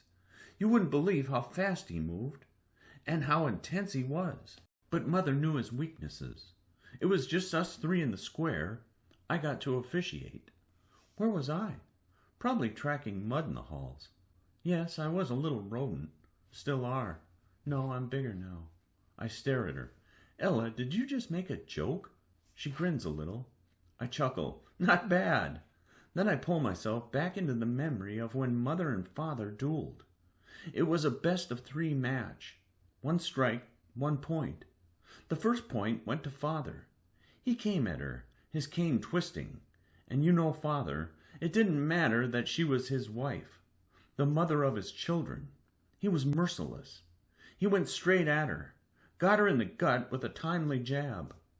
But Mother understood him, I say, and when he came at her for the second round, she knew he'd try to make it quick. In his mind, that was mercy. Initially, this duel seemed playful, but after the first strike, Mother tied her hair back. She motioned Father to come toward her. He attacked, almost blinded with single-minded focus, but he didn't expect her pivot. She predicted his attack, spun around it, and thwacked him on the back. Ella's eyes widen. I laugh, just remembering the shock on Father's face. Remember the feeling of disbelief in me. I'd tried to hit him thousands of times and only had bruises hidden under my collars to show for it. Mother didn't cheer or celebrate. She got back into her dueling stance, and she motioned him to attack again. Maybe there was something in the wind that day, something that filled Mother with strength, because when she made eye contact with me before the third round began, I knew she had him. Father attacked, aggressively as usual. The collision of their canes still rattles my bones. They were so graceful together, parrowing around the other like a dance. This was a sudden death round. First strike would win. I pause. It was one of the times I saw their love for each other. Father was still merciless, but he loved Mother. Ella loved her fierce. He was a product of our meritocracy. When he dragged me out to midnight duels, it wasn't because he hated me or relished making me cry. It was because he wanted to prepare me for the realities of this world. It was how he showed me that he loved me. I go quiet, thinking of the man. "How did the duel end?" she asks softly. I clear my throat and blink the heat away. Father seemed to have the upper hand, coming at her over and over, but she deftly maneuvered around each attack, and then she went on the offensive. Ella's mouth falls. Father couldn't believe it. He tripped. Mother always professed mercy, but she had victory in her eyes. Before he could roll away, she leaped into the air, howling like a wild beast, and smacked him directly in the chest. Ella stares at me in utter silence, perhaps trying to visualize the scene, the stunning moment when Father was defeated. What did Father do afterward? Stomp away like a child, I'm sure. I shake my head. He congratulated her and kissed her. What? Father loved her, Ella. Anyway, he gripped her hand and they walked away together, laughing as they strode under the blossoming trees toward the hedges of the maze, hip to hip. What happened next? Ella, when your parents give each other eyes like that, you don't follow them. She stares at me, understanding, but not quite understanding. Afterward, she abruptly stands, thanks me for sharing the story with her, and starts toward the door. For an instant, she stops at the doorway, but she's a true 𝘓𝘪𝘬𝘦, all 𝘓𝘪𝘬𝘬, and this time she doesn't look back. The harsh northern sky makes our breaths mist. Keaton, finished with her calibrations to the engine, comes to the deck with goggles on, a scarf wrapped over her face, and in multiple hunter jackets. With all the layers, she looks almost as stocky as Roderick. "Look at you, Puffball," Pound laughs. He's not even wearing his jacket, and he's slid up the sleeves on his uniform. "This is swimsuit weather." Keaton shivers as another blast of cold wind waves over the deck. Maybe I shouldn't have volunteered for flight duty. Pound laughs even harder. "You lotcher!" Keaton throws him a middle finger parade and attaches the helm's rings to her hands. Once we're on our way, I slide down the hatch's ladder into the ship. Need to check on Bryce. I follow the corridor and stop at her door. My hand rises, and after a calming breath, I knock. Bryce's voice croaks. "Who is it? Conrad?" There's a pause. "Come in." I push inside, and my eyes widen. Bryce is curled in a ball on her bed.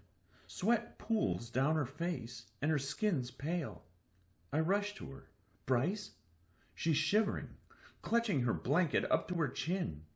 I hurry to her closet, pull a spare blanket from the top shelf, and wrap it over her. "Bryce, you're burning up." I tried cutting it." "Tried cutting what?" She rotates, revealing a bloody gash at the base of her neck. My stomach drops. "Bryce!" I couldn't finish. "I need you to do it." "What? No way in hell." "Conrad," her eyes dig into me, "you're the only one I trust with this. Please." I don't know the first thing about surgery. My chest aches, seeing her this way, and my voice lowers. "I don't want to hurt you. Maybe Erica—" "No, you." Gooseflesh climbs my arms, and as I stare at her, so shriveled, so weak, unlike the powerful girl I know, I'm reminded of all the times Mother coughed in her tattered blankets, or when she vomited black tar while I held her tight. "Conrad, please." My throat constricts. Finally I nod. "Okay, Bryce. Okay." She exhales. I lift her in my arms, blankets and all. She's light, and her head nuzzles under my chin. We go down the dark corridor toward the medical room.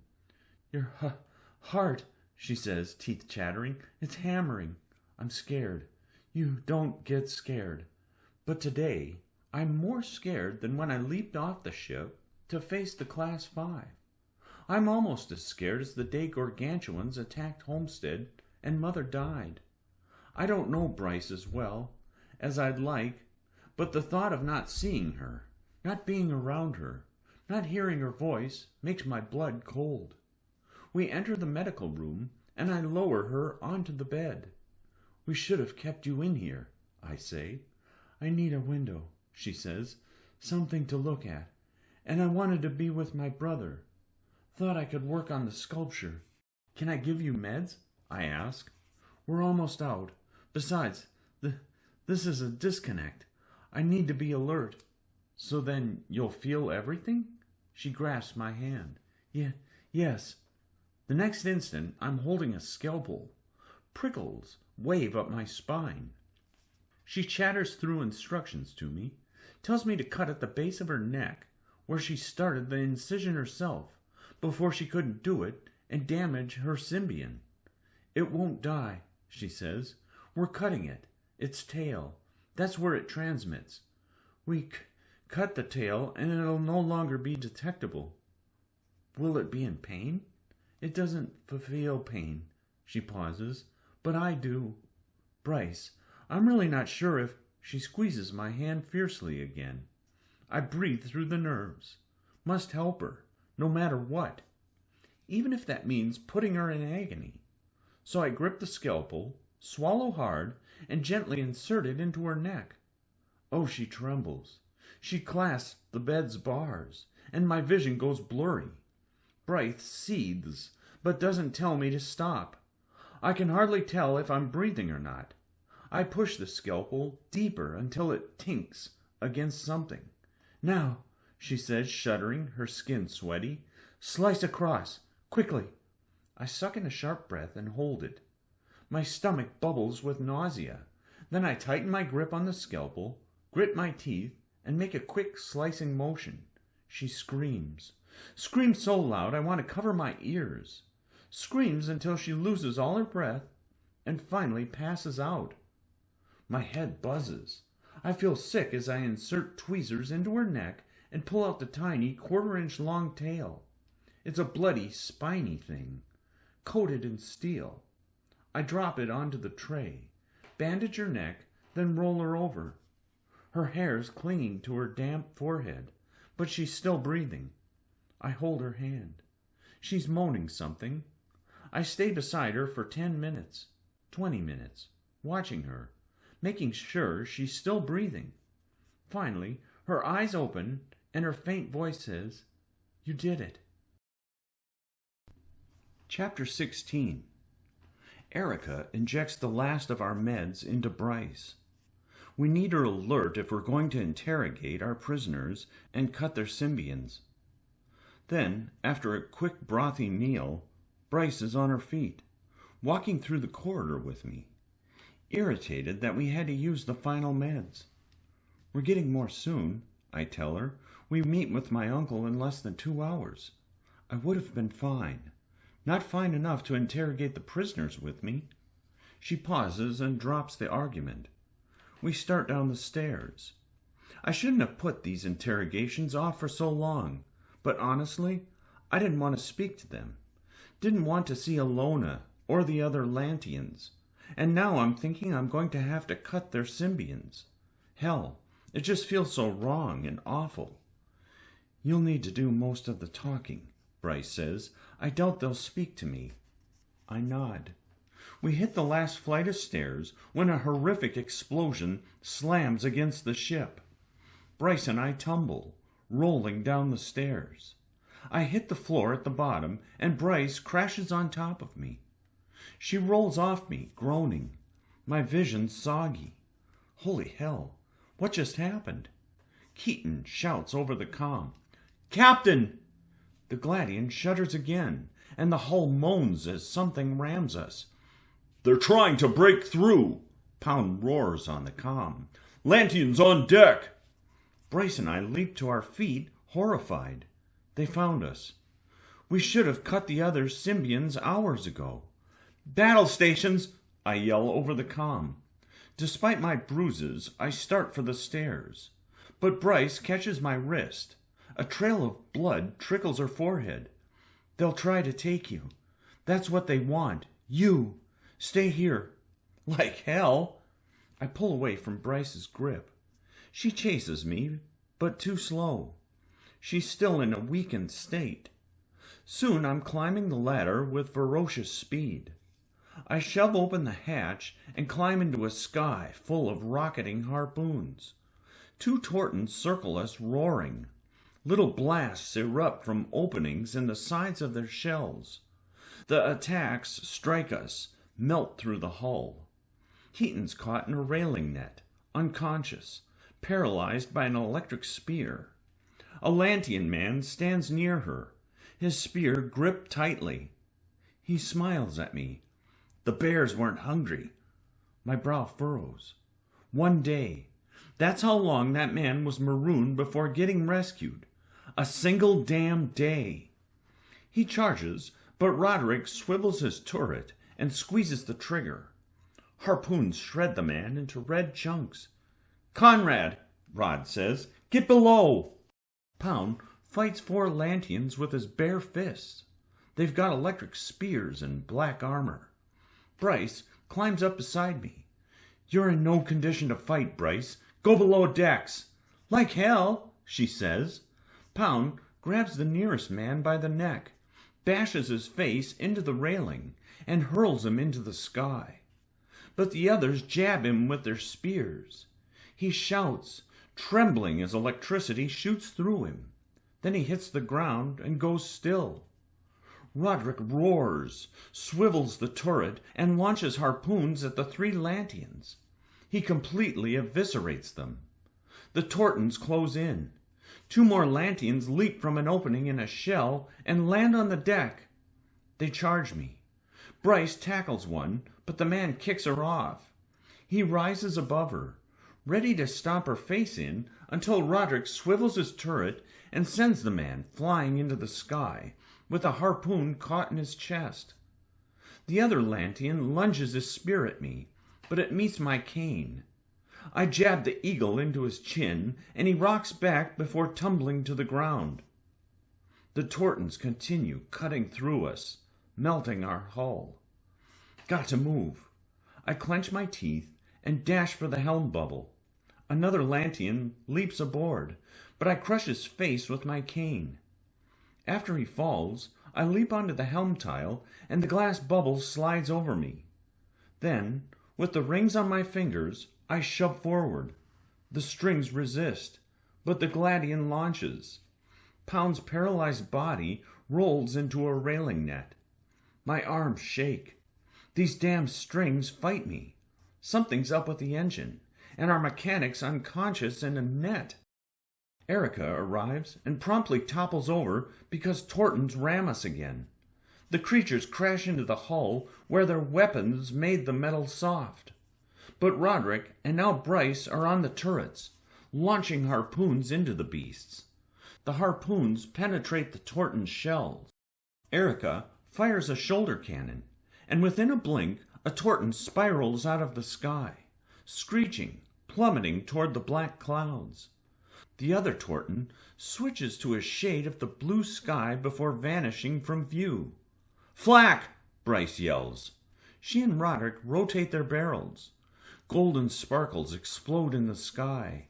They fire at random, and in every direction as I navigate the ship. The wind howls against the glass. Suddenly, Bryce's flak showers over the invisible form of the Torton. "Fire!" Roderick says. But before they rotate their barrels, a bizarre sound fills the sky. A high-pitched squeal from the Torton, almost like a siren. "No," Bryce says breathlessly. "Kill it! Kill it now!" My arms shake against the fierce strings. I pull my right arm back and straighten my left, and the gladian turns sharply. The bow points directly at the monster. Erica fires the shoulder cannon. The explosion ripples the Torton's shell. I shove the strings after the beast, chasing it. Just then, Ella arrives on the deck. I'm about to shout at her, tell her to go below decks. "Conrad, slow down!" Bryce yells. "Slow!" We rock from a sudden collision. My shoulders nearly dislocate from the strings as I slam forward. Bryce and Roderick yell. Ella tumbles as the bow of the gladian, like a sharp axe, cuts the Torton in half. I regain my balance, pull back on the strings, and the split Torton falls from the sky. It's dropping so quickly, there's no use diving after it. I sigh. No Torton to collect this time either. We check the sky for several seconds. Bryce and Roderick continue firing flak, but we find nothing. "Conrad," Bryce says finally, "we have to leave. It's not safe here. The Torton called for something worse." I push the strings, but they hardly register. "Something's wrong with the engine." Bryce's face falls. She eyeballs Keaton, and in a second she and Roderick pull her from the railing net. Bryce touches the back of her scarred neck. Her fingers spark, and she jolts Keaton's heart. An instant later, Keaton shoots upright. "We're going to have to fight," Bryce says. "Everyone, get ready." "Keaton," Roderick says, "are you okay?" She nods numbly. "The engine's struggling," Roderick says. "Can you fix it?" Keaton stands, a little woozy at first, and then she nods. Soon she's sliding down the ladder, heading to the engine room. Bryce hurries to Pound next. She, Erica, and Ella drag him by his massive boots from the railing net. I should be helping, but I have to stay inside the helm bubble, in case we need to move. Bryce jolts Pound's chest. He leaps upright, furious, ready to keep fighting, not even dazed like Keaton. Suddenly, a horrific shriek fills the sky. Bryce whirls toward the sound and races for the turret. "Battle stations!" Then against a canvas of clouds, an icy sky serpent undulates toward us. It's a white beast, a Class 2, at least 200 feet, a bull with a thick crest around its head, and great hunger burns in its eyes. The white gargantuan grows in our vision. His body encased in ice cracks as he moves, but the ice reforms over and over. His electric blue eyes narrow on us, and he releases another horrific shriek. Even encased in the helm's glass bubble, I grimace. The shriek instantly gives me a headache.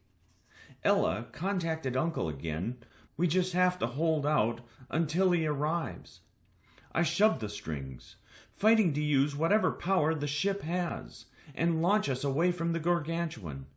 But the creature's head turns to chase us. Bryce yells and squeezes the trigger. Harpoon after harpoon slams into the gargantuan's side. The harpoons clank away against that beast's icy scales, and he bares his 10-foot-long teeth, revealing an enormous throat that could nearly swallow us whole.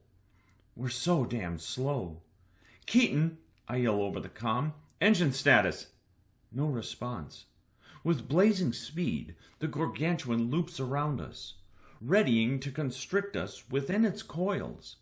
Holy hell. This bull radiates winter. Frost spreads across the deck. His head dips beneath us. I grit my teeth and grunt as I lift the resisting strings. The gladian tips and launches upward. The chomping mouth snaps just past the bow. "Keaton!" I shout into the gem again. "Engine status!" "I'm trying!" The bull's head nears again. His open mouth reveals horrendous white teeth. Erica fires a harpoon down his throat. The bull bellows, but keeps coming. Roderick swivels the turret and kicks a lever, making the barrels switch. "Eat it, you cold cuss!" Liquid flame gushes from the end of his barrel and splashes onto the bull. The monster screeches and sideswipes us with a coil. We go spinning, slamming against icy scales. But the bull dips away, howling in pain, while the ice on his face melts. Bryce attacks. Her harpoons fly past the beast's melted defenses and pierce the thin scales. Cold, milky blood gushes into the sky. "Kill him!" I shout as I turn us back for another round at the head, while the ice is gone. Ella nearly falls over after she sends a harpoon flying. Erica fires another too. Pound shoots a blast from a shoulder cannon. The explosion ruptures the beast's eye, and juicy flesh sprays. It mists the deck as we fly through it. The gargantuan shields his bloodied face behind one of his coils, and our weapons clank against ice again. So Roderick lights him up with fire. "Die!" Bryce roars as she unloads more harpoons. "Die!" We absolutely cut into the beast. Dozens of the harpoons pierce the gargantuan's scales, digging into vital organs. He thrashes wildly, his sharp tail dangerously whipping around the sky. My arms ache, scream for a break. There's just not enough power in the strings. We curve over one set of coils, then dive below a loop. The beast's head dips after us, shrieking. Roderick continues gushing fire while Ella, Pound, Erica, and Bryce work in tandem to blow off chunks and fill the monster with harpoons. My goggles fog, and it slows me enough that I don't notice the icy loop. Shit! The coil wraps around the deck like a weed, mashing the railing, and slams into Ella. My sister falls backward, screaming as ice rapidly flies up her boots. Roderick pours flames onto the beast again, making him retreat. My heart stops as Ella's lower half goes crusty with ice. Everything goes blurry, and I'm no longer flying the ship. My calves are burning as I race against the wind. The beast shrieks as the fire turret melts its side again. Erica cheers as her harpoons find their mark. The gargantuan pulls away, bleeding profusely. Great pools of blood sink into the sky. I dive to Ella's side. She's tucked in her railing's net, shivering, her wide eyes looking up at me. Conrad, without knowing if the gargantuan is dead, I lift her, clutch her against my body, even though the contact transmits the ice to me. The horrible ice spreads across my stomach, stinging my skin, making my vision sparkle with pain. The rest of the crew's so busy fighting, they don't even realize what's happening. "What the hell?"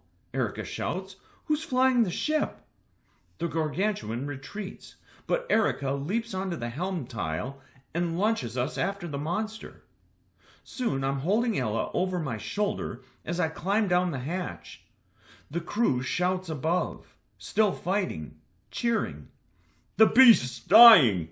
Pound roars victoriously over the comm. "We got him!"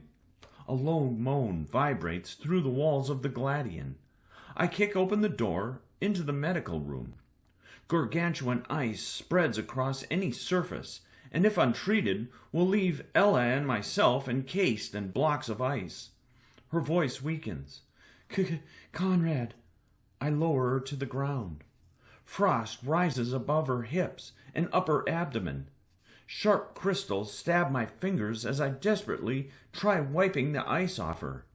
It'll be a minute until it reaches her heart. And then, "Ella!" Her eyelids flicker, and her teeth aren't chattering anymore. Her breath expels cold mist. "Ella, stay with me!" The ice grows over my abdomen too. My breaths tighten, can't expand my ribs. Suddenly, I realize I might die too. The only way to stop this ice is to get heat on it, something incredibly hot. Then I see it, tucked in the corner of the room. Heat. Heat. I scurry across the floor and tap the button on the room's heat globe. The round device kicks on, glowing red. My shivering fingers crank it to the highest setting. Then I crawl back to my sister and drag her to lean against me near the warmth. The ice travels across my torso so much that despite the swelling heat, darkness builds in my vision. Can't fight it. I fall beside the heat globe, and all goes black. I wake to the faces of my crew leaning over me. "Conrad." Bryce breathes, patting my face. "We didn't know where you went." My body throbs as though winter breathed into my bones. Bryce taps the button at the base of another heat globe, and Keaton and Erica wrap blankets over me and my sister. I sit up. "Ella." "She's breathing," Erica says, "but we're out of meds." Bryce and I make eye contact. The engine is dead, Keaton says. I think the line has a fissure somewhere, but I haven't had a chance to check all the damage yet. We're stuck here. Roderick helps me stand. Ella's unconscious on the medical bed, her skin pale, eyelids blue. The red rays of the heat globe pulse on their maximum setting. Oh, my dry skin hurts. The ice didn't travel as far across me as it did Ella, but outside of some lingering pain, I'll be all right. Hopefully. The heat should keep her alive, Erica says. My hand gently touches Ella's forehead. All this time, I've fought to get her back into my life because I thought I could keep her safe. And now here she is, almost dying under my watch after just a couple months with me. We killed the gargantuan, Erica says, but, well, Roderick scratches the back of his head. The ice spread into the ship, the bottom floor. 2 of our prisoners. Pound found them, encased in ice. The 3rd died before we could thaw him. My gut sinks. What? We hurled their bodies into the sky, Keaton says. Their symbionts might still be transmitting. Who's left? I ask. Did Alona?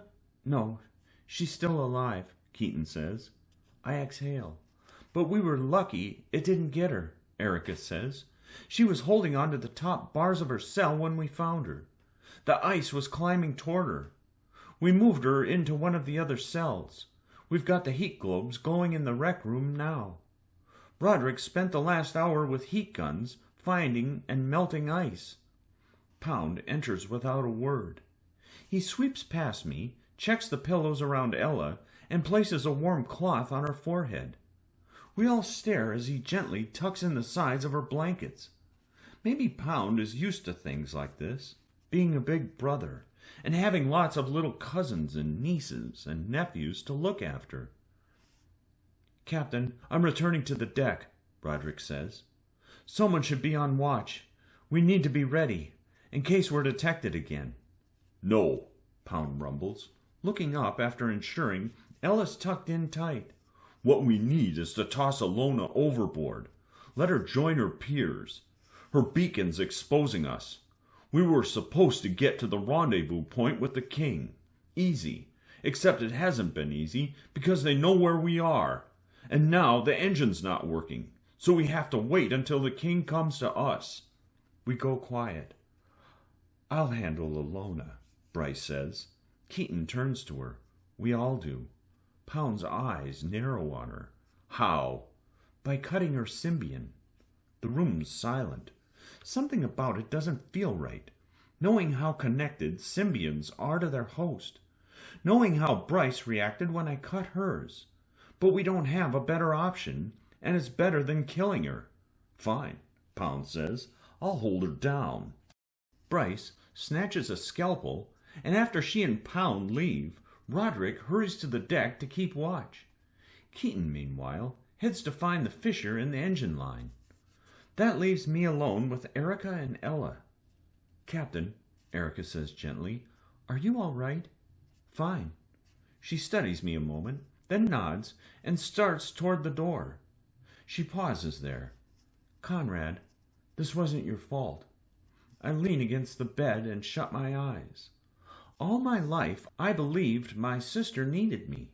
But now I'm realizing that if I want my sister to be safe, being around me is not in her best interest. She wants to go back to Uncle. She's better off without me. This thought leaves me feeling colder than ever.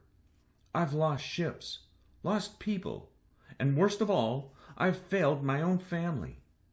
Uncle let me reunite with Ella because I won the gauntlet. But for the first time, I consider that maybe I don't deserve to have her back if I can't protect her. I can't protect anyone. Chapter 17. I push into the rec room. This place normally houses equipment for exercise and games, but now it's a cold, dark brig. The open doorway casts light onto our final prisoner, Alona of Misery. She raises a pale hand to block the sudden light. Once the door shuts, her hand lowers, and our eyes adjust to the darkness. A bloody bandage dangles from her neck. "Your fussa cut my symbian," she snarls. "Yes, well, we couldn't have you telling your friends where we are." "They already know," she says bitterly. "It was pointless. We won't be at these coordinates forever." "Is that so?" She presses her hand against the floor.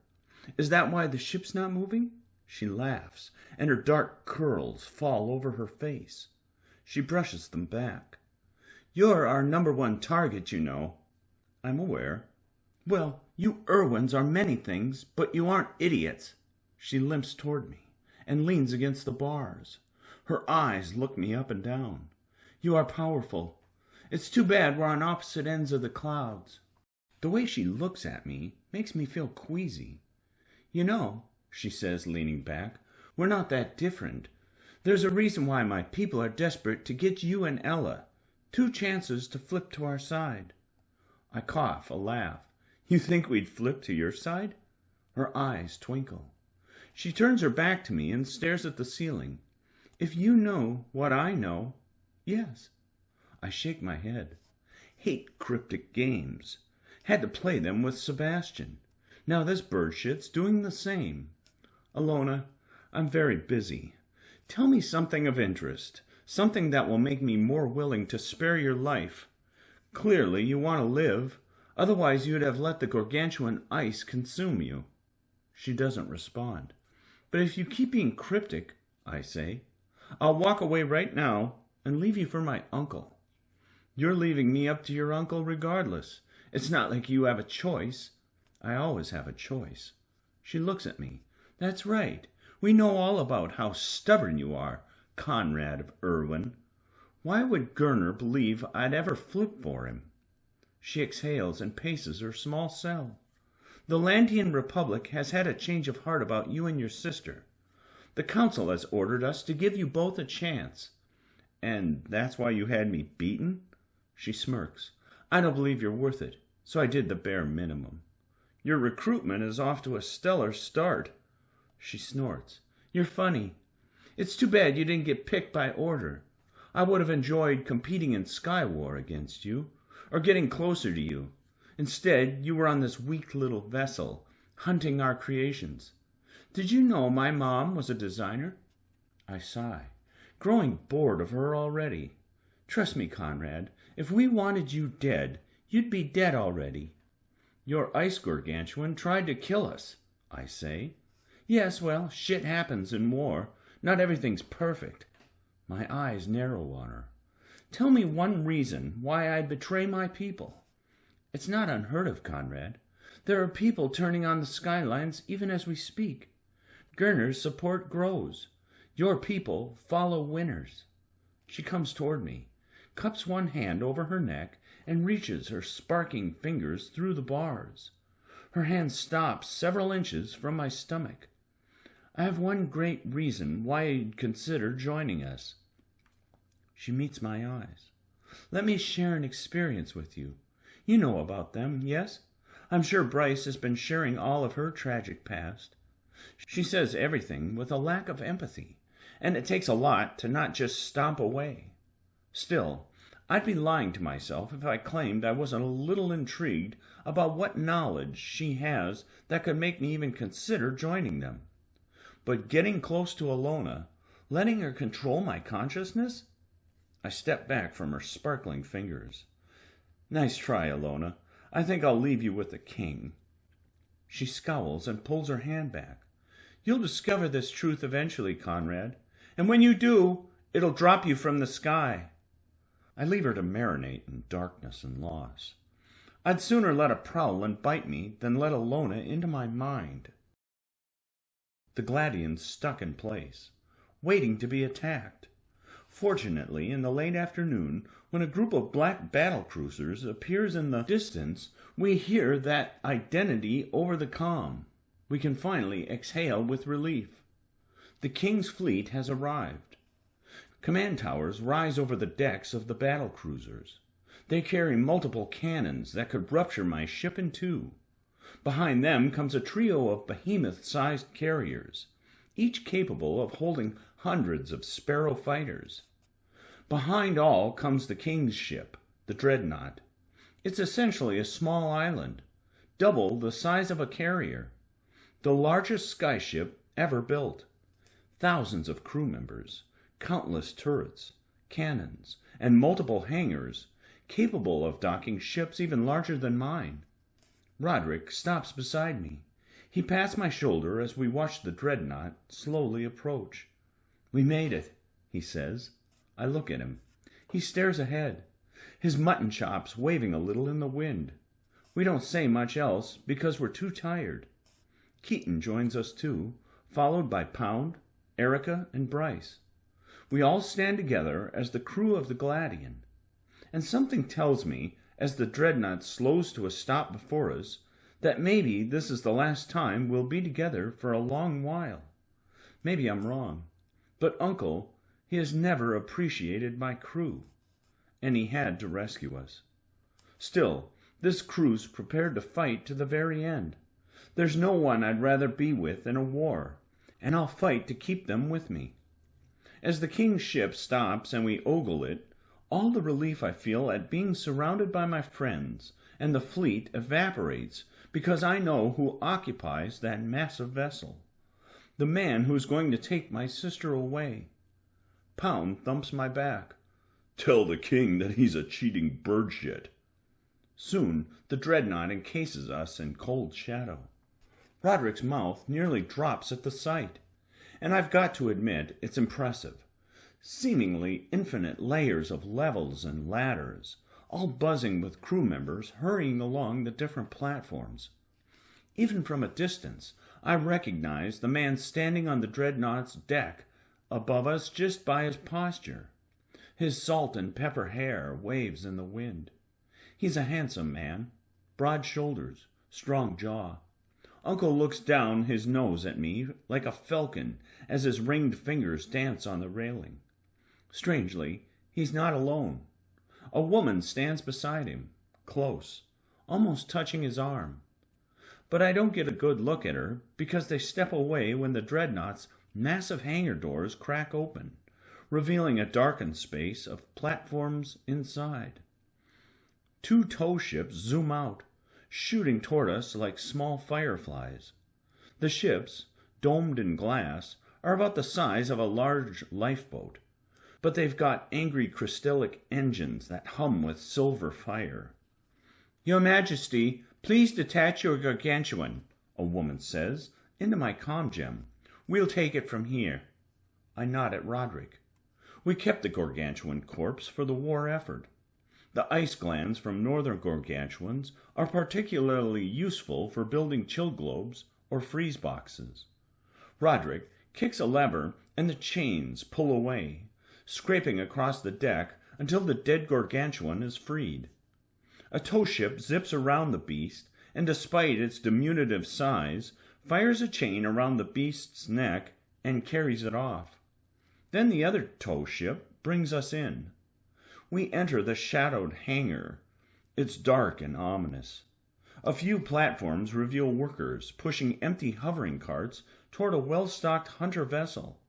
The workers hurry to collect nets full of Sheltons. "It's like a little city," Bryce murmurs. The dreadnought's being used like a hunter outpost, and hunters providing the ship with food and other supplies. One Shelton, still alive, snips its crab-like claws at a man, nearly cutting him in half. The man jabs a spear through its eye, and the beast's metal claw topples against the dock. That single claw could feed a dozen people for days. Once we dock, Pound drops our gangway, and a group of workers races upward with tools on their belts, ready to get the Ggladioun back into flying shape. It'll take them a while. My ship is a disaster. Holes in the frame, the deck, melted metal, ruined engine line, potential remnants of a gargantuan ice locked somewhere inside. 𝘍𝘪𝘬𝘦 is brought to the deck through the supply platform. She's gagged, and order guards yank her toward the gangway. She glances back at me with a smile in her eyes. If she talks to Uncle, she'll get to live. For a while, anyway. But once you've served out your purpose to Uncle, he'll cut the tether. After Alona's gone, I stare at all my friends, and my heart sinks as I meet their eyes. Keaton grabs me and hugs me without a word. Bryce joins in. Same with Roderick. We say nothing. But this won't be the last time we see one another. I can promise that. Besides, I've brought Uncle a great victory. Because of my crew, we know all about the Symbians. That must count for something. I straighten my hunter jacket and double-check my belt to ensure my dueling cane is clipped on. Then, with my breaths tight, I start toward the gangway on my way to Uncle. Chapter 18. Uncle arrives in the hangar with the same woman from earlier. She has long, jet-black hair and hazel eyes, perhaps a decade younger than him. A silver cane dangles from her hip, topped with a familiar animal at the end. My eyes narrow. Advisors from politics, order, and scholar encircle them, all giving Uncle reports. But he waves them off, leaving me alone with him and his female companion. Uncle looks me up and down. No hug, no handshake, not even a smile. Just meeting my eyes is enough of an acknowledgement in his mind. "Welcome to the Dreadnought, nephew," he says. Then he motions to the woman beside him. "This is Servina of Irwin." My forehead wrinkles. Another Irwin? From where? Severina's voice is cold, unfeeling. I am Ulrich's wife. I look between them, stunned. Never even met this woman, and she's married to him? For how long? And is Uncle's poisonous heart even capable of love? "We were wedded 2 months ago," Uncle says. My face nearly twists into a scowl, but I keep it passive and unimpressed. Uncle talks a lot about Irwins, about our blood, the family. But he doesn't treat his family as family. He kills his brother, exiles his nephew and sister-in-law, and marries without thinking to even mention it to me or Ella. "It is unbecoming of the king," Uncle says, "to be unmarried." Since she took the Irwin name, Severina must be the queen consort. She's married into the family, but is not an Irwin by blood. The two do not touch, and a healthy gap stands between them. I don't trust her. Everyone's trying to rise, whether that's through the trades or selection. Maybe she found a different way. Worse, what if she married Uncle because she actually loves him? That'd make her even more untrustworthy. "It is unfortunate, Prince," Severina says, "that your travels have kept you away from the news of our union, but we are together now." She speaks in such a measured tone. "I've heard much about you. The tale of you running the length of a Class 5 gargantuan is legendary." She looks over the scratches, striping my uniform, and the tatters of my jacket's hem. "You do well with a bath, some change of attire, and lots of rest." She turns to Uncle. "And you do plan to let him rest, King?" "We don't rest." She nods in deference. "Of course. I shall check on the princess. Prince, is she still asleep in the medical room?" I nod. "I'll care for her," she says. "We'll have a family meal. Yes, King? Conrad and I have matters to discuss first." "Whenever it is convenient." Then she's gone, up the Gladian's gangway, and once away from Uncle, she becomes a person of power. She orders people out of her way like a lifelong Irwin. Uncle focuses on me. "Come." I follow. We climb steps, and I glance back at my crew. Roderick and Keaton are already in discussion with the repair crew, like notifying them of the ship's numerous problems. But Pound's face is sour. If there's one person Pound hates with all the fury of the winds, it's Uncle. But he seems just as annoyed with Severina, who's now climbing down the hatch. Uncle and I leave the echoing hangar, following a corridor, and enter a guarded elevator that deposits us into an empty hall. Well, empty except for the stoic guards, staring straight ahead. A red rug flows to the end. We walk in a cold silence. For a moment, I consider asking about Severina, but I've got enough on my mind, besides concerning myself with Uncle's romantic endeavors. Finally, we push through a thick door and enter his office. It's adorned with bookcases. A great desk is bolted to the floor near the window, and a table with 6 chairs stands before a map of the Skylands. The mounted map is marked with places where Uncle and his advisors have presumably been guessing 𝘸𝘪𝘬𝘮�'s location. Beyond that, the giant window displays the whole of the king's fleet. Uncle watches me as I stride through the room. Immediately I leap onto the couch. Oh, I need sleep. And with the security of the fleet around me, this is the first genuine moment I've had to relax in days. Uncle's gloves squeak, irritated. Comfortable? Yes. I wish I had that luxury. There's another seat there. His eyes narrow. Uncle wears a white suit with a gray vest, not unlike an order soldier. But maybe that's the point. Order's the trade that'll protect us in the war. And he's the highest high. Appearances matter. On his lapel rests a pin of each of the 12 trades. Stubborn child, he says finally. He strolls to his desk, situated beside the window, and sits. The fleet floats behind him. Scholarships, an explorer ship, even agriculture's giant dairy ships. There probably isn't a safer place in the Skylands. He intertwines his fingers under his chin. I have the feeling, nephew, that if not for your ship's current predicament, you would have flown off into the skies because you didn't want to return Ella to me.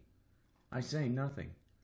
I can accept you taking Ella, hunting gargantuans, and trying to stay strong and prepared while we ascertained where the 𝘵𝘮 will come next, he says. I admire your loyalty to your sister, but your loyalty should always lie first with me. I am king, the head of 𝘓𝘪𝘬𝘦, and I'm afraid to say that I do not trust you to keep Ella safe. Her injury. We are fortunate that she will survive. We now need to consider that the Skyland's importance overrides your desire to remain with your sister. As such, I am taking her from your care from this point forth. I don't argue. He blinks a little, perhaps surprised I didn't raise hell. But he views people as tools, things that he can control. He expects me to view Ella the same way. Well, I've realized I cannot control her any more than he can control me. This is not the reaction I expected from you, Conrad. But then an idea forms on his face. He leans back and betrays a tiny smirk. Oh, I see. What? This same thing happened between me and your father. You and Ella realized that being family is impossible. You both want to be the heir, the first in line. That's bird shit, Uncle. King, he corrects. Come now, Conrad. You don't think that your father and I had an amazing relationship, do you? We are 𝘓𝘪𝘬𝘮. 𝘓𝘪𝘬𝘮 happened to be born first. His voice softens and goes emotionless. But I am here and he is not. My teeth grind. Oh, I'd like to beat this man. Make him lick the heel of my boot after I best him in a duel. You still hate me, he says. Yes. He nods. As much as you irritate me, nephew, I have always appreciated your ability to express blunt truths. But you are wrong to feel this way. Selfish even. Did you know after the Battle of Venator that Master Coco had to cancel the gauntlet? I stare at him. It's true. The trainees were all entered into the hunter draft without training, because we need people. The Skylands are at war, but it doesn't mean you and I must be. I don't respond, even though I'm thinking of the implication on Hunter that so many untrained hunters are in the fleet now. Wasn't it a saying of the 𝘮𝘮𝘮𝘬𝘮? How did it go again? He says this coyly. Something about being better than what the world intends? Well, Conrad, I suggest you heed this advice. Be better. My hands ball into fists. This man knows nothing of morality. He's manipulative and dangerous, and he pretends to care about Ella. But he didn't bother checking on her when we arrived. Didn't sit at her bedside and wait for her to wake. He just heard my report over the comm that she would make it, and that was enough for him. Uncle stands, clasps his hands behind his back, and strolls to the window. His fleet splays out before him. Got to admit, it is quite a sight. Grown since the last time I saw it, which is interesting because the last time I was here, Uncle ordered much of the fleet to disperse to protect the Skylands. Have the islands constructed more vessels in a short time, or has Uncle contracted the forces to keep himself safe? This revelation of the Symbians has proved highly beneficial, he says. It may change the course of the war. It is unfortunate Bryce wasn't more forthcoming with this information earlier. She doesn't want more death, I say. Well, she could have saved many Skylanders if she'd been honest from the beginning. But you were correct about her, Conrad. I'm glad you convinced me of her importance. Just don't let yourself get too close to her. If word got out about who she is, about who the prince has been fraternizing with, it could throw our whole family into question. Whatever you do with her, do not get her pregnant. My skin blazes. She's none of your concern. The Irwin bloodline will never be tainted by Atlantean, he says, turning to stare at me. I'm skeptical that you are willing to do whatever is necessary to win this war, but you're young. You can still be molded. Me? I am willing to do whatever it takes. He faces the window again and raises his comm gem to his mouth. His expression is cold, dark. Do it. My brow wrinkles. Do what? Then I stare, horrified, as a screaming man falls headfirst past the window. Blood trails after the man, squirting from gaping wounds where his arms once were. Lopped off so he can't even flap. Traitor's death. The Dirt Eaters, Uncle says softly as the man falls, brought the war to us. 2 more Lanteans fall. I flinch as a streak of blood splashes against the window. Then more people drop. 5, 10, 15. One shouting woman, after a gust of wind, slams into the glass. She sees me for an instant. Horrified disgust oozes inside me. Then she slips away. Another dozen people fall. No more than a dozen. They don't stop. Mists of red sprinkle the glass. I turn away. Can't stand the sight. Uncle observes me as they fall, his face twisted with displeasure, not because of the falling Lanteans, but because I can't watch. The executions go on for several minutes, and my throat constricts. The room darkens from the reddened windows. The sun, murky behind the sheet of death, spreads crimson hues on my skin, almost like the blood's on me. My stomach bubbles, and my skin goes clammy. Uncle saved this display for me. He gathered all the Lanteans he'd discovered in his own fleet, then organized a group above to butcher their arms off and toss them overboard just to make me watch. You are weak, Conrad, he says. The Dirt Eaters made our people fall. How are we expected to win this war if they do things we cannot? We're better than this. Can hear Mother saying it in my head. We are better than this. Uncle turns back to the last of the falling people. Those monsters made our capital fall. But we will make them fall, Conrad. You and I, the Irwins, because we are built of something different. Rising, he pauses, is in our blood. Another splash of red hits the glass. After the last person falls, and their cries fade away, the room drops into silence. An attendant enters at Uncle's request over the comm and takes me across the hall to my suite. My legs are numb and hardly work. Not even sure I'm breathing, but soon I'm away from Uncle, away from the bloodied windows and the red sun, and I breathe. Just breathe. The attendant brings me into a massive suite. Your Highness, the attendant says, this is your room. I nod without feeling. The attendant leaves me in the rich suite, filled with every manner of comfort. But I'm not in awe of the wide windows, comfortable couches, or trays of food. No, I rush to the toilet and throw up. After a bath and a sleepless nap, haunted by bloody images, I dress in the new uniform Uncle left for me. It's a white suit with a gray vest, covered with pins of the 12 trades. Then I'm summoned back to his office. It's been a couple hours since the executions, and my stomach's still squirming. Uncle's heartless, but there's a war going on, and he has much to tell me. When I enter, he's seated at his desk, reviewing papers and drinking a coffee. The descending sun shines in through the shiny windows, not a speck of blood, almost like the executions never happened. Some poor bastards had to rappel over the side of the ship to clean the glass, while Uncle reads. Live music projects from the com-gem on the mantel. Presumably, it's music from art musicians elsewhere in the fleet, playing entirely for Uncle's benefit. It's a soft, soothing tune. Uncle doesn't look up, but he motions me to the seat before him. For several minutes he leafs through the papers. Ilona of Mizrae, he says finally, lowering the papers, has not been very forthcoming.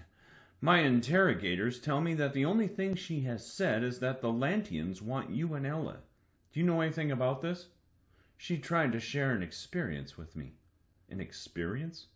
The Symbians can transmit memories and experiences through touch, but I don't trust her. I didn't want her in my mind. He leans back and studies me. Part of me wonders if I should tell him what else Ilona claimed, that she and 𝘠𝘪𝘮 knew something that would make me flip sides. But Uncle's trust in me has always hung on the end of a plank. Just a little shake, and it'd fall. It's fascinating, he says, how little we know about them. Their tech really is quite remarkable. There's a hint of admiration in his voice. It is unfortunate that they have chosen this path with us. If they had come above and bowed before me, perhaps the old war could have been forgotten. Everyone could have benefited. He leans back and meets my eyes. His cold blue gaze digs into me. We're silent for a time. My stomach's still squirming. Conrad, Uncle says, regaining my attention. The 𝘵𝘮𝑗𝑠𝑜𝑛's coming. An icy hand glides down my back. The Giga. That beast's one of the reasons I've struggled to sleep. Many nights I've woken in the captain's cabin, dripping in cold sweat.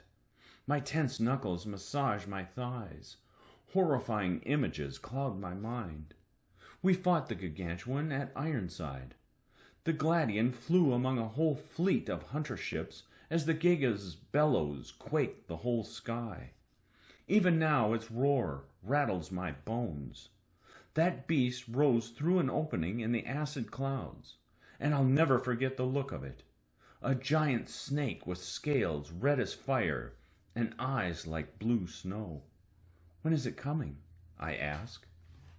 A week, maybe less. And how will we fight it? He exhales and goes quiet. I know some things, like that hunters offering sacks of coins and a Predator-class vessel as a reward for any hunter captain who takes down the 𝘵𝘮𝑗𝑠𝑜𝑛. Orders offering any commander the position of vice admiral. And scholars offering unlimited research funds at Dandom University to any scholar-scribe who manages to uncover the Giga's weaknesses.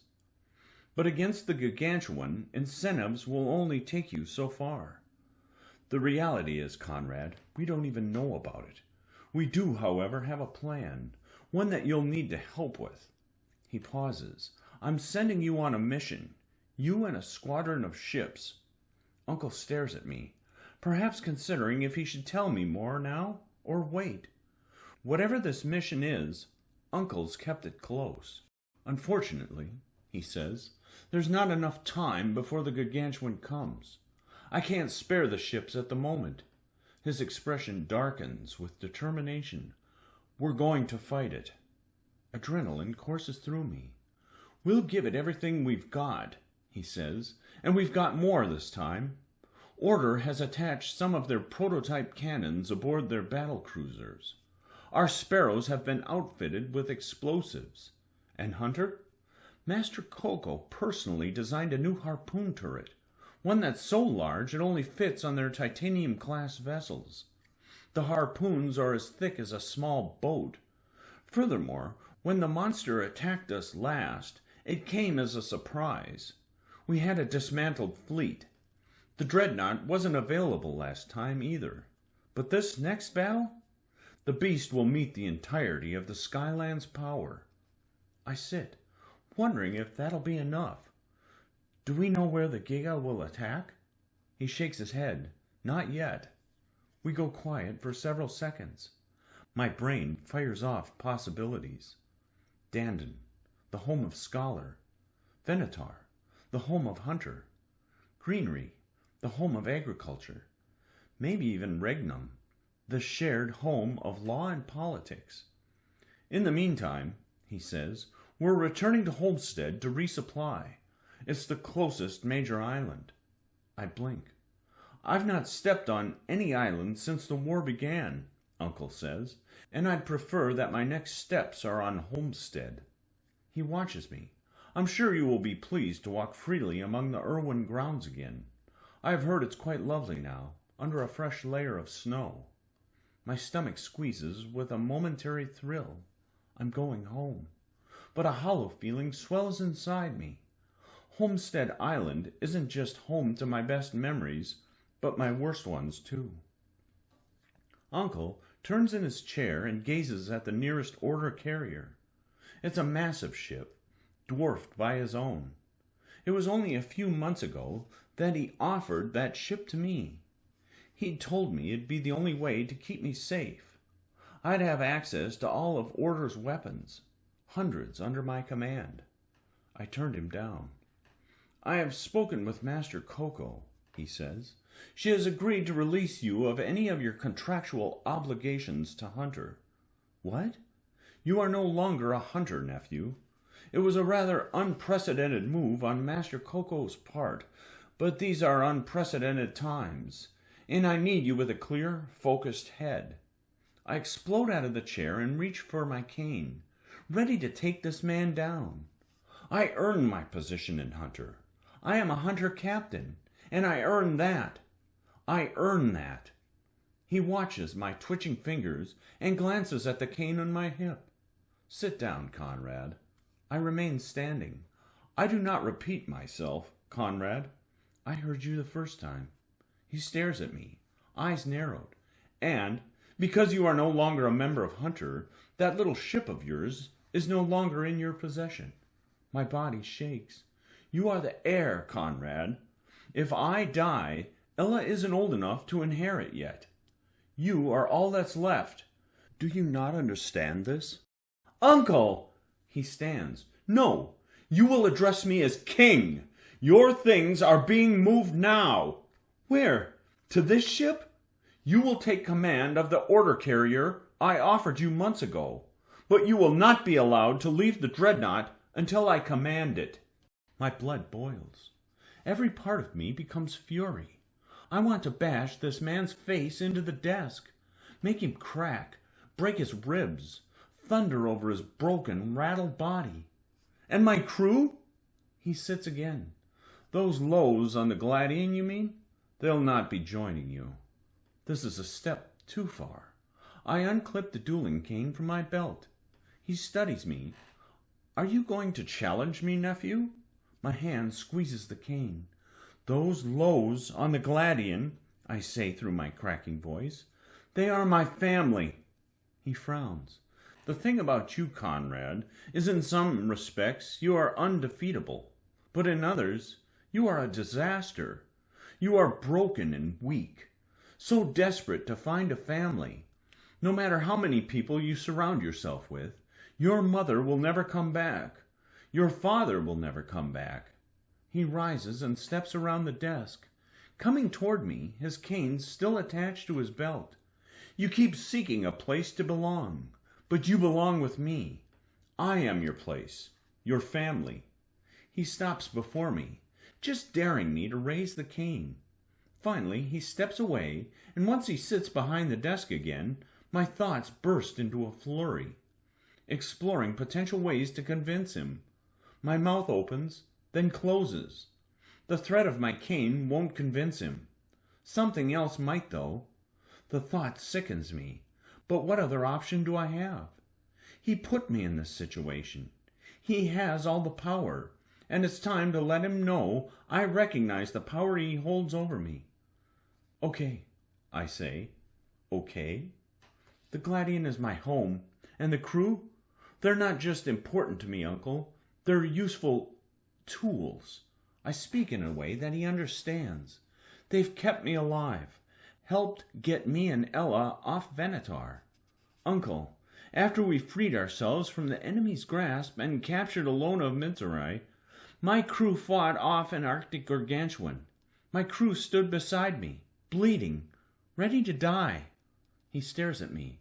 My crew brought you the information about the Symbians. I look down at him. Respectfully, King, the idea that my crew has no purpose is complete bird shit. His brow twitches. He intertwines his fingers, listening, letting me try to convince him. King, anything you command, I shall do, I say. Anything, but grant me this one privilege. I earned my status. I am a hunter, for life. And not just that, the 𝘓𝘪𝘮 is mine. I've earned that ship. Maybe I haven't paid it off yet, but no one will take it away from me. If I'm going to die in this war, there's no ship I'd rather be on, and no crew I'd rather fight with. All the power is yours, King.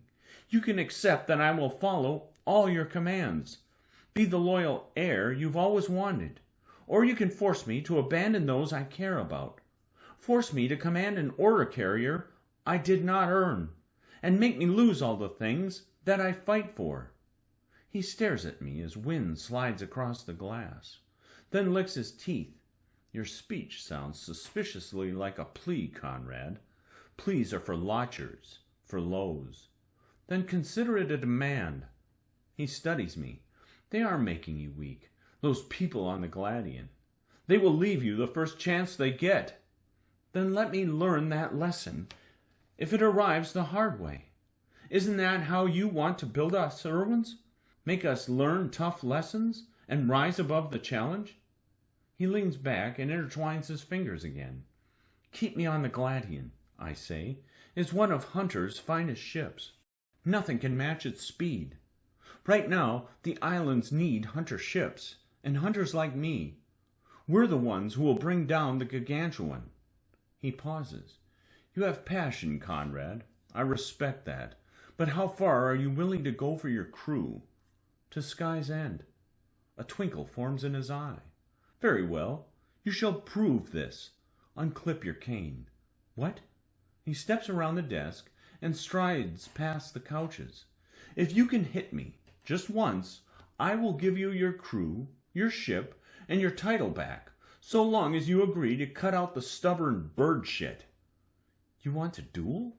If you call what it is about to happen to you a duel, then fine, so be it. My mouth goes dry.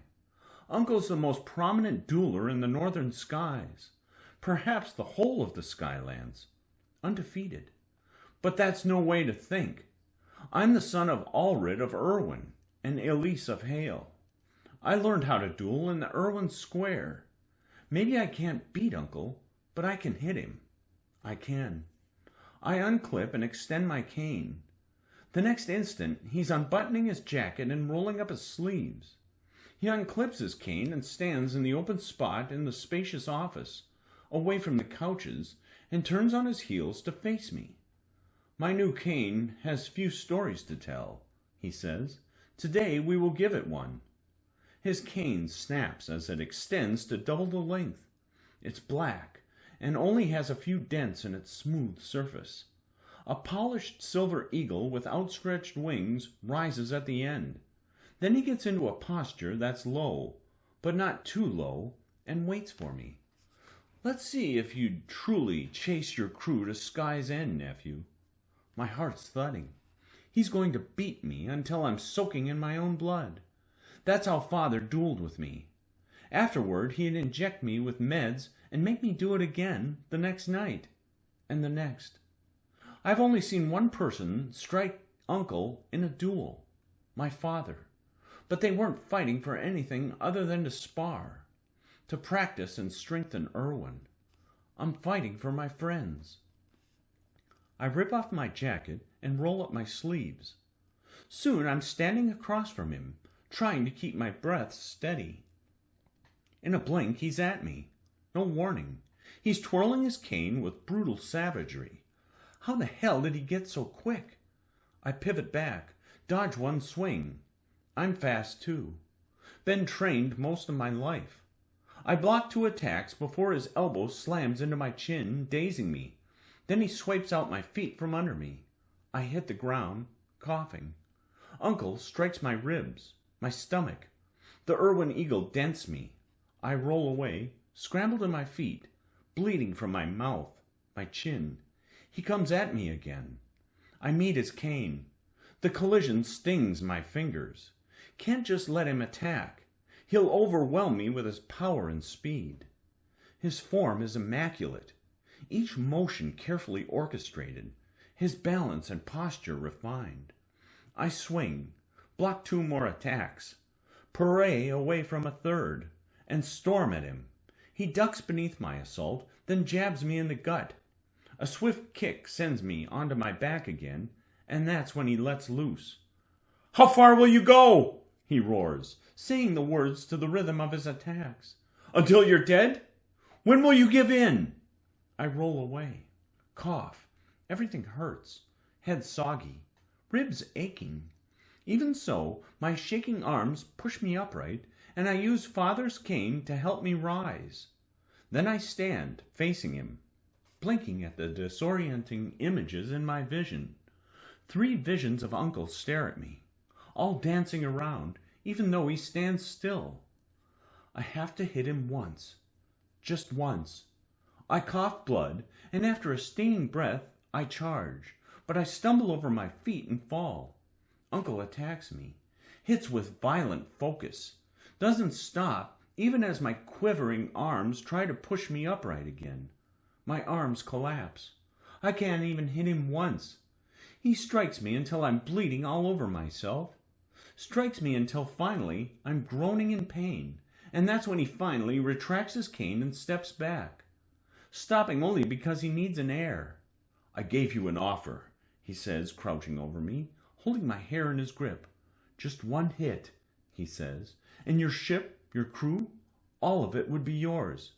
But you couldn't even do that." He shakes his head with disappointment, lets my head fall, and turns to walk away, perhaps to get meds, just to keep me alive. I'm broken, defeated, could never hope to hit Uncle, let alone beat him.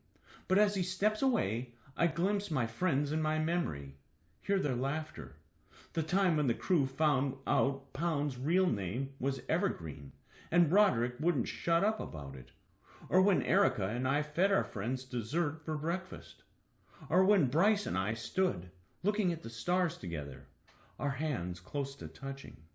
Or when Keaton caught me as I fell from the sky and saved my life. Can't give up on them. Can't. As Uncle steps away, I use my cane to push myself up, my whole body screaming. Can't see out of one eye. My vision splotched with dots, and I feel like I'll retch again. Once I'm propped against the couch, I lift my father's cane. Uncle's forgotten one of the primary lessons all Erwins have been taught. Never trust a downed foe. "Uncle," I rasp. He turns in surprise. Then I hurl the cane, hard as I can before I tumble. When I hit the floor, my cane slams into him, right in the chest, dropping him to the ground. "The Gladian," I seethe, "is mine." Chapter 19. I stand on the dreadnought's dark deck, squeezing the railing with excitement, because Homestead Island appears in the distance. It hovers in the sky, a giant mass, almost like it's held up by invisible string. The mid-afternoon sun highlights Homestead's thick pine forests, bordering the city. A Homestead eagle soars past us, its pure white body blending with the island's snowy surface. I lean against the rail and wince from the sharp pain stabbing my side. My torso's covered with black and purple bruises. Uncle only gave me a partial dose of meds, enough to save me and enough to hide the bruises on my face, but not enough to forget who's in charge. Still, I refuse to massage my aching body. Uncle might be watching from the command tower behind me. Despite my pains, I grin a little because I hit him. I hit the bastard, and my ship will remain mine. Best of all, my crew isn't going anywhere. Homestead nears. Suddenly, I'm enveloped in island memories. Soon I'll be able to visit the Middle Gardens, where Mother and I enjoyed cherry ice cream, or sit on the banks of the Homestead River and listen to the whistling wind between the trees. But my smile weakens because as I stare at the city that climbs the White Mountain, and at the low shacks that rest at the base, and the walls that protect the middles and highs from scavenging lows, something bitter trickles down my throat. Homestead was where I lost everything, where I was beaten in alleys, where I cried, clutching my stomach because the hunger pains throbbed, where fake people were more concerned about their damn top hats than giving me and my mother bread. On Homestead, lows are lower than manure, lower than ticks. A pair of boots stops beside me. I look Pound up and down. He wears an ugly brown suit with golden buttons and a piss-yellow vest. "You look like bird shit," I say. "Speak for yourself. That your father's uniform?" He pauses and leans on the railing beside me. "Uncle gave it to me." He hawks some phlegm and sends it arching into the distance. "Guess we both dressed for our grand returns, huh?" Skyships travel to each of Homestead's major docks, from the lows to the highs, and a few soar to the private docks of some of the island's most powerful families. This is a grand return for you, Pound? "My family's going to be waiting for me." I raise an eyebrow. At the Irwin docks? "No, you fool. At their new manor. They're highs again, you know." "Ah, yes, I'm aware." "Rose on the back of my father, Agris. Great man, my father." "Great. He disowned you." His mouth shuts, and he focuses on the various manors near the crown of the mountain. The best, most beautiful homes, with long terraces and splayed-out grounds of white, and little forested regions. Pound likely doesn't know which manor belongs to his family now. He hasn't spoken to them since he was rejected for losing a duel to Glinda of Murrell. The Atwoods are well known across the north, not just for the size of their bodies, but for the sheer number of them. Before their fall, some believed that the Atwoods would become so big and powerful they'd overtake the Irwins. "How do you manage to remember all their names?" I ask. "I keep a note in my shoe." I laugh. "You're kidding." He reaches into his left boot and slides out a paper full of names. More than I thought. Maybe 70? "My sisters and aunts love having babies," he says. "My brothers and uncles love making babies. I'm sure the number has grown since I left." He slides the note back into his boot. "What will your family think?" I ask, "knowing that you've allied yourself with an Irwin?" "They respect strength," he says. "True strength." "Uncle is strong," I say. "He's also a bastard who has surrounded himself with lodgers, with people he knows will never try to take his role." "And do you think I'm like him?" He snorts. "No, but it may not matter what I think. It matters what my family thinks. Do they think you're strong?" I consider what they'd think of me. Your family could demand you resign your position on the Gladian. Go to another hunter vessel. He nods. "It's a possibility." I pause, breathing through the sting of his matter-of-factness. "Does it bother you?" "Would you choose this crew over your sister?" I hesitate, try to answer, then shut my mouth. He smiles in understanding. pats my shoulder, then stomps away. And as he goes, I wonder why it is Pound, of all people, who has become one of my closest friends. When we're enemies, he bruises me. When we're friends, he bruises me. Keaton, Erica, Roderick, and Bryce approach. Their luggage is packed and ready. They've all earned a little break while the Gladian undergoes repairs inside the Dreadnought's hangar. Keaton's draped in extra hunter jackets. She dances in place to keep herself warm. "So," Roderick says, hands on his hips as he gazes upon the giant manor at the apex of Homestead. "That's where you grew up. Looks quaint." Erica laughs. Irwin Manor's a shiny beacon with great balconies, columns, and terraces. A white hedge maze borders the Irwin Square, and beyond that is a streaming pond. The grounds even have a secondary manor tucked away in the trees near the base of the grounds. That was where Uncle lived before he murdered Father. Now Uncle uses it as a guest house to host powerful allies when they come to visit. I glance behind me. Uncle, Severina, and Ella stand atop the Dreadnought's command tower. Uncle's pointing at the manor, perhaps telling stories to his wife. Severina watches, and Ella's smiling. "Look at that gazebo," Keaton says, "right on the pond. How peaceful." "Are there fish in the pond?" Roderick asks. I nod. "The pond's heated, too." "Heated?" He stares at me, astonished. "Rich brat, you have fishing poles?" "I didn't know you liked to fish, Rod," I say. "I love to fish." I smile. "Well, we have trout, perch, and salmon. You're welcome to fish as much as you want." Roderick brightens. "Keaton? Catching fish?" She grimaces. "They're slimy, and it's so cold right now." "We don't have to eat them. Besides, I'll keep you warm." "Right," she says, rolling her eyes. "You eat everything." "Can't blame him," Erica says. "Fish are delicious. Rod, if you can catch enough, it'd be nice to have a fresh stock when we return to the Gladian. I'd love to do a fish fry with some fresh lemon and pepper cream." Roderick practically drools until he sees Keaton's expression. "Oh, don't be such a lotcher. I'll pull him off the hook for you." "You kill gargantuans for a living, Keaton," Bryce says. "You're worried about slimy fish?" "Hey, I like being tucked in the warm engine room while all of you get drenched in gargantuan blood." We stare at her, and then we laugh again.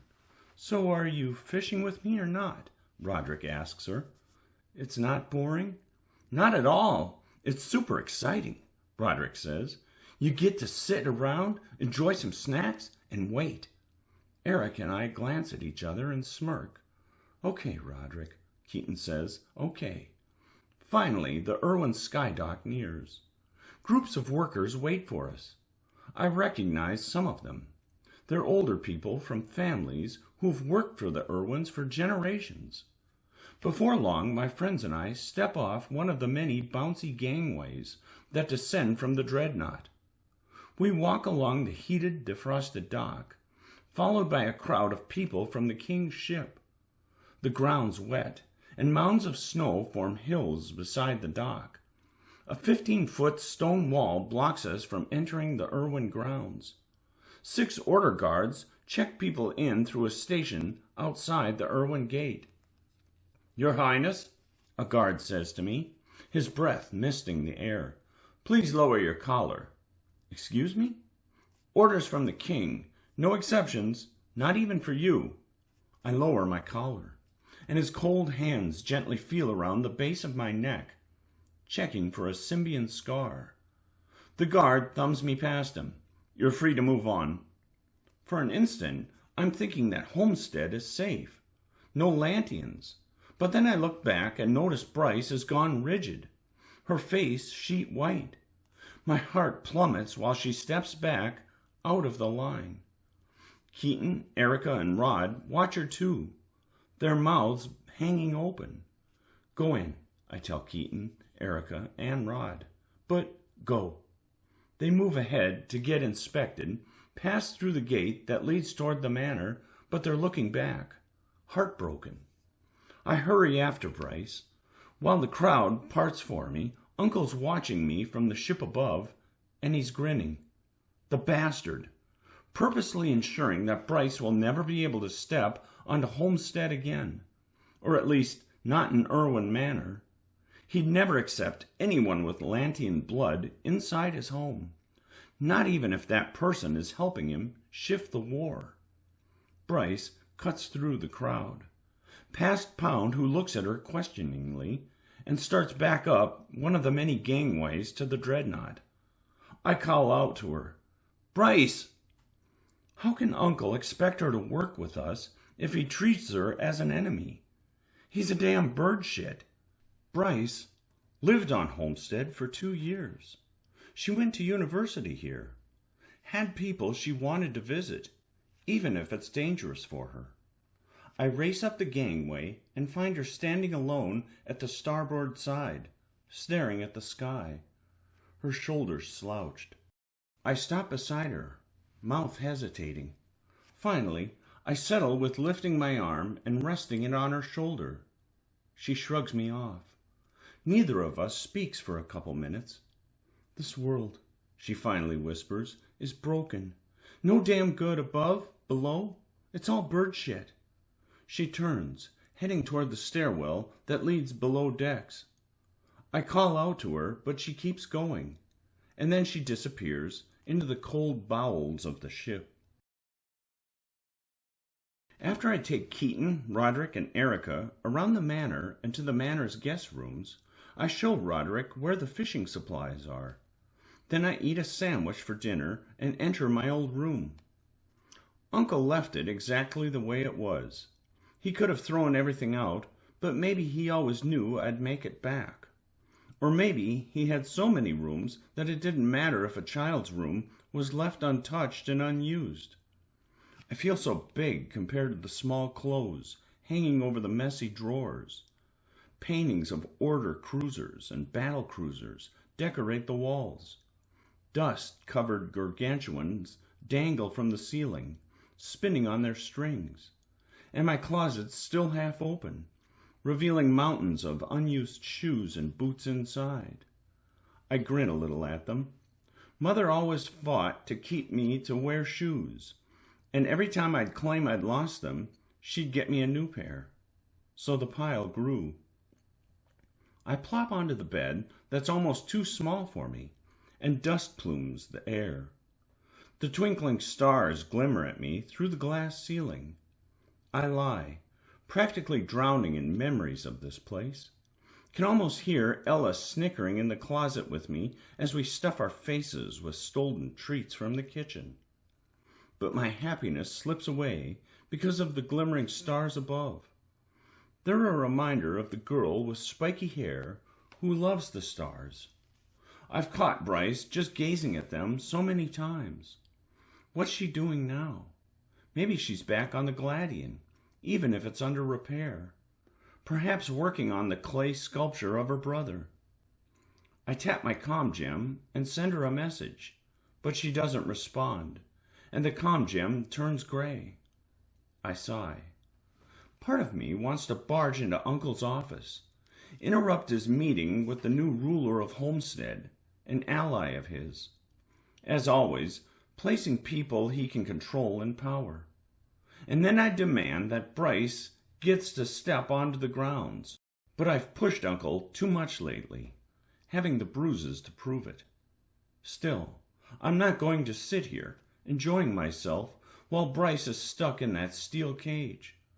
So I open my luggage, and soon I'm zipping up my hunter uniform and clipping on my mag boots. It'd be better to be dressed as a hunter, less likely to be recognized. Soon I'm walking under cold flurries, my hood up, and it's not long until I'm climbing the gangway to the dreadnought. A few order guards patrol the deck around the massive turrets and cannons. One stops me before realizing who I am. Then I descend the stairwell into the carrier's gray corridors, tap the button on the elevator, and lower to the hangar. Sparks fly from the Gladian, and the echoes of shouting workers carry to me. Once I step aboard my damaged ship, a repairer approaches me, but she realizes who I am and backs away. I slide down the hatch's ladder and walk the dimly lit corridors inside my ship while the walls vibrate from the tools above. I stop at Bryce's door, staring at it, and raise a fist to knock, but I pause. Maybe this was a mistake. If she wanted to talk, she would have replied on the comm, right? My head shakes. No, I came all this way to see her. I knock. No response. Bryce? Something shuffles inside. After a few seconds, the door yawns open. Bryce stares at me through the crack. Her eyes narrowed. What? She says, irritated. Her jacket's resting on her bed, and her silver hunter sleeves are rolled up, exposing the clay on her arms. Hi, I say. She watches me with cold eyes, and a sudden heat blooms in my cheeks. This is not how I hoped this would go. Bryce, you didn't answer the comm. Yeah? My mouth hesitates. Are you okay? She exhales. Behind her is an open bag of clay. The face of her brother has been partially destroyed. Bryce, this isn't a great time, Conrad. It always seems to be that way, though. Did you expect me to be excited to see you tonight? My mouth shuts. Right. Stupid. I shouldn't have come. Okay, I backpedal. I'll just leave you be. Good night, Bryce. She looks ready to say something, but shakes her head and shuts the door. Got to admit, this hurts. But what did I expect? I'm a damn idiot. Fighting gargantuans? That I can do. But this? I'm woefully unprepared. I follow the quiet corridor, clasp the bars of the ladder, and start up. My boots echo toward the hatch. Bryce has a lot on her mind right now. Perhaps she's a little like me in that way. She needs to be alone sometimes. I get it. And she's been through absolute hell. Abandoned by her family. Lost her brother. Sent to the Skylands and failed her mission to rise. Betrayed her own people. Revealed their deepest secret, the Symbians. Of course, she didn't want to see me. I'm not used to feeling so embarrassed, but holy hell, my skin's practically burning with discomfort. What was I thinking? You dumb bird shit, Conrad. When I reach the deck, I hurry toward the gangway leading to the Dreadnought's platform. But a voice calls for me. I stop and turn around. Bryce stands just outside the hatch, her arms folded. She came to me this time. That must mean something, I think. Or maybe she just wants to let me know what an idiot I am. I stop before her. She licks her teeth. Why did you come? Really? I was thinking of visiting Homestead. You don't need to see me to do that. I thought you'd want to visit it too, but you don't. How? I blink, then nod toward the lifeboat and the Dreadnought's open hangar beyond. We fly out. Fly? The island has order checkpoints. I'm the prince. I don't think order will stop us unless we try to go to the Highs or Irwin Manor. That's where security will be tight. That's how it has always been. Her hands rest on her hips for a moment. Her face is still tightened with irritation. But finally she turns on her heels and stomps toward a lifeboat. Come on, she says. I'm flying. Bryce navigates the lifeboat into the chilly open sky. Months ago, I paid part of my gauntlet winnings to purchase enhanced lifeboats for the Gladian, ones with quick crystal engines instead of sails. The lifeboat soars smoothly among the fleet. I sit just a little ahead of Bryce, gripping the side. It's not long until we're contacted over the comm by the giant shadows looming before the moon, the biggest ships of the fleet. But once they realize who I am, they act exactly as I believed, with deference. We shoot past the carriers, and now we're gliding under the stars and among gentle snowflakes. Bryce jerks the crystal engine rod, turning us toward the city. Our breaths cloud the air. I glance back at her. She's so focused, eyes studying the white mountain that rises over the island. Bryce, I say softly, there's another reason I came to see you. She looks at me, and I swallow a big gulp of air. You and I've been thinking. I'd like to work on our communication. She considers me. You're many things, Conrad, but you are not always the best communicator. Neither are you. I have always had my reasons for keeping things from you. I pause, and we go utterly quiet. The icy wind trails over the boat, and Homestead Mountain grows larger as we approach. For an instant, I'm watching the glowing lights of the city, stewing in memories from my lost childhood, remembering Father and his stoic gaze as he'd look over the city from his office. But Bryce snaps me back into the moment. The king murdered them, she says suddenly. I heard what happened. People on the dreadnought were talking. Hundreds and hundreds of Lanteans dead because I revealed the Symbians. The reminder leaves me queasy. Bryce, that's not on you. How is it not? I revealed the secret knowing it had happened. I made my decision hoping it'll, in the end, save more lives than it takes. She pauses, but I have this nagging fear in the back of my mind. What fear? She frowns. That the only difference between the Lanteans and your uncle is they have a massive weapon and he does not. Her words hit me like a fistful of snow. Conrad, you must remove him one day. Me? You're an Irwin. The Skylands knows your family's strength. They'd respect you. There isn't another person I'd trust to be the highest high. But remove him? I turn to her and wince from the bruises Uncle gave me. She raises an eyebrow as I hold my side. Bryce, I'm a strong dueler, but I'd never be able to... She scoffs. You're an arrogant bastard, but you lack confidence regarding your uncle? The man who took all you wanted?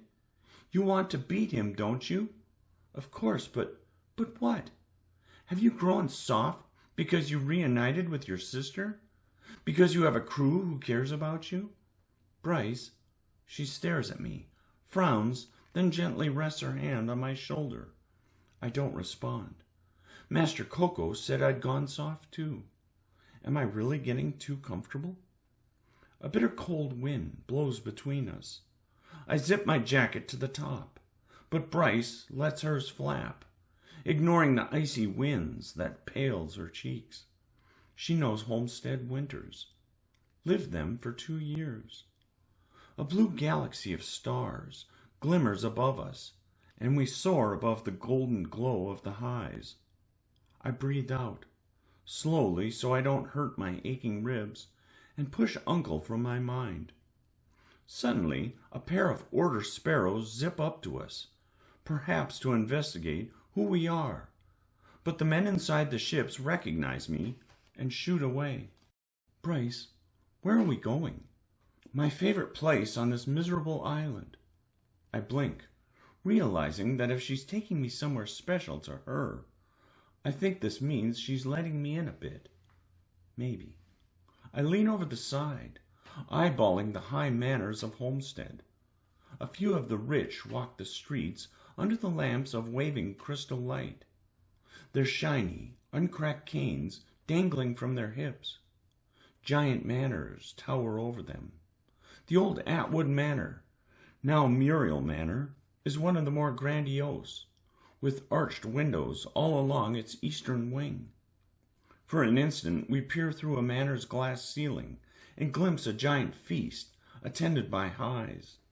6 long tables stand under fine dining cloths and delectable rich curries, golden breads, and roasted meats. We sail over the manor, above several floating carriages, and out of the highs. As I glance back at the retreating manors, I wonder if Pound found his family's new manor yet. Now we're above the pointed snowy roofs of the Middles. The brick homes glow with light and laughter. The Middles are the heart of Homestead. At least, that's what Mother taught me. We shoot over little cafes where people drink late-night tea and laugh while sheltered under patios warmed by the pulses of heat globes. In the distance, rising over the Middles, are the greatest spires of the university. This long-standing institution is run jointly by multiple trades to help people get selected: scholar, art, mercantile, architect. I've even heard Hunter runs a few classes, though I've never been. When I was little, my parents paid for tutors, so I never considered going to the university. Furthermore, Father wanted me to be a 𝘸𝘪𝘵𝑩, not someone with select status. After his death, Mother and I could barely afford food, so Mother tutored me the best she could. She thought, even if I was going to be a 𝘸𝘪𝘵, that I needed to have an education to better understand the world and make informed and more just decisions. Several university students walk beneath us, carrying their bags. Some chat, and their voices echo to us. The crystal lamps sway below, reflecting beautifully off the sparkly snow. It's so calm and peaceful tonight.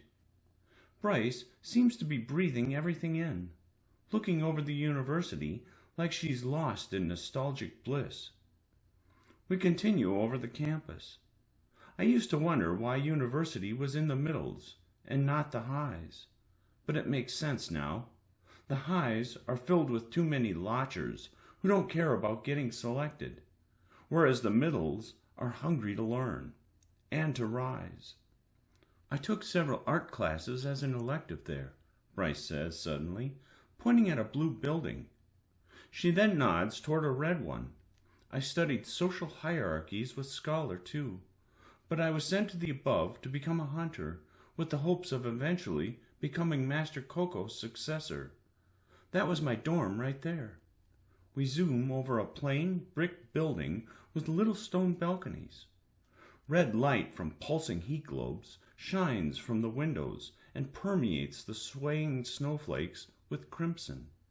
The interiors of the dorm rooms are tiny, big enough for just a small desk and a narrow bed. We soar past the university, fly over the middle gardens, and approach a small dock that rises above a street filled with quaint shops and cafes.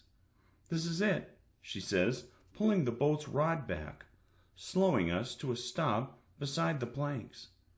I toss the chain overboard and lock it to the dock, and we climb out. Snow crunches under our boots while we descend the stairs. Our breaths puff, but the night's so calm. Bryce points at a small chocolate shop across the street. A golden mug rises over the front entry, and the windows beam resplendent light on the slushy path. I used to go here with my friends after big tests or long days of studying, she says. It's open all night. We stop as a hovering carriage zooms past us, the crystal engine humming in the back.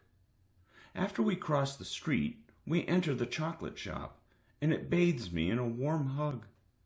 Chocolates of all types and colors, in shapes of everything from gargantuans to insignias of the 12 trades, even some crafted into full-size dueling canes. A few people wait to get items from behind a glass case. We pass all that to approach a counter at the back. A few university-aged employees chat on the other side of the glass before turning to look at us. Bryce orders us caramel twists and mugs of their pure hot chocolate. She gives coins to the workers. Within a minute, I'm staring at our tray of desserts, thinking I'm going to get a stomachache. I'm not used to eating sweets regularly, not since I was a high. Back then I ate them way too often, but after I fell to low, I couldn't afford such luxuries. A serving of canned cake on the Gladian is usually the most I can handle. Bryce leads us to a narrow staircase. We climb up the metal steps that rise to a platform that overlooks the shop. It's beautiful and quiet up here, with cozy nooks for people to tuck in and read or study. I stare in amazement. Have the middles always been this way? When I was a high, I didn't come here nearly as often as I'd have liked. As a low, I wasn't exactly welcome, and I couldn't afford anything anyway. We pass a couple romantics who snuggle and whisper in their nook. Bryce leads us to a small table surrounded by a padded bench covered in soft, warm pillows. The nearby frosty window gives us a glimpse of the winter sky and a passing skyship. We sit. Bryce adjusts the pillows just the right way around her, and she smiles. The first time I've seen her smile tonight. She stirs her hot chocolate with the caramel twist. Then she cups her hands over the mug, lifts it to her lips, and closes her eyes. And she just grins and breathes. You are happy here, I say. She looks at me over her mug. I take a sip. It's incredibly sweet, but quite tasty too. I've just never seen you happier, I say, drinking that chocolate and swimming in those pillows. She goes quiet and glances around us. We're alone, far from the whispering workers below, the nuzzling romantics, and another couple holding hands by a fireplace. For all the Skyland's problems, she says, it was nice coming above, studying, being with friends, looking at the stars, learning. I nod, better than her life in the below. Still, you had to think about your mission. I put it out of my mind as much as possible. She takes another sip. You should make a nest. What? With your pillows. It's comfortable. Just tuck them around you. I'm not a bird, Bryce. She snorts. I grin a little too. Then I reach for a pillow, but my side throbs with a sharp pain from my bruises. I seethe. What's the matter with you? Bryce stares at me with concern. Are you hurt? I'm fine. Her eyes narrow. Just a few minutes ago, you were telling me that we needed to work on our communication. Her face becomes stern. Are we going to work on it or not? It's not a big deal. She eyes me skeptically, and she's completely right that communication should fly both ways. But how am I supposed to tell her? Conrad, talk to me. I breathe out and sip more of the chocolate. Father would tell me to keep my mouth shut, or tell her that I fell or something. But then I meet her eyes, and realize that I can't ask her to be honest with me if I can't be honest with her. I had a duel. She lowers the mug. What? With whom? Uncle. Her tongue seems to stop working. I take another sip of the chocolate. The warmth floods me, and somehow my torso aches a little less. Conrad, she reaches over and rests her hand on mine. Why did you duel? It's not important. Stop being cryptic, she growls, and just talk. I breathe out, but not too hard because of my ribs. She's right. She's started sharing more with me. It's only fair I share more with her. So I tell her the truth. She's silent as she listens. You let him beat you up, she whispers, so you could stay with the crew? I nod. Like I said, it's not that big of a deal.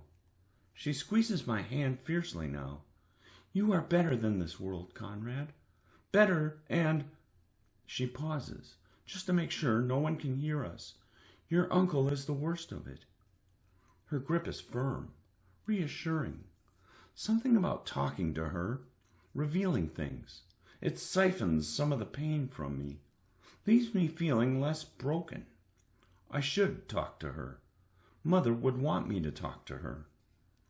After we finish our treats, I don't want this night to end, because I'm thinking about how good it felt to talk and how I enjoyed her hand on mine, and that I kind of liked this place she brought me to. It let me see another side of her I didn't know. Do you mind if we make another stop before going back? I ask as we step out of the chocolate shop. Bryce raises her collar. Isn't it late? I'm not tired if you're not. She eyes me, then nods. Okay, where are we going? To visit an old friend. I notice that she's walking a little closer to me than before.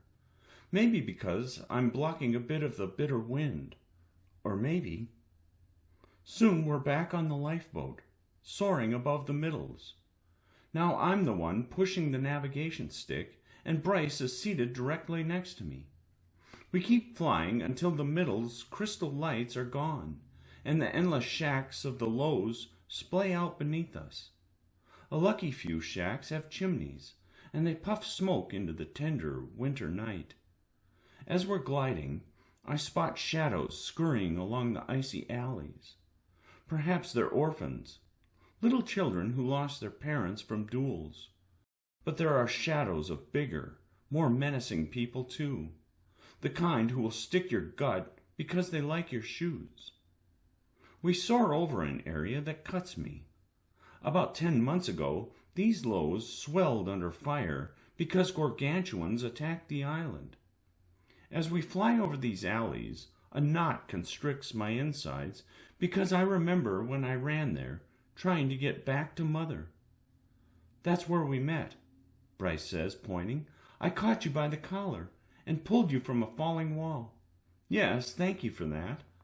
What were you doing in the 𝘍𝘪𝘬𝘦 that night anyway? I came to feed a little girl some bread, she says, an orphan I found. My mouth shuts. Bryce is better than this world too. Meritocracy is awful. Innocents, including little children, have to suffer for things that have nothing to do with them. After the attack started on the island, Bryce says, I tried to help whoever I could, but it was all chaos. What happened to the little girl? She goes quiet. I couldn't find her. We continue over the 𝘍𝘪𝘬𝘦. Smoke flitters into the sky. Bryce sits so close to me, her hips are warm against mine. We're here, I say. I pull back on the navigating rod. Stopped us directly above a small wooden building.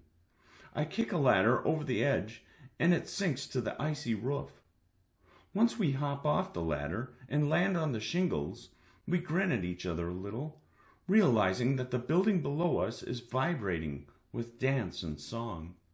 This was my home, I say. It was destroyed in the attack, but McGill rebuilt it. She laughs. You lived above a tavern?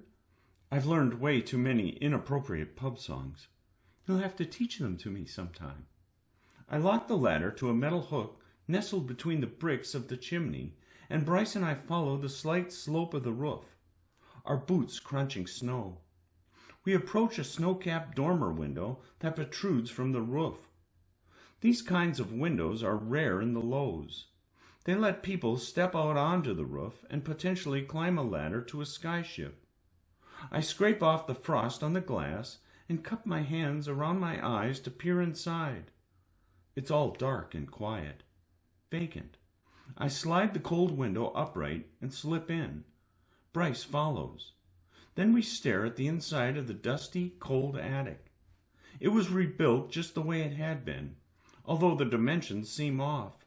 It seems impossibly small now, but that could just be old memories. My head's nearly touching the ceiling.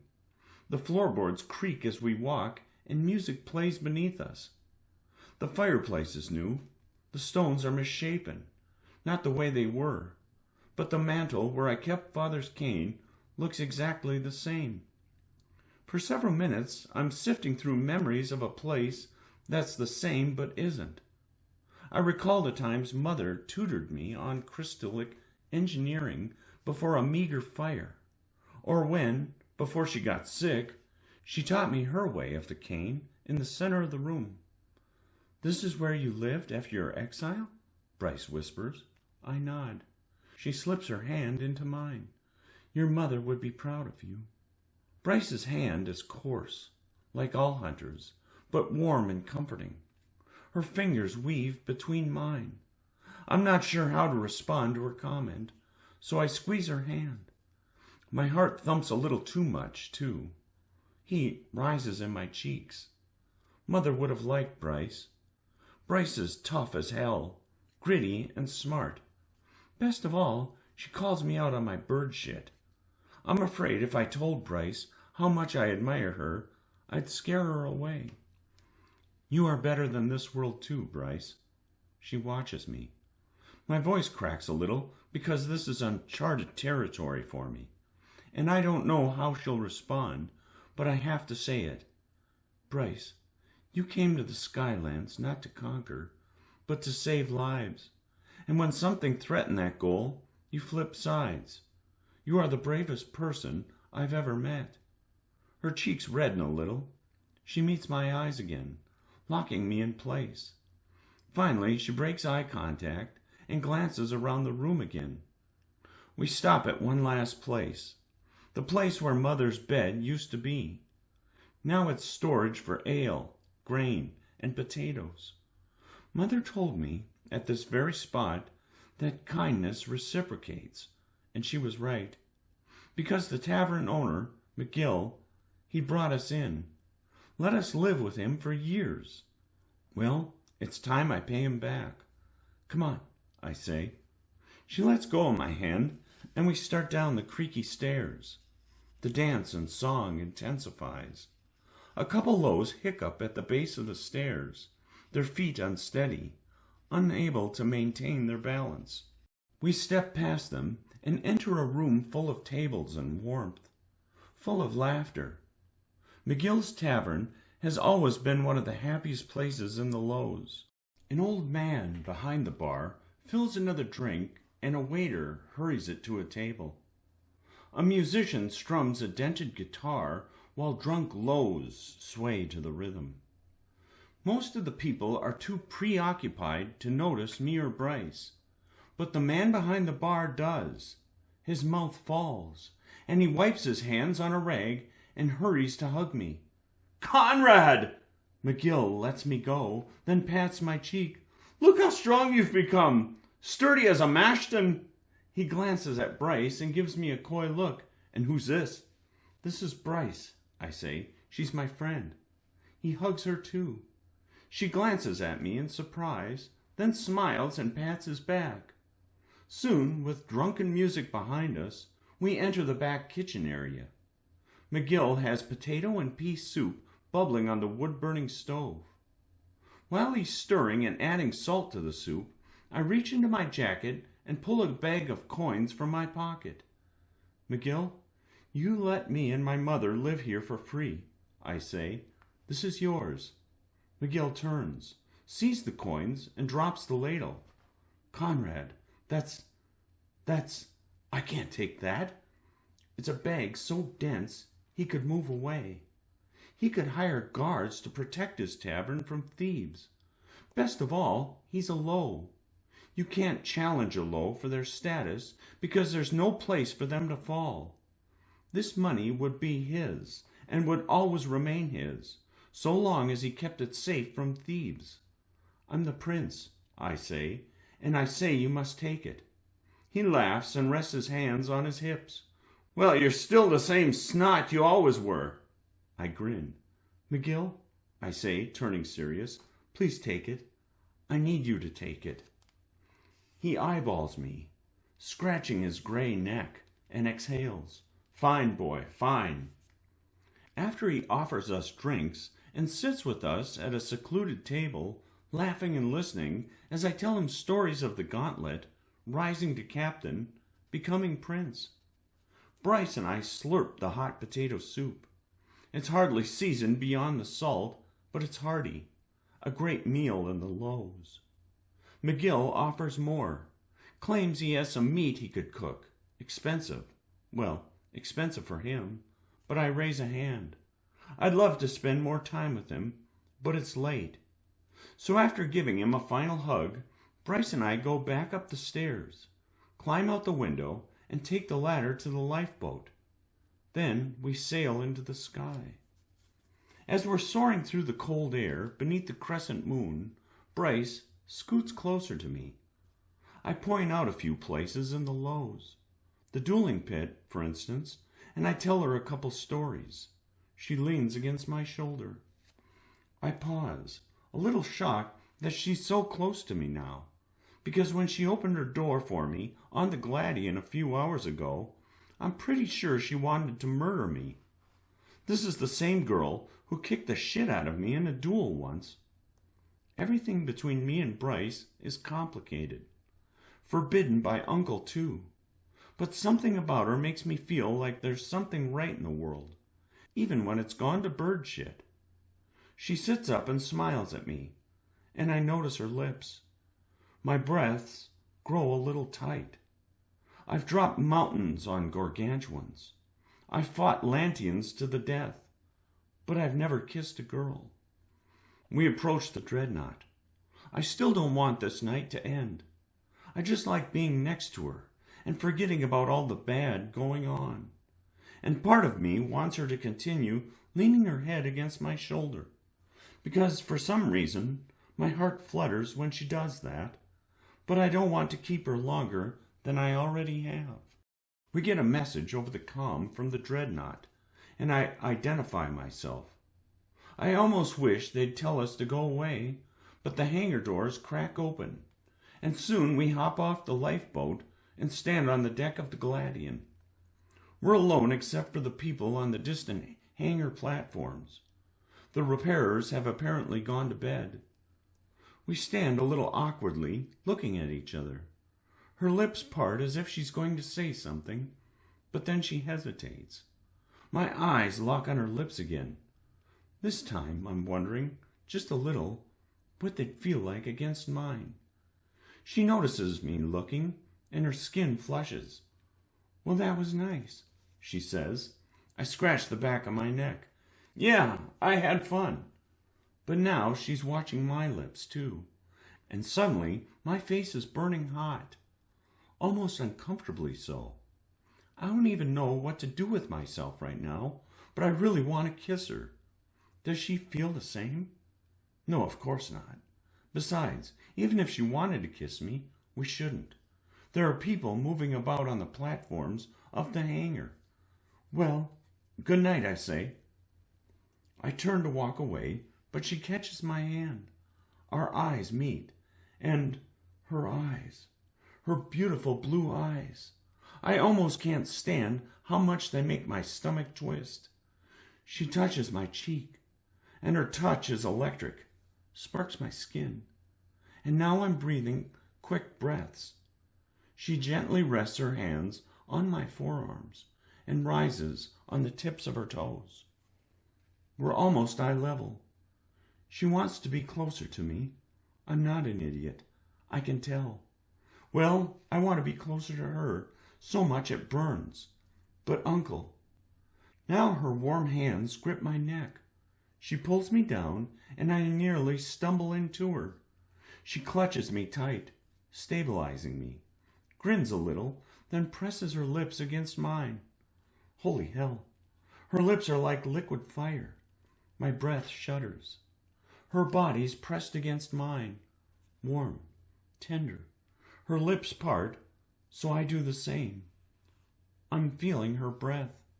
This is so strange and incredible at the same time. My hands rise to touch her, not sure where to put them. I settle with her shoulders, but that doesn't feel right, so I slide them down to her lower back. She presses her lips fiercer against mine. Now she's hugging me close, her chest breathing against my stomach. A warning fires in the back of my head, telling me to stop, that Uncle's people are watching.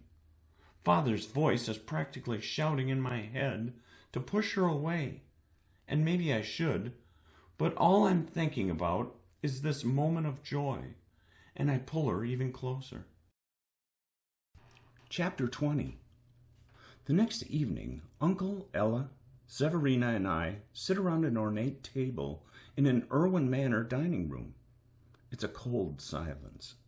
The others quietly dab their mouths after slivering off bites of gargantuan Wesley.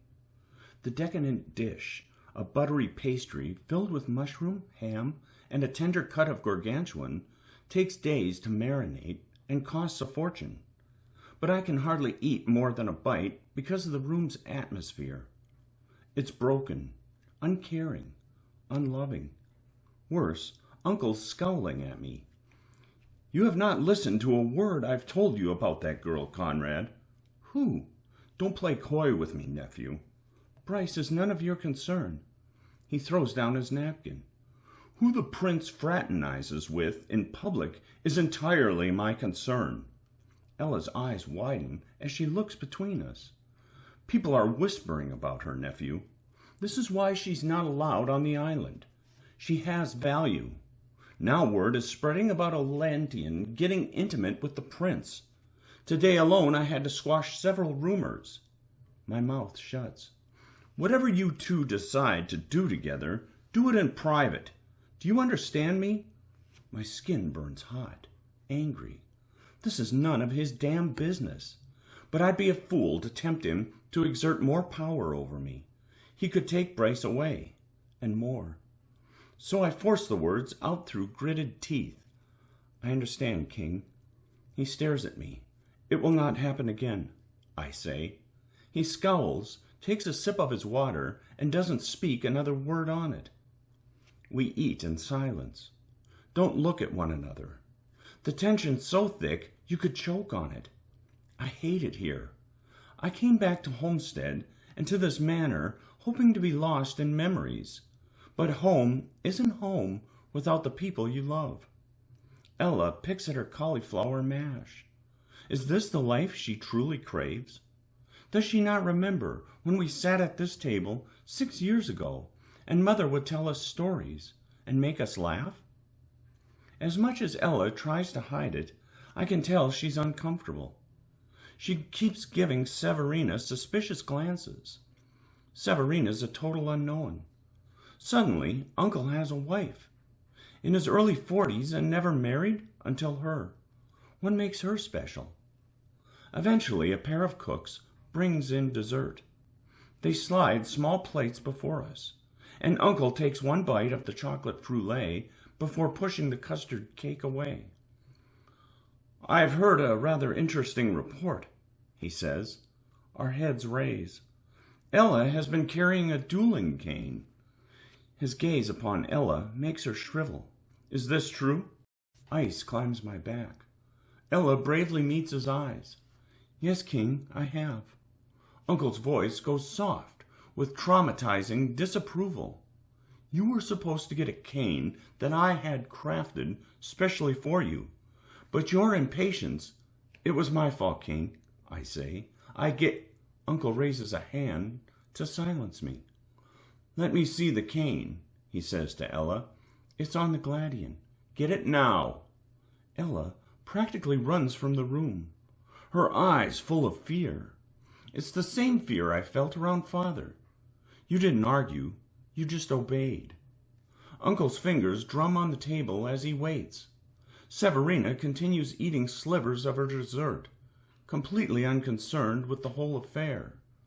My heart attacks my ribs, and my thoughts are spiraling, considering a way to salvage this. What will Uncle do? 5 minutes pass. He stands and clasps his hands behind his back as he watches the city through the window. Finally, Ella returns with Mother's white cane, and she's biting her trembling lip. Uncle motions her toward him. I swallow hard as she brings the cane for his inspection. He stares at it a moment, until his brow wrinkles with recognition. Ah, he says. Then he looks at her. So you carried the cane of a 𝘍? I nearly explode. A 𝘍? Elise of Hale? The former lady of Homestead? This cane is unbecoming of one in your status, Ella. He stands over her, going to hit her. How will I stop myself from attacking him when that happens? I'll lose my crew, my ship. Pound thinks I'd choose my sister over my crew, but I shouldn't have to choose. Instead, something else appears on Uncle's face. Something I've never seen before. Not since I was a young boy and he'd bring me sweets when he came to visit Irwin Manor. He leans down to Ella's level and gently lifts her chin so she meets his eyes. It's a tender expression, and enough that Ella responds. Suddenly, I understand why she feels how she does about Uncle. It's pure manipulation. These tiny moments of love, they're enough to feed her, drive her, because she wants to impress him. Will do whatever it takes to get that one little smile, that one little shoulder squeeze. My blood rages. Ella, I am disappointed. Her head lowers. I'm sorry, Father. King. Apologies are not for Irwins, Ella. Look at me. You are strong. Only the weak look down. She takes a breath and forces herself to look him in the eye. He smiled softly. I understand your desire for a cane, and I appreciate your instincts. I've heard of your exploits aboard the Gladian. Is it true that you battled multiple Lantians in the corridor and defeated them by yourself? Yes. You are impressive, Ella. Keep impressing me, and perhaps it'll be you who becomes the first heir. Ella puffs up her chest, proud, but I fold my arms. Severina looks over her froulet at me, and the tiniest of grins creases her lips. Uncle's already trying to pit Ella and me against each other. I want to throw my fork. You must earn my forgiveness, Uncle says. You will receive your cane, the true cane that you are owed and deserved, but you must prove something to me first. Ella nods eagerly. Anything, King. Uncle rises to full height and straightens his jacket. He lifts Mother's cane. Destroy this thing, this impostor, this cane of the low. I lock up. Feel like a brick fell in my gut. No, Ella, I want to shout to her. Don't do this. Don't destroy the one thing Mother left for you. Please don't. You don't need to prove to him that you are strong because you already are strong. Uncle holds out the white cane with the black stag of hail to her. Ella side-eyes me, hesitating, but I know what she's going to do, what she must do because she's been manipulated, and I failed her. Couldn't get enough time with her. I watch, horrified, as Ella grips Mother's cane. She lifts the cane above her head, and after a sharp exhale, her face sets with resolve. She bashes the end of it against the floor, over and over. Each strike makes me jerk. The cane cracks, and splinters spread about the room. But I'm not here anymore. I'm with Mother, and we're in the low alleys, huddled together under a grimy blanket, trying to stay warm. 3 lows break through winter's haze, stomping toward us, coming with horrible intentions. Mother stands, sweeps me behind her, and extends her cane. Leave, she warns them. They ignore her, so she makes them leave. Ella keeps slamming Mother's cane against the floor. Finally the stag comes loose and rolls to my feet. The eyes of the animal look up at me, judging me for my failure. I failed Ella. I failed Mother. Once Ella's done, Uncle smiles and rests a hand on her shoulder, the closest to a hug I've ever seen him give. Then he leads her away, taking her to his office, where he will award her with another cane, one with an Irwin eagle. Severina rises to join in on the family event, but I remain at the table, staring in shock at the stag at my feet. I'm blinking back tears. They don't even care that I don't follow. The door shuts, and my hands shake as I grip Mother's stag. What would Mother feel now? This would have broken her like it has broken me. I know she'd want me to let Ella go her own way. It's not my responsibility to choose the winds she should follow. But this, the destruction of the one thing Mother left for her, is too much for me to bear. Uncle has pushed any thought of Mother from Ella's mind. He alone reigns in Ella's heart. My teeth clench. My body trembles. But I won't forget Mother. I won't forget the powerful woman who did everything she could to teach me a better way. I wipe my eyes and pick up the remaining pieces of her. A few days later, I stand on a platform, overlooking the repairs of the Gladian. My gloves squeak while the hangar fills with the echoes of shouts, tools, and the clangs of metal. My ship must be ready as soon as possible.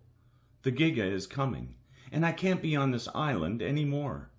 Can't be anywhere near Ella, or Uncle, or anything 𝘠𝘪𝘬𝘦. I'm done. Sparks fly across my ship's deck and hull. The 𝘓𝘮𝑗𝑗's coming back to life. Over the past several days, the holes in her metal have been patched, the deck repaired, the engine room rebuilt. The 𝘓𝘮𝑗𝑗 really is a beautiful ship, silver-bodied with a sharp bow that cuts through clouds. On a platform below me, a great man walks with an entourage toward a ship. He's enormous in stature, with wide shoulders and a huge back. His ship's a dusty-colored Eastern flyer, thin and swift, but stocked with multiple turrets. The kind of ship that is used to face the acid-spitting beasts of the East. My eyes narrow on the man. Recognize him from when he visited my father years ago. Scion of 𝘠𝘪𝘮𝘠𝘪. A half a dozen varieties of dueling weapons hang from either his hips or back. Batons, a cane, a staff, bracers, and even smooth-throwing stones. Scion's bald head glistens under the crystal lights on the walkway. My forehead wrinkles. What is the world's most famous dueler doing on the dreadnought? Oh, my face wrinkles with bitterness. Uncle's acting like a lodger again. As his power weakens, as the Skylands lose respect for him, he's rallying support from those the Skylands do respect. Scion's never bothered rising above high, despite ample opportunity. No, his joy, his desire, lies within the dueling arena, and it seems, based on his attire, he's trained in every dueling weapon of the Skylands. I've heard he uses the same dueling weapon as his opponent, proving he can beat them at what they're best at. The chains connecting his ship to the dreadnought slide back into the hull, and soon his ship slips out the open hangar into blue sky. Someone stops beside me, leans on the railing, and watches the ship disappear.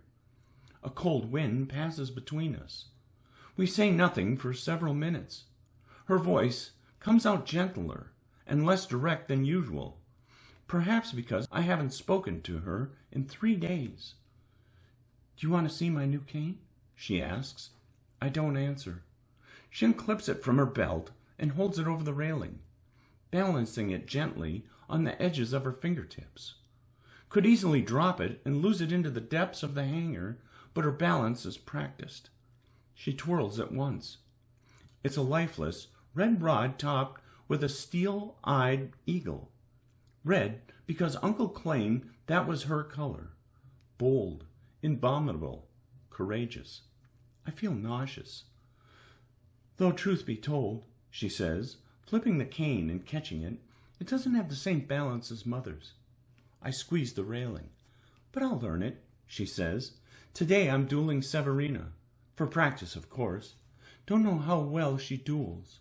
Uncle says that she's incredible. Meds will be on hand. Do you want to watch? I'm eager to test out my cane and see how strong Severina is." My teeth nearly bite my tongue.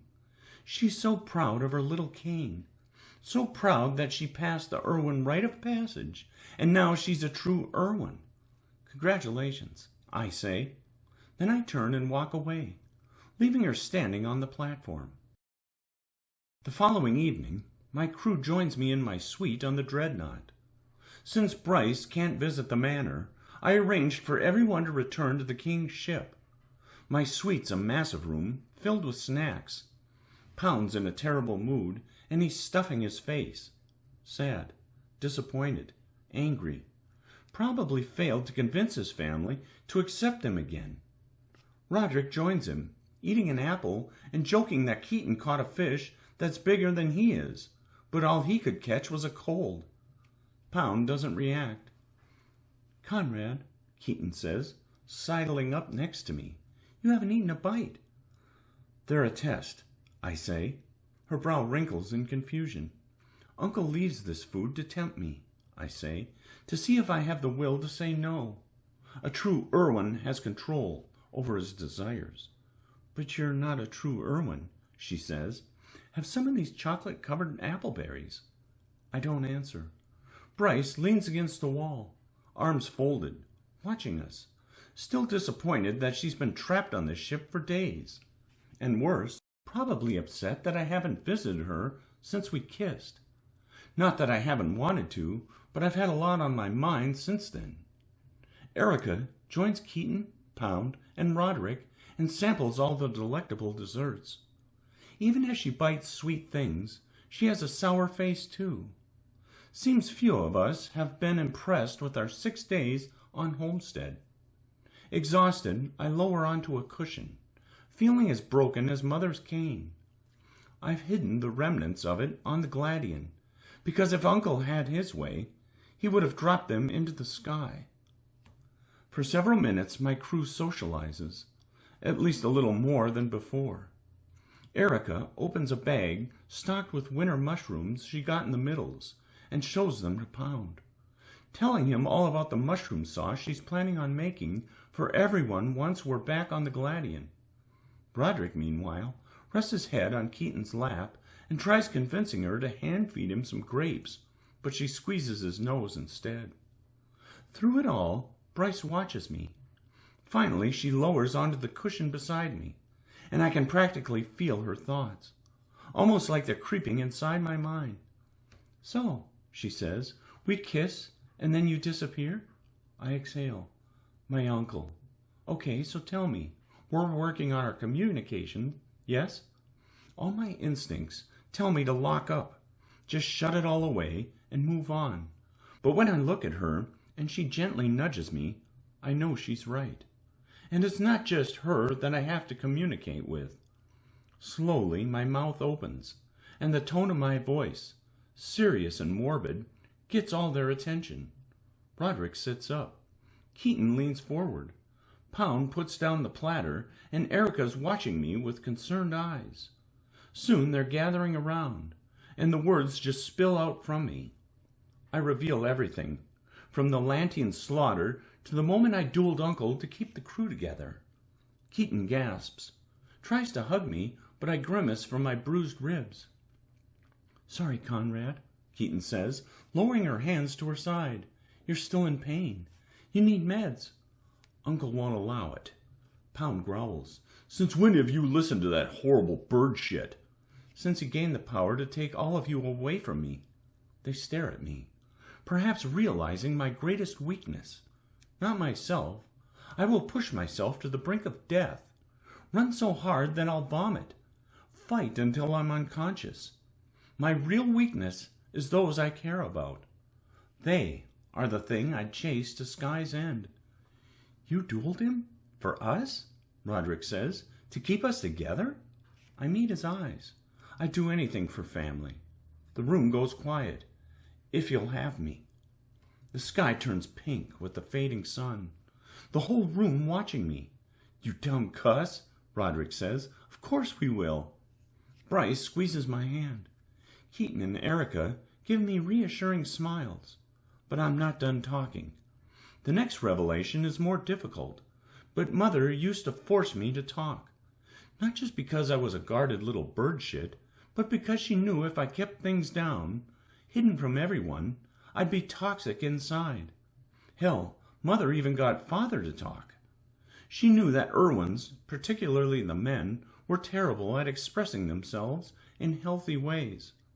"Ella," I say, "will no longer be part of our crew. I don't want her in my life either." My face flushes angrily.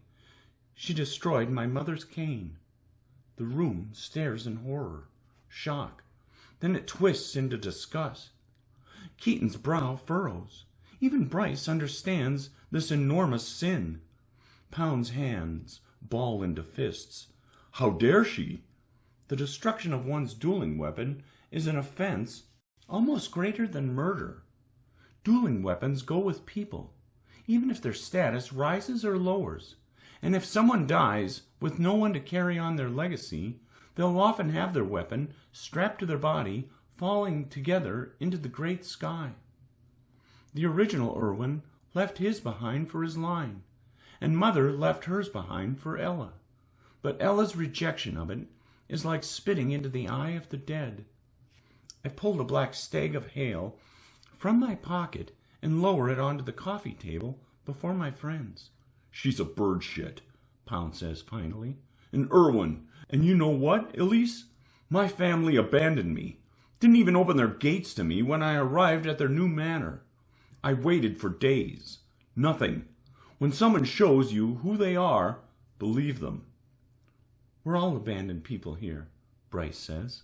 Everyone goes quiet. "Well, I'm not," Roderick says. "My family loves me. My mother still sends me cakes sometimes. They're delicious." We stare at him. Keaton looks ready to kill him, but suddenly Pound laughs, and his booming laughter infects the rest of us until we're all laughing so hard we're nearly crying. Eventually, Erica pulls out a small device from her pocket and exposes a little crystal, like a comm gem. Pound stares at it. "What's that?" "Expensive," she says. "Listen." She taps the crystal, and it plays gentle, strumming music. The soft notes curl between us and leave us quiet. It's a music that beckons peace and pushes away anger. Erica tells us that the device is a recorder gem. It replays sounds and voices. It's remarkable new tech created by the scholars. Suddenly, the music catches all of us in its tender notes, and Bryce pulls me to my feet, places my hands on her hips, and leads us in a dance. Pound laughs at me, but he's the only one. Roderick and Keaton get up next, and they dance too, leaving Erica and Pound watching us. Pound scratches the back of his bald head and glances at Erica. He's generally an aggressive brute, one who is afraid of nothing, but something about Erica. She lifts his huge paw off his thigh and pulls him up. His face reddens. I'm expecting it to be a disaster, him stumbling over his feet, being completely lost. But despite the splotches on his neck, he dances smoothly, perhaps dancing like he used to dance with his little sister, his nieces. All the young people in his family he no longer gets to see. Together, with the sun dying, with the wind blowing gently against the window, and with the music strumming the air, we all dance. Bryce curls her fingers behind my neck. Her touch is warm, and her blue eyes pull me deep into them. I'm no dancer, but I follow her lead, and for a shining, glimmering moment, I forget about Ella, forget about the Gigataun, the below, the war, and all the other bird shit going on. My weakness is tunnel vision. Sometimes I get so focused on my goals that nothing else matters. For so long, that vision was focused on Ella. Now, all I want now is to keep these people safe, because this crew, these people, they make the Skylands better. Chapter 21. The next day, a hunter vessel docks on Homestead and brings new crew members for the Gladian. Apparently, they were handpicked for my ship when we were on Venator, but the island was attacked before they could join us. Now Bryce, Pound, Keaton, Erica, Roderick, and I greet the new members on the deck of our fully repaired ship. The first, Yesenia of Alvarez, leans against the railing, arms folded, her black hair tied behind her head as she studies us. She's our new navigator. Well, she's supposed to be anyway, but I'm not just going to award her that position, even if she brought a letter of recommendation signed personally by Master Coco. I won't forget that Uncle picked her for my crew. I shake hands with her. You'll be given an opportunity to earn the Gladian strings. She glowers at this. Did she really expect to come here and immediately be the navigator, third in command? A high on my ship? Erica shifts uncomfortably at Yesenia's presence, as though they know each other. Pound looks at Erica for explanation. We used to be friends, Erica says. More, Yesenia says without emotion. Erica shrugs. life changes. I glance between them, realizing that 𝘊𝘮𝘬 is the person Erica was close with at the academy. This won't be a problem, will it? We are professionals, Erica says. Isn't that right, Yes? 𝘊𝘮𝘬 merely nods. Bryce and I share a look. We can't deal with more drama, but we can trust Erica's judgment. If she's willing to let their past go, then it's none of our business. My crew and I focus on our last new member, who has just climbed the gangway carrying his small bag of things. A tiny guy, really. He steps forward and in a nervous, rehearsed tone tells us who he is. We all stare at him, stunned. Otto of Selma's no more than 13. He stands a full head shorter than Bryce, and he's thin as a nail. But he's already got his wax tin clipped to his belt, and a bundle of rags, too. Uncle couldn't have chosen him for our crew. There's no way he would have picked him. My da was alone working on Ironside, Otto says to us. He didn't make it. When I heard Hunter needed new selections, even really young ones, I signed up. We went straight from Venator to here, after the gauntlet got cancelled. Pound and I share an alarmed glance. But I knows how to clean, Your Highness, he says to me, real properly. Call me Captain. Captain, he says, a little flustered. My da cooked at a restaurant, and I've waited the tables since I was 6. I stare at him. I understand lowering the age for swabbies. It makes sense. But on my ship, we're fighting in the war, and Otto is so little. If you're going to be aboard the Gladian, I say, then you have to prove something. Anything your high... Captain? I stride to the center deck, tap a button, and soon the munitions platform rises through the floor, revealing countless harpoons and mobile launchers. I take one of the heavy launchers, almost as big as Otto himself, then lower it at his feet. Lift it. What is it? Otto says, looking over the weapon. Pound shakes his head and closes his eyes. He's the best they could bring us? Otto's ears turn red, and he shuffles in his oversized boots. Pound, don't be such an ass, Bryce says. Pound grumbles. Although I'm skeptical, I'm not entirely opposed to Otto's arrival, especially after what happened with Declan. Otto's face wrinkles with determination. He lifts the harpoon launcher and stumbles back in his big mag boots, but still, he maintains his balance. Good, Pound says. Now run with that on your shoulder. Pretend you're about to fire a harpoon at a Class 6. Class 6? A huge gargantuan. Otto runs, then trips over his feet and tumbles into the deck. The launcher slides away. Otto stands, wincing and massaging his shoulder. Pound closes his eyes. Otto's eyes water. He's weak, not ready for this. How can we count on him to help us when we're in danger? But Bryce steps forward, leans down, and whispers something in the boy's ear. Otto tightens the straps of his mag boots and stands again. He lifts the launcher and runs, this time slower. He jogs the length of the ship, the launcher bouncing on his shoulder the whole time. He turns back to look at me, waiting. His ribs jut out a bit, and he carefully lowers the mobile launcher onto the munitions platform. Then he watches me, hopeful. I gather my crew, except for 𝘊𝘮𝘬, since we don't know her well enough yet, and step away. Otto chews his dirty fingernails. This is ridiculous, Pound says. The fleet has plenty of capable swabbies. Not so loud, Keaton hushes him. He's only the swabby, Bryce says. I'm sure he can keep the ship clean. But can he fight? Pound asks. He ran better the second time, Roderick says. There must be a better option out there, Pound says. Eagerness doesn't replace experience. Pound, Keaton says, you're being a bully. A bully? Pound scoffs. I'm trying to keep the boy alive. If he stays aboard, Bryce says, we will all have to keep him alive.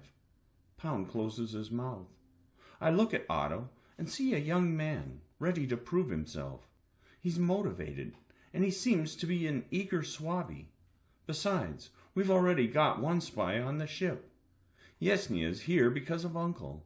Is Otto? I doubt Uncle would agree to have a 13-year-old board my ship. My gut's telling me that maybe we need someone like Otto. A person without an agenda, without drama. A person I'll never have to worry about starting a mutiny. A person who will follow orders. So, despite my reservations, I walk to Otto and reach my hand out to him. Welcome to the 𝘬𝘪𝘮𝘬. Otto smiles, the biggest grin I've ever seen. I latch up my luggage, leave my dreadnought suite, and start down the corridor toward the hangar.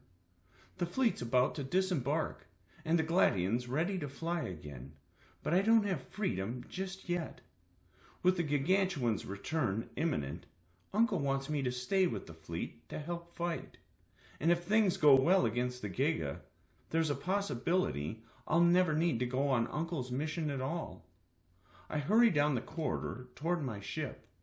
Oh, I can't wait to have the wind splash against my skin again. The dreadnought stinks of Uncle. It's a cold, uncaring place. After I turn the corner, I stop because Uncle's waiting for me. If I contact you over the comm, he says, you respond immediately. No excuses. Understood. The fleet will be heading south within the hour. South? Latest intel tells us that the 𝘺𝘮𝘮 will attack there. We will speak again soon. If there are any issues with your ship, inform the dreadnought's captain.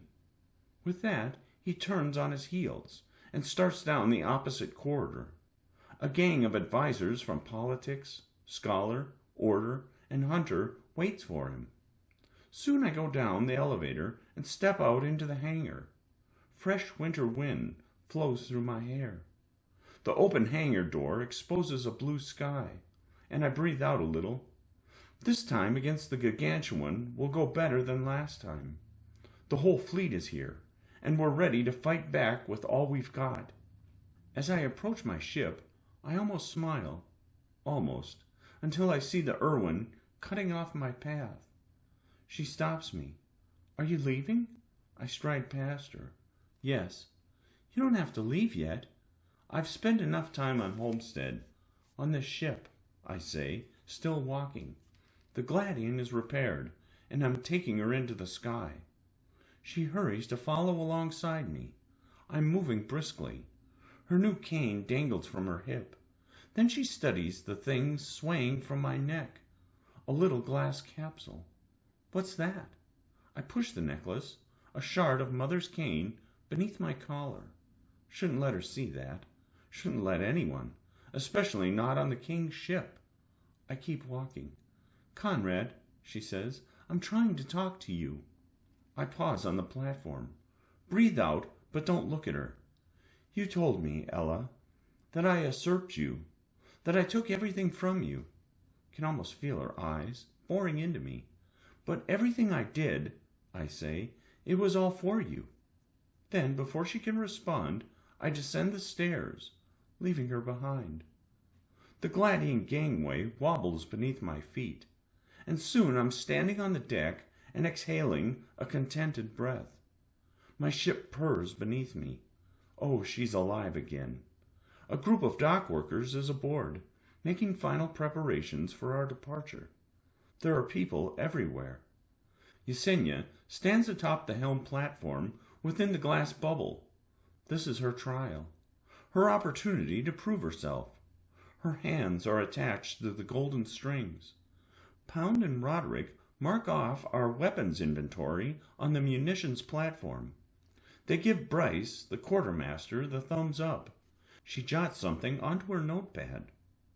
The last of the food crates, carried by a towboat from the dock, descends onto my ship's supply platform. After Erica excitedly checks over the supplies, she also gives Bryce the thumbs up. Then Erica presses the control panel button on the deck, and the crates of food lower into the ship. I bring my comm gem to my mouth. Status. A series of reports comes in. Bryce states that the storage room has been restocked. Erica reports she has a month's worth of fresh food for the freeze box. Keaton says that she's finished her modifications to the new engine. And Otto tells me he has 3 brooms and a mop. Pound booms with laughter. Afterward, Broderick tells me we have more than enough weapons for a dozen hunts. We're ready. I crank the magnetics dial on my belt to a low setting, walk to the bow, and give the signal. Pound excitedly roars at the dock workers. They hurry from the ship and detach the chains. He pulls up the gangway. I tap my comm, informing the dreadnought that we are disembarking. Once we get their confirmation, I nod at 𝘊𝘰𝘮𝘬. She gently pushes the strings forward. No idea of her flying abilities, but I'm giving her an opportunity. If she can't even properly disembark, she probably can't fly well enough under the duress of a gargantuan hunt. We pull away gently from the platforms. Suddenly, Mother's voice stabs into me, telling me that despite everything, I can't leave without waving farewell to Ella. What if something goes wrong when the Giga comes? What if we never see each other again? I turn back to the hangar, to the platform where Ella had been. But she's gone. I exhale. I tried, Mother. I tried. Soon, 𝘊𝘰𝘮𝘬 guides the Gladian through the hangar doors. Once free, we're blasted by the wintry air of the north and feel the sun's heat on our foreheads. Broderick smiles. Okay, 𝘊𝘰𝘮𝘬 can get us out of the dreadnought. Now, how does she fly? Crank your magnetics, I say through the comm, as I pull my wind goggles over my eyes. 𝘊𝘰𝘮𝘬, push it. 𝘊𝘰𝘮𝘬 nods, and she shoves forward. The next instant, we rocket through the clouds. Whoa! I catch the railing to stabilize myself as ships blur past. We shoot between 2 carriers and beneath their sparrows. Otto, gripping the railing, laughs. It's likely the first time he's been on a ship even close to this speed. We soar above a blanket of clouds, shimmering golden with the sun. Then once we're on the edge of the fleet, 𝘊𝘰𝘮𝘬 deftly turns us, her left arm straightened. Now we're facing the white mountain of Homestead again. Hundreds of ships stand between us and the island. 𝘊𝘰𝘮𝘬 throws her hands forward. We launch toward the island and the fleet at full speed. Roderick's laughing. We approach a battle cruiser, ready to slam into the enormous black hull. Dive! Pound roars. Dive, you mad woman! Roderick screams. 𝘊𝘰𝘮𝘬 deftly plunges us beneath the ship, and I instinctively duck. The battle cruiser's hull flies directly above us. Roderick's eyes bulge, and he glances back at me, perhaps thinking the same thing I am. She's a smooth flyer, the smoothest we've seen since Eldon of Bartimus was at the strings, even better than Drake. We curl around carriers and cruisers and swifters. Finally, after a few minutes of shooting through the fleet, 𝘊𝘰𝘮𝘬 pulls back to slow the Gladian. Roderick, Bryce, and Pound clap. You fly like you're rushing to the laboratory, Pound says, but aren't sure you'll make it. Broderick slaps his thighs and howls with laughter. A bead of sweat trickles 𝘊𝘰𝘮𝘬's tan forehead, and she's breathing hard. Flying isn't just about accuracy, it's about endurance. Fighting against the resistance of the strings. You must have shoulder strength and perfect hand-eye coordination. Seems 𝘊𝘰𝘮𝘬 has plenty of both. We glide to a stop within the protective ring of battle cruisers and carriers. 𝘊𝘰𝘮𝘬 climbs off the helm tile, the bubble slides away, and she hops off the platform. For a few minutes, I listen to Keaton's report on the engine over the comm. 𝘊𝘰𝘮𝘬 walks to the stern and peers at the fleet through a spyglass. After Keaton finishes her encouraging report, I pull off my wind goggles and approach 𝘊𝘰𝘮𝘬. You're a strong flyer, I say. She nods. The ship flies remarkably well. Thank Keaton for that. I shall. It's an awkward, stiff conversation, but I'm going to have to make it more awkward. Be direct and speak plainly. Ksenia, are you working for my uncle? She lowers the spyglass and peers at me through squinted eyes. What makes you believe that? Because he assigned you to my ship, specifically. He assigned me to your ship, Prince, because I am the best flyer and hunter. Call me Captain, I say. I've met some good flyers. Yeah? Well, I'm better, Captain. The king wants you alive, so he contacted Master Coco and asked her opinion. You don't even remember me, do you? Should I? Yes. If it weren't for this ship, she says, her voice edging on bitterness, I would have won the gauntlet. We were all celebrating as the sun fell, only to hear the news that the Gladian had flown out of the heart of the Class 8 gargantuan. My eyes widen. You were on the Calamus? I was their navigator. We were a good crew. Our captain, 𝘍𝘪𝘬𝘦, is destined for greatness. She brought us together. We didn't have infiltrators aboard or would-be murderers. We deserved to win. She pauses. Still, I know not to underestimate you. She speaks with the tiniest hints of admiration. You didn't just win. You overcame. So when I was told about this position, I jumped at the chance. I just hope that this crew doesn't fight like it did in the gauntlet. We're united. Time will tell. Then she walks toward another part of the deck without having been dismissed. But I call out to her. Glad to have you aboard, I say. Navigator. She pauses, then nods and keeps moving. I appreciate her honesty and her flying ability, but I hope she's not difficult. I can't deal with more difficulties right now. I look around my ship and notice Otto's sliding the mop around, eagerly cleaning up non-existent spills. I watch him, a little amused. Fortunately, I think I can count on him not bringing extra drama. After a full day's travel south, the fleet's hanging under the bright moon, and I'm walking toward my cabin, ready for a restful night. But as I'm about to open my cabin's door, Uncle sends a fleet-wide comm. We've been misled, he says. Alona misled us. I pause. Gurner's not in the south at all. He pauses, breathing hard, his angry voice betraying anxiety. We have received word. The gargantuan is coming. My heart sinks. I knew this was inevitable, but it had been so long that I almost grew comfortable. Set a course to the following coordinates, Uncle says. May the winds flow with us.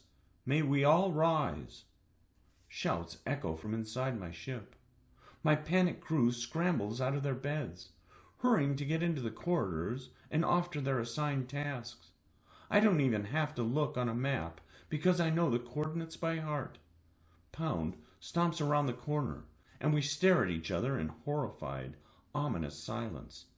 The gargantuan is coming for Homestead. Chapter 22. Pound and I stand against the snowy wind. Our breaths mist and our jackets flap. Storm clouds obscure the stars above us. Pound squeezes the railing so hard it almost bends. Homestead's the home of our ancestors, where we were raised to become enemies, where our family's rivalry grew bloody. My comm jam has gone gray. I wanted to send a long-range comm to Homestead, but Uncle banned all long-distance communications within the fleet. The Lantians can't know we're expecting them, but this means we can't send Homestead a warning either. Ksenia shoves the strings, shooting us to the head of the fleet. Hundreds of lights fill the sky behind us, and a squadron of sparrows flank our sides. The Stonefrost Armada just joined the fleet too. It's a massive fleet of old but powerful ships, each bearing the lightning flag of the Duchess of Stonefrost. Despite our numbers, double from when we last engaged the gargantuan, a warning swells inside me. This is the critical flaw with meritocracy. We're a society built on a collection of individuals who are all concerned about their own desires, their own rise. We're not a collective. But the below, they work together. "Engine at 200%, Keaton says over the comm. "I can't push it any more or it'll burst under these temperatures. We can't maintain this for more than an hour." "Good work, Keaton. We only need 30 minutes, I say. Homestead will be upon us soon." Lightning and snow clashes in the distance. Pound glances at me, and my throat tightens. This is a rare kind of storm, foreboding. The ensuing rumble sends an ominous moan through the fleet. I grit my teeth. No, it's just weather. It means nothing. And the Skylands may not work as a group, but we have the toughest people alive. We will not lose Homestead. I'll die before my island falls. Erica brings everyone egg-filled peppers stuffed with energy boosters. Once she gives me mine, she pats my arm gently. "Thank you," I say. She nods, stops at Pound, and stares at him a moment, but his gaze is dead set on the horizon. She touches his back, and he accepts breakfast without a word. Then she takes a belt of handheld explosives from the munitions platform and clips it around her waist. Pound eats his pepper automatically, but my stomach's so warped I can hardly eat at a time like this. Still, I need energy. I stuff the whole thing into my mouth and force it down. The snowfall increases, cresting my wind goggles. Suddenly, another bolt of lightning blossoms, and my home island appears in the distance. Seeing it again, in this context, nearly rips me apart. The Gigataun can't be coming here. Can't. Icy flurries spray over the deck. I pull my spyglass from my belt.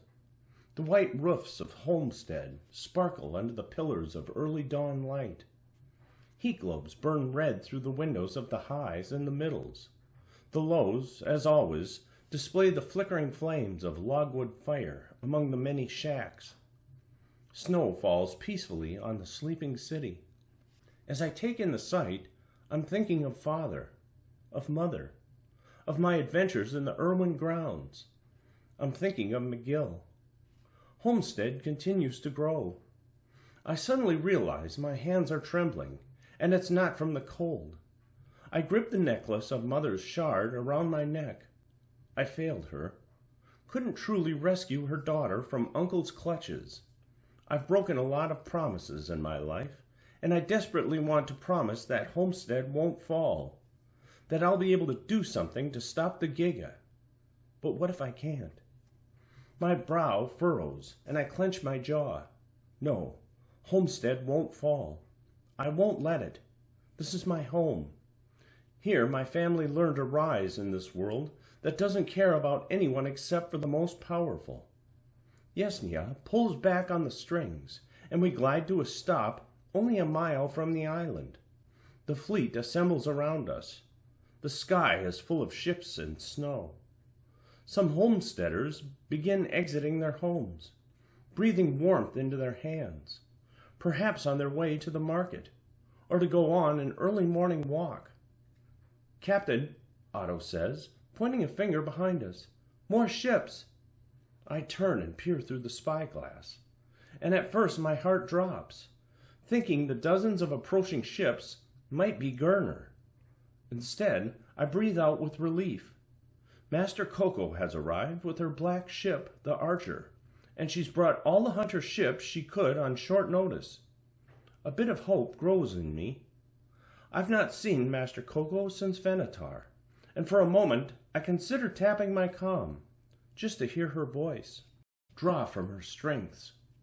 But it's not necessary, because seconds after she comes in range, all our comms light up.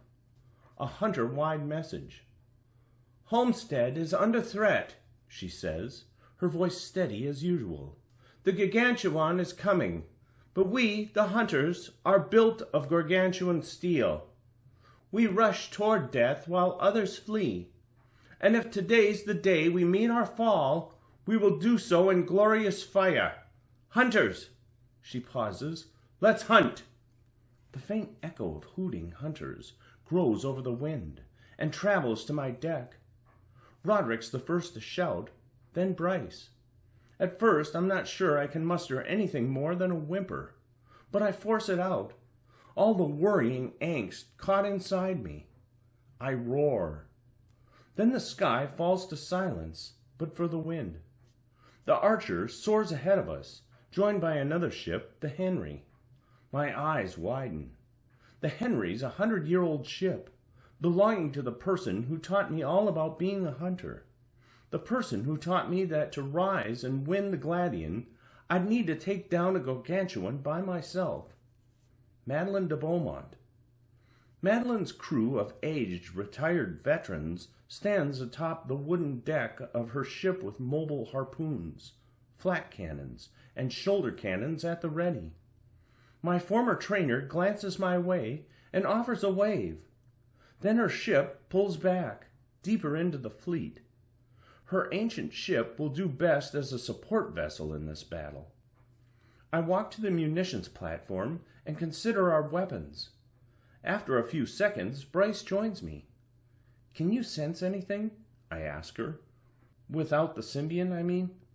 "I can never sense creatures, just people." I nod and lift a mobile launcher from the munitions platform. The 20-pound weight presses against my shoulder. "Conrad, I'm sorry the war has come here." My mouth opens, but suddenly the whole fleet quakes. A tremendous roar nearly splits the world apart, makes my bones rattle and my heart stop. Bryce's face twists with alarm. Then, from beneath the acid clouds, two vessels rotate the clouds into a vortex, creating an opening large enough for a beast that's nearly a mile long. The gargantuan is back. Chapter 23. The gargantuan bellows as it soars through the snowy sunrise. Its body plumes in golden flames from the omega cannons of titanium-class vessels. Blazing fire gushes over a patch of the beast's red scales. The scales sear the giga's flesh, and the monster rumbles. Seconds later, the giga jettisons them, and they spin dangerously through the air. "Yesnya!" I shout. "Dive!" A scale the size of our ship rockets at us. Yesnya throws her hands down. We nosedive, and my ribs slam into the railing. Holy hell. The gargantuan didn't jettison scales in the last battle.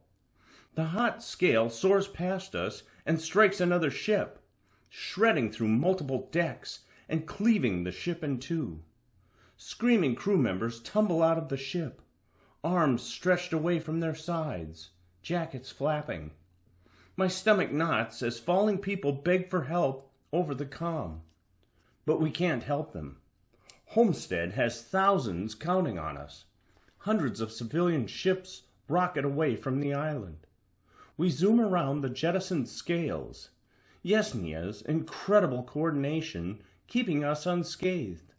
But the scales are devastating the fleet. Maybe that's why the Giga is ejecting them like a damn porcupine. The below isn't worried about us being able to take down their weapon. They saw what happened at Ironside. All the firepower of the Skylands, and we hardly put a dent in it. Scales or not. My body tenses. This time will be different. It must be. "Yesnya!" I shout. "Bring us closer!" She throws her arms forward, and I lean back from the sudden rush of icy wind. We soar above the undulating form of the gargantuan. Its gigantic metallic coils gleam against the early light. I peer down the reticule of my mobile launcher, spot an exposed opening of white flesh, then squeeze the trigger. My shoulder buzzes as the harpoon launches. It blazes across the sky and sinks into the Giga's flesh, but it's nothing more than a needle in a bear. "Bring it down!" Master Coco roars into our gems. "Bring it down!" We follow the Archer and spiral around the gargantuan's coils like a vortex, flying with ridiculous speed. And we unleash everything. Erica tosses handheld explosives. Bryce fires blasts from her shoulder cannon. Roderick squeezes the triggers on the repeater turret, sending harpoon after harpoon. Even Otto's shooting harpoons.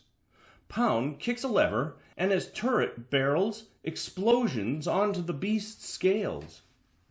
Coco's ship and a team of other vessels encircle the gargantuan's neck, firing spinning discs attached to chains.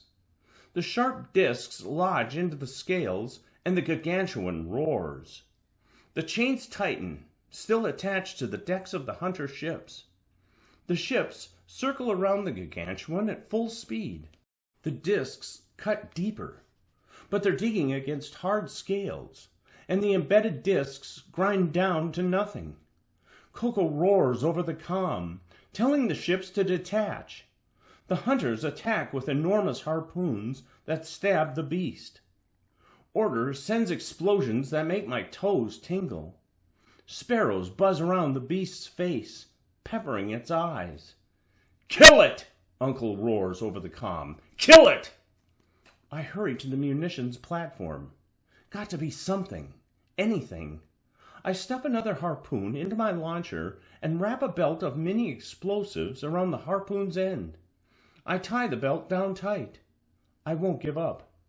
Maybe this harpoon will dig deep into the exposed flesh, and the explosion will rupture a vital internal organ.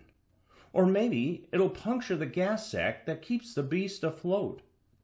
I race to the railing, my calves burning from the magnetics in my heels, the wind flapping my jacket collars.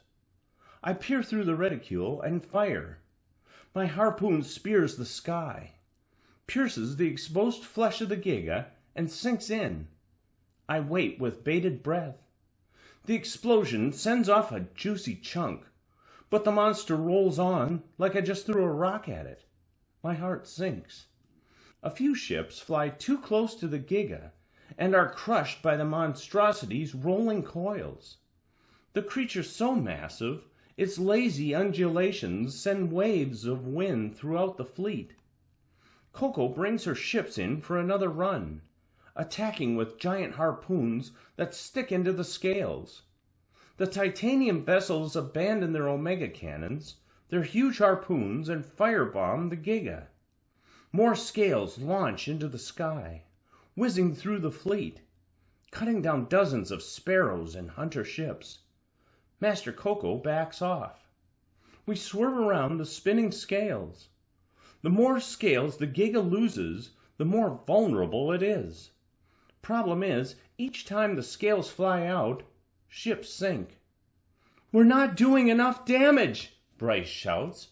Roderick keeps alternating barrels and trying different weapons. A few ships zoom around the giga's eyes, sending flak, making it roar and snap at them. They're like little flies. "Attack the giga's exposed flesh!" Uncle roars. "Everything we've got!" A fresh wave of thousands of sparrows swarms the gargantuan. There are so many that a few slam into one another. The sky is a mass of them. The sparrows pepper the giga's eyes with white rays, and our harpoons sink into the giga's flesh, one after the other, creating pores. Meanwhile, the Order battle cruisers continue their bombardment. Chunks of meat splash the decks around ours, and white blood snows the air. The giga raises its coils, shielding itself, blocking our attacks, forcing us to target a new row of scales. More scales jettison, and damaged ships spiral toward the black clouds. These damn scales! The massive firepower of the Skylands, together, is hurting the horrible beast, and we can't handle the scales. The giga continues its slow undulations toward Homestead even as pieces of it fall. Pound roars in desperation, and 𝘊𝘰𝘮𝘰 flies us along the giga's sharp spines. We pepper the beast and dodge crossfire from friendly ships. Gotta try something else. 𝘊𝘰𝘮𝘰, I shout over the comm. Fly ahead of its mouth. Pound gives me a crazed, excited look. Maybe he knows what I'm thinking. 𝘊𝘰𝘮𝘰 throws her hands forward. We hurl ahead of the beast, the icy wind slamming against my chest. Now the incredible Giga's head is behind us, its mouth closed. "Roderick, pound!" I roar. "Target the nostrils. Let's see if we can get this bastard to breathe in something special." Pound laughs. "Hey!" They rapid-fire harpoons, dozens of them, but they're clinging away, just hitting the lip, the crest, around the eyes. I race against the gales to the stern, the torrent threatening to fly me across the deck. I kick open the gate and wait. Finally, Roderick sends a harpoon flying right down the Giga's nostril. The beast thrashes and its mouth opens. Yes! I slam my shoulder into the huge barrels of explosives, sending them into the sky. 𝘊𝘮𝘮𝘦 pulls us away, and we watch as the barrels soar right into the monster's mouth, hopefully down into the beast's infernal pit. "No way it can survive this," Pound says. "No way." Muffled explosions follow. The gargantuan coughs smoke and flies on. The damn thing just flies on. I stare in horror. We all freeze. My entire body goes numb. 𝘊𝘮𝘮𝘦 lifts the strings, and we follow the beast above its undulating body. As we do, the dreadnought launches an artillery assault. Blue-gold explosions mushroom along the scales. My feet sting from the aftershock of the massive eruptions. I race to the bow.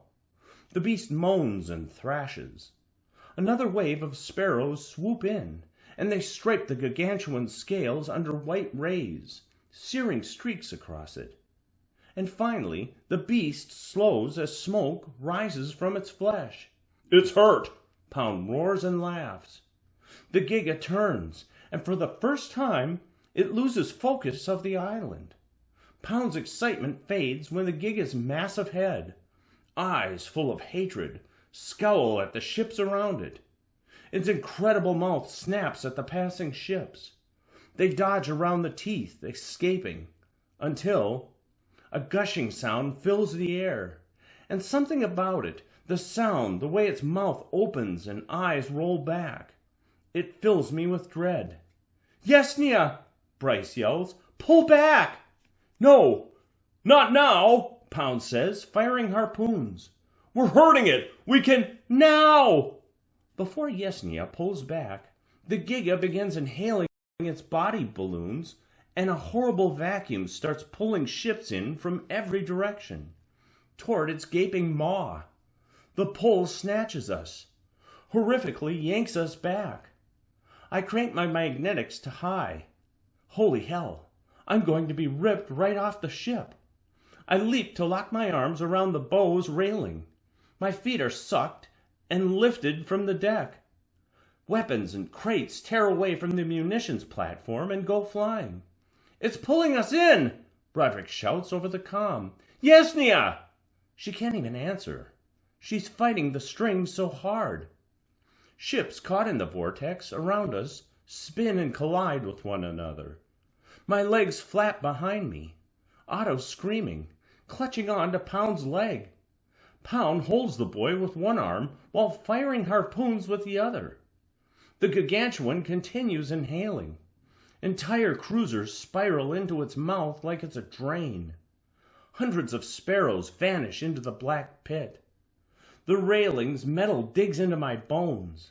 My vision sparkles with pain, until I'm pulled with such force that my grip slips to my hands. And then my fingers. I can't hold this. 𝘊𝘮𝘮𝘦, I gasp. "Pull us away!" She's shouting from inside the helm bubble. Can't see her. Can't even look back. But I imagine she's shoving with everything she's got. Suddenly, Keaton starts crying over the comm. Can't exactly hear what she's saying over the piercing wind. Something about the engine overheating. Probably won't be able to keep this up for long, even with her enhancements. My fingers lose purchase, and I start slipping. Can't let go. Won't. But the pull's too damn strong. I slip off the metal. My arms make a desperate lunge to grab the railing, but I'm already sucked away, on toward the bottomless pit. Bryce, hugging Roderick's turret, reaches for me as I zip past her. Her fingers just miss. Then my heart's in my throat as I shoot across the deck. My hands desperately seek something to latch onto.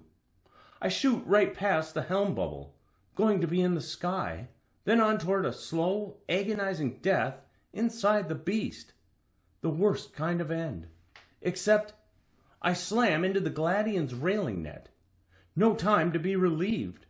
My body's pulled taut against the elastic mesh. The net digs into my flesh. Feels like I'm being diced into 1,000 pieces. Ugh!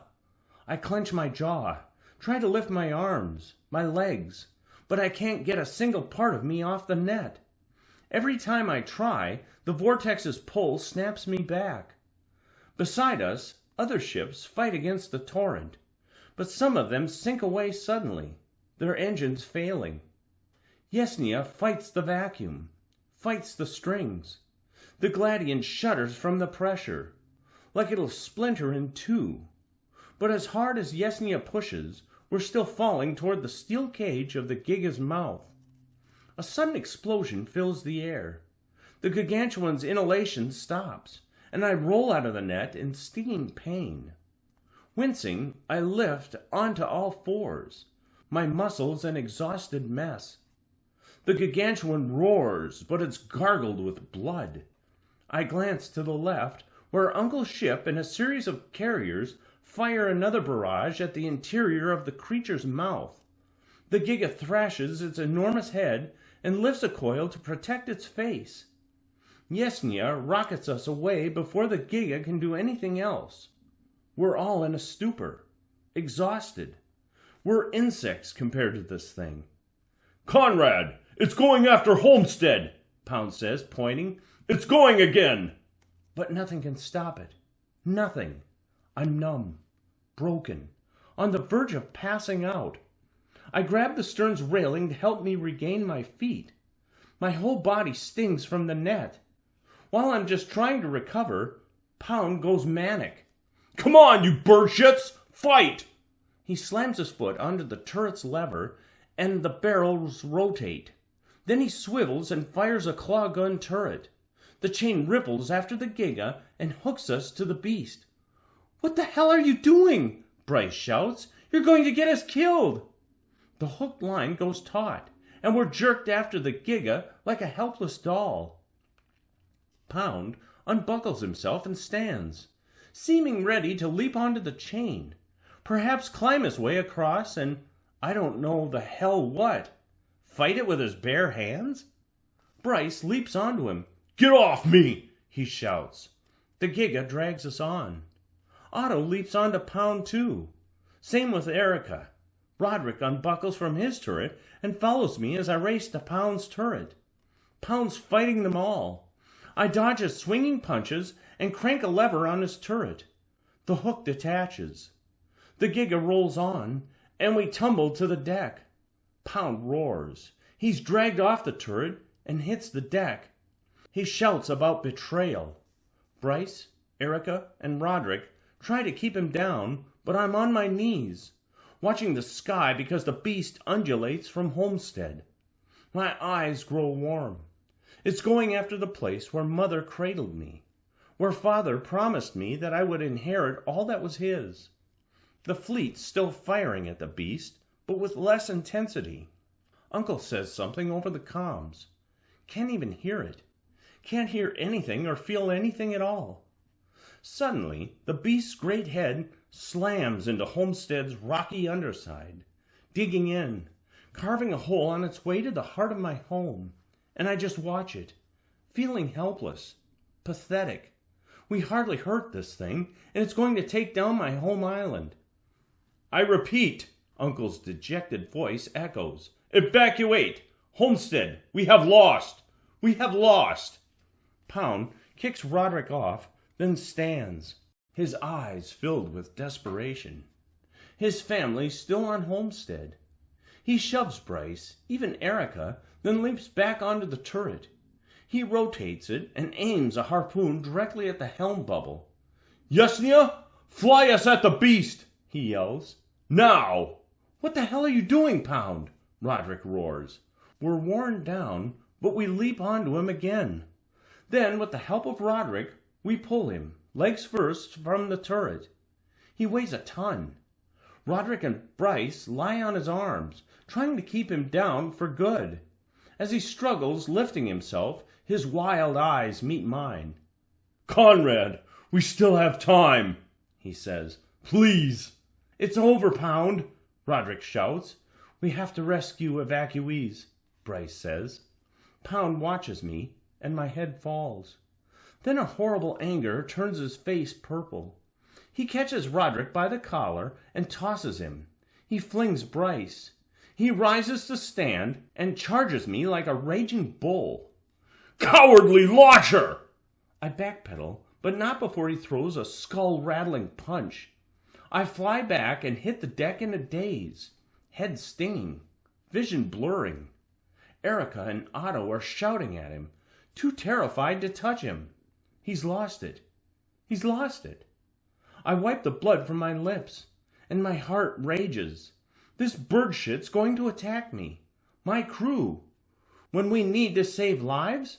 The people of Homestead need us. Now. I'm exhausted, hurt, but the next instant I'm on my feet. Pound swipes his massive arms at me, but I duck away. And as I meet his enraged face, my own anger matches his. All my frustration, the fury at our futility against the gargantuan, it all explodes out of me as I sweep out Pound's legs and extend my cane. Pound hits the deck. His eyes narrow on my weapon, and he stares at me like he just realized our friendship was never real. That it came out of convenience because we hated someone else more. We could never be real friends. He was an Atwood, and I was an Irwin. We were born to hate each other. He stands and charges me. "Traitor!" He's ready to mash me into the deck, take over the crew by force, and maybe crash us into the Giga. But I pivot around his huge feet. I'm not the same low he used to beat in the alleys. He swings at me, enormous fists striking the air, each dangerously close to cracking my jaw, but I maneuver around him and pepper him with my cane.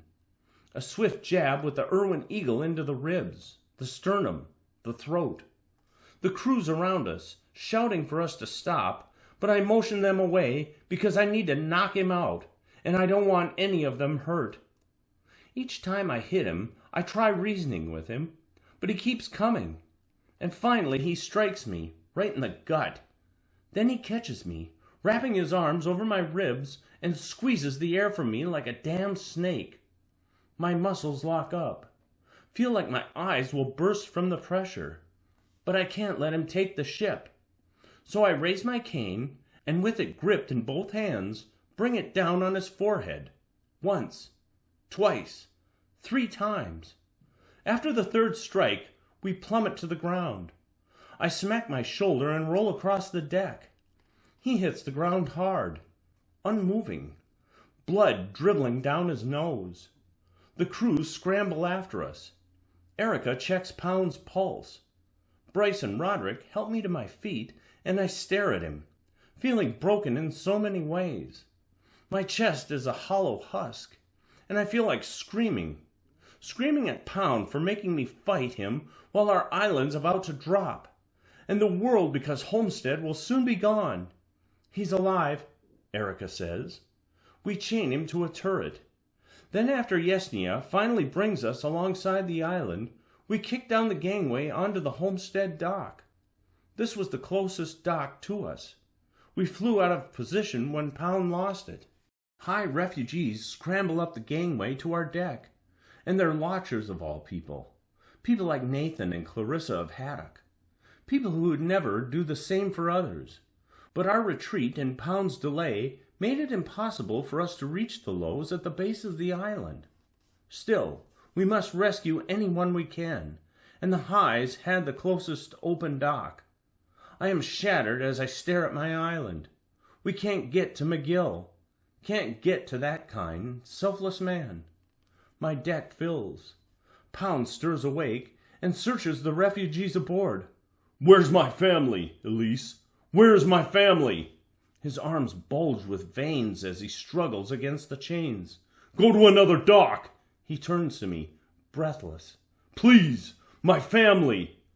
His words bleed me, but the gig has burrowed deep into the homestead's underside, and we only have minutes, maybe seconds, until Homestead falls. There's no time.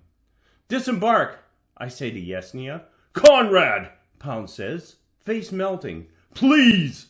I'm sorry, Pound. Roderick, Pound screams. His face turns purple. He weeps and calls out the names of his family. Stag, Raleigh, Cephalia, mother, father. His cries become shrill as we pull away.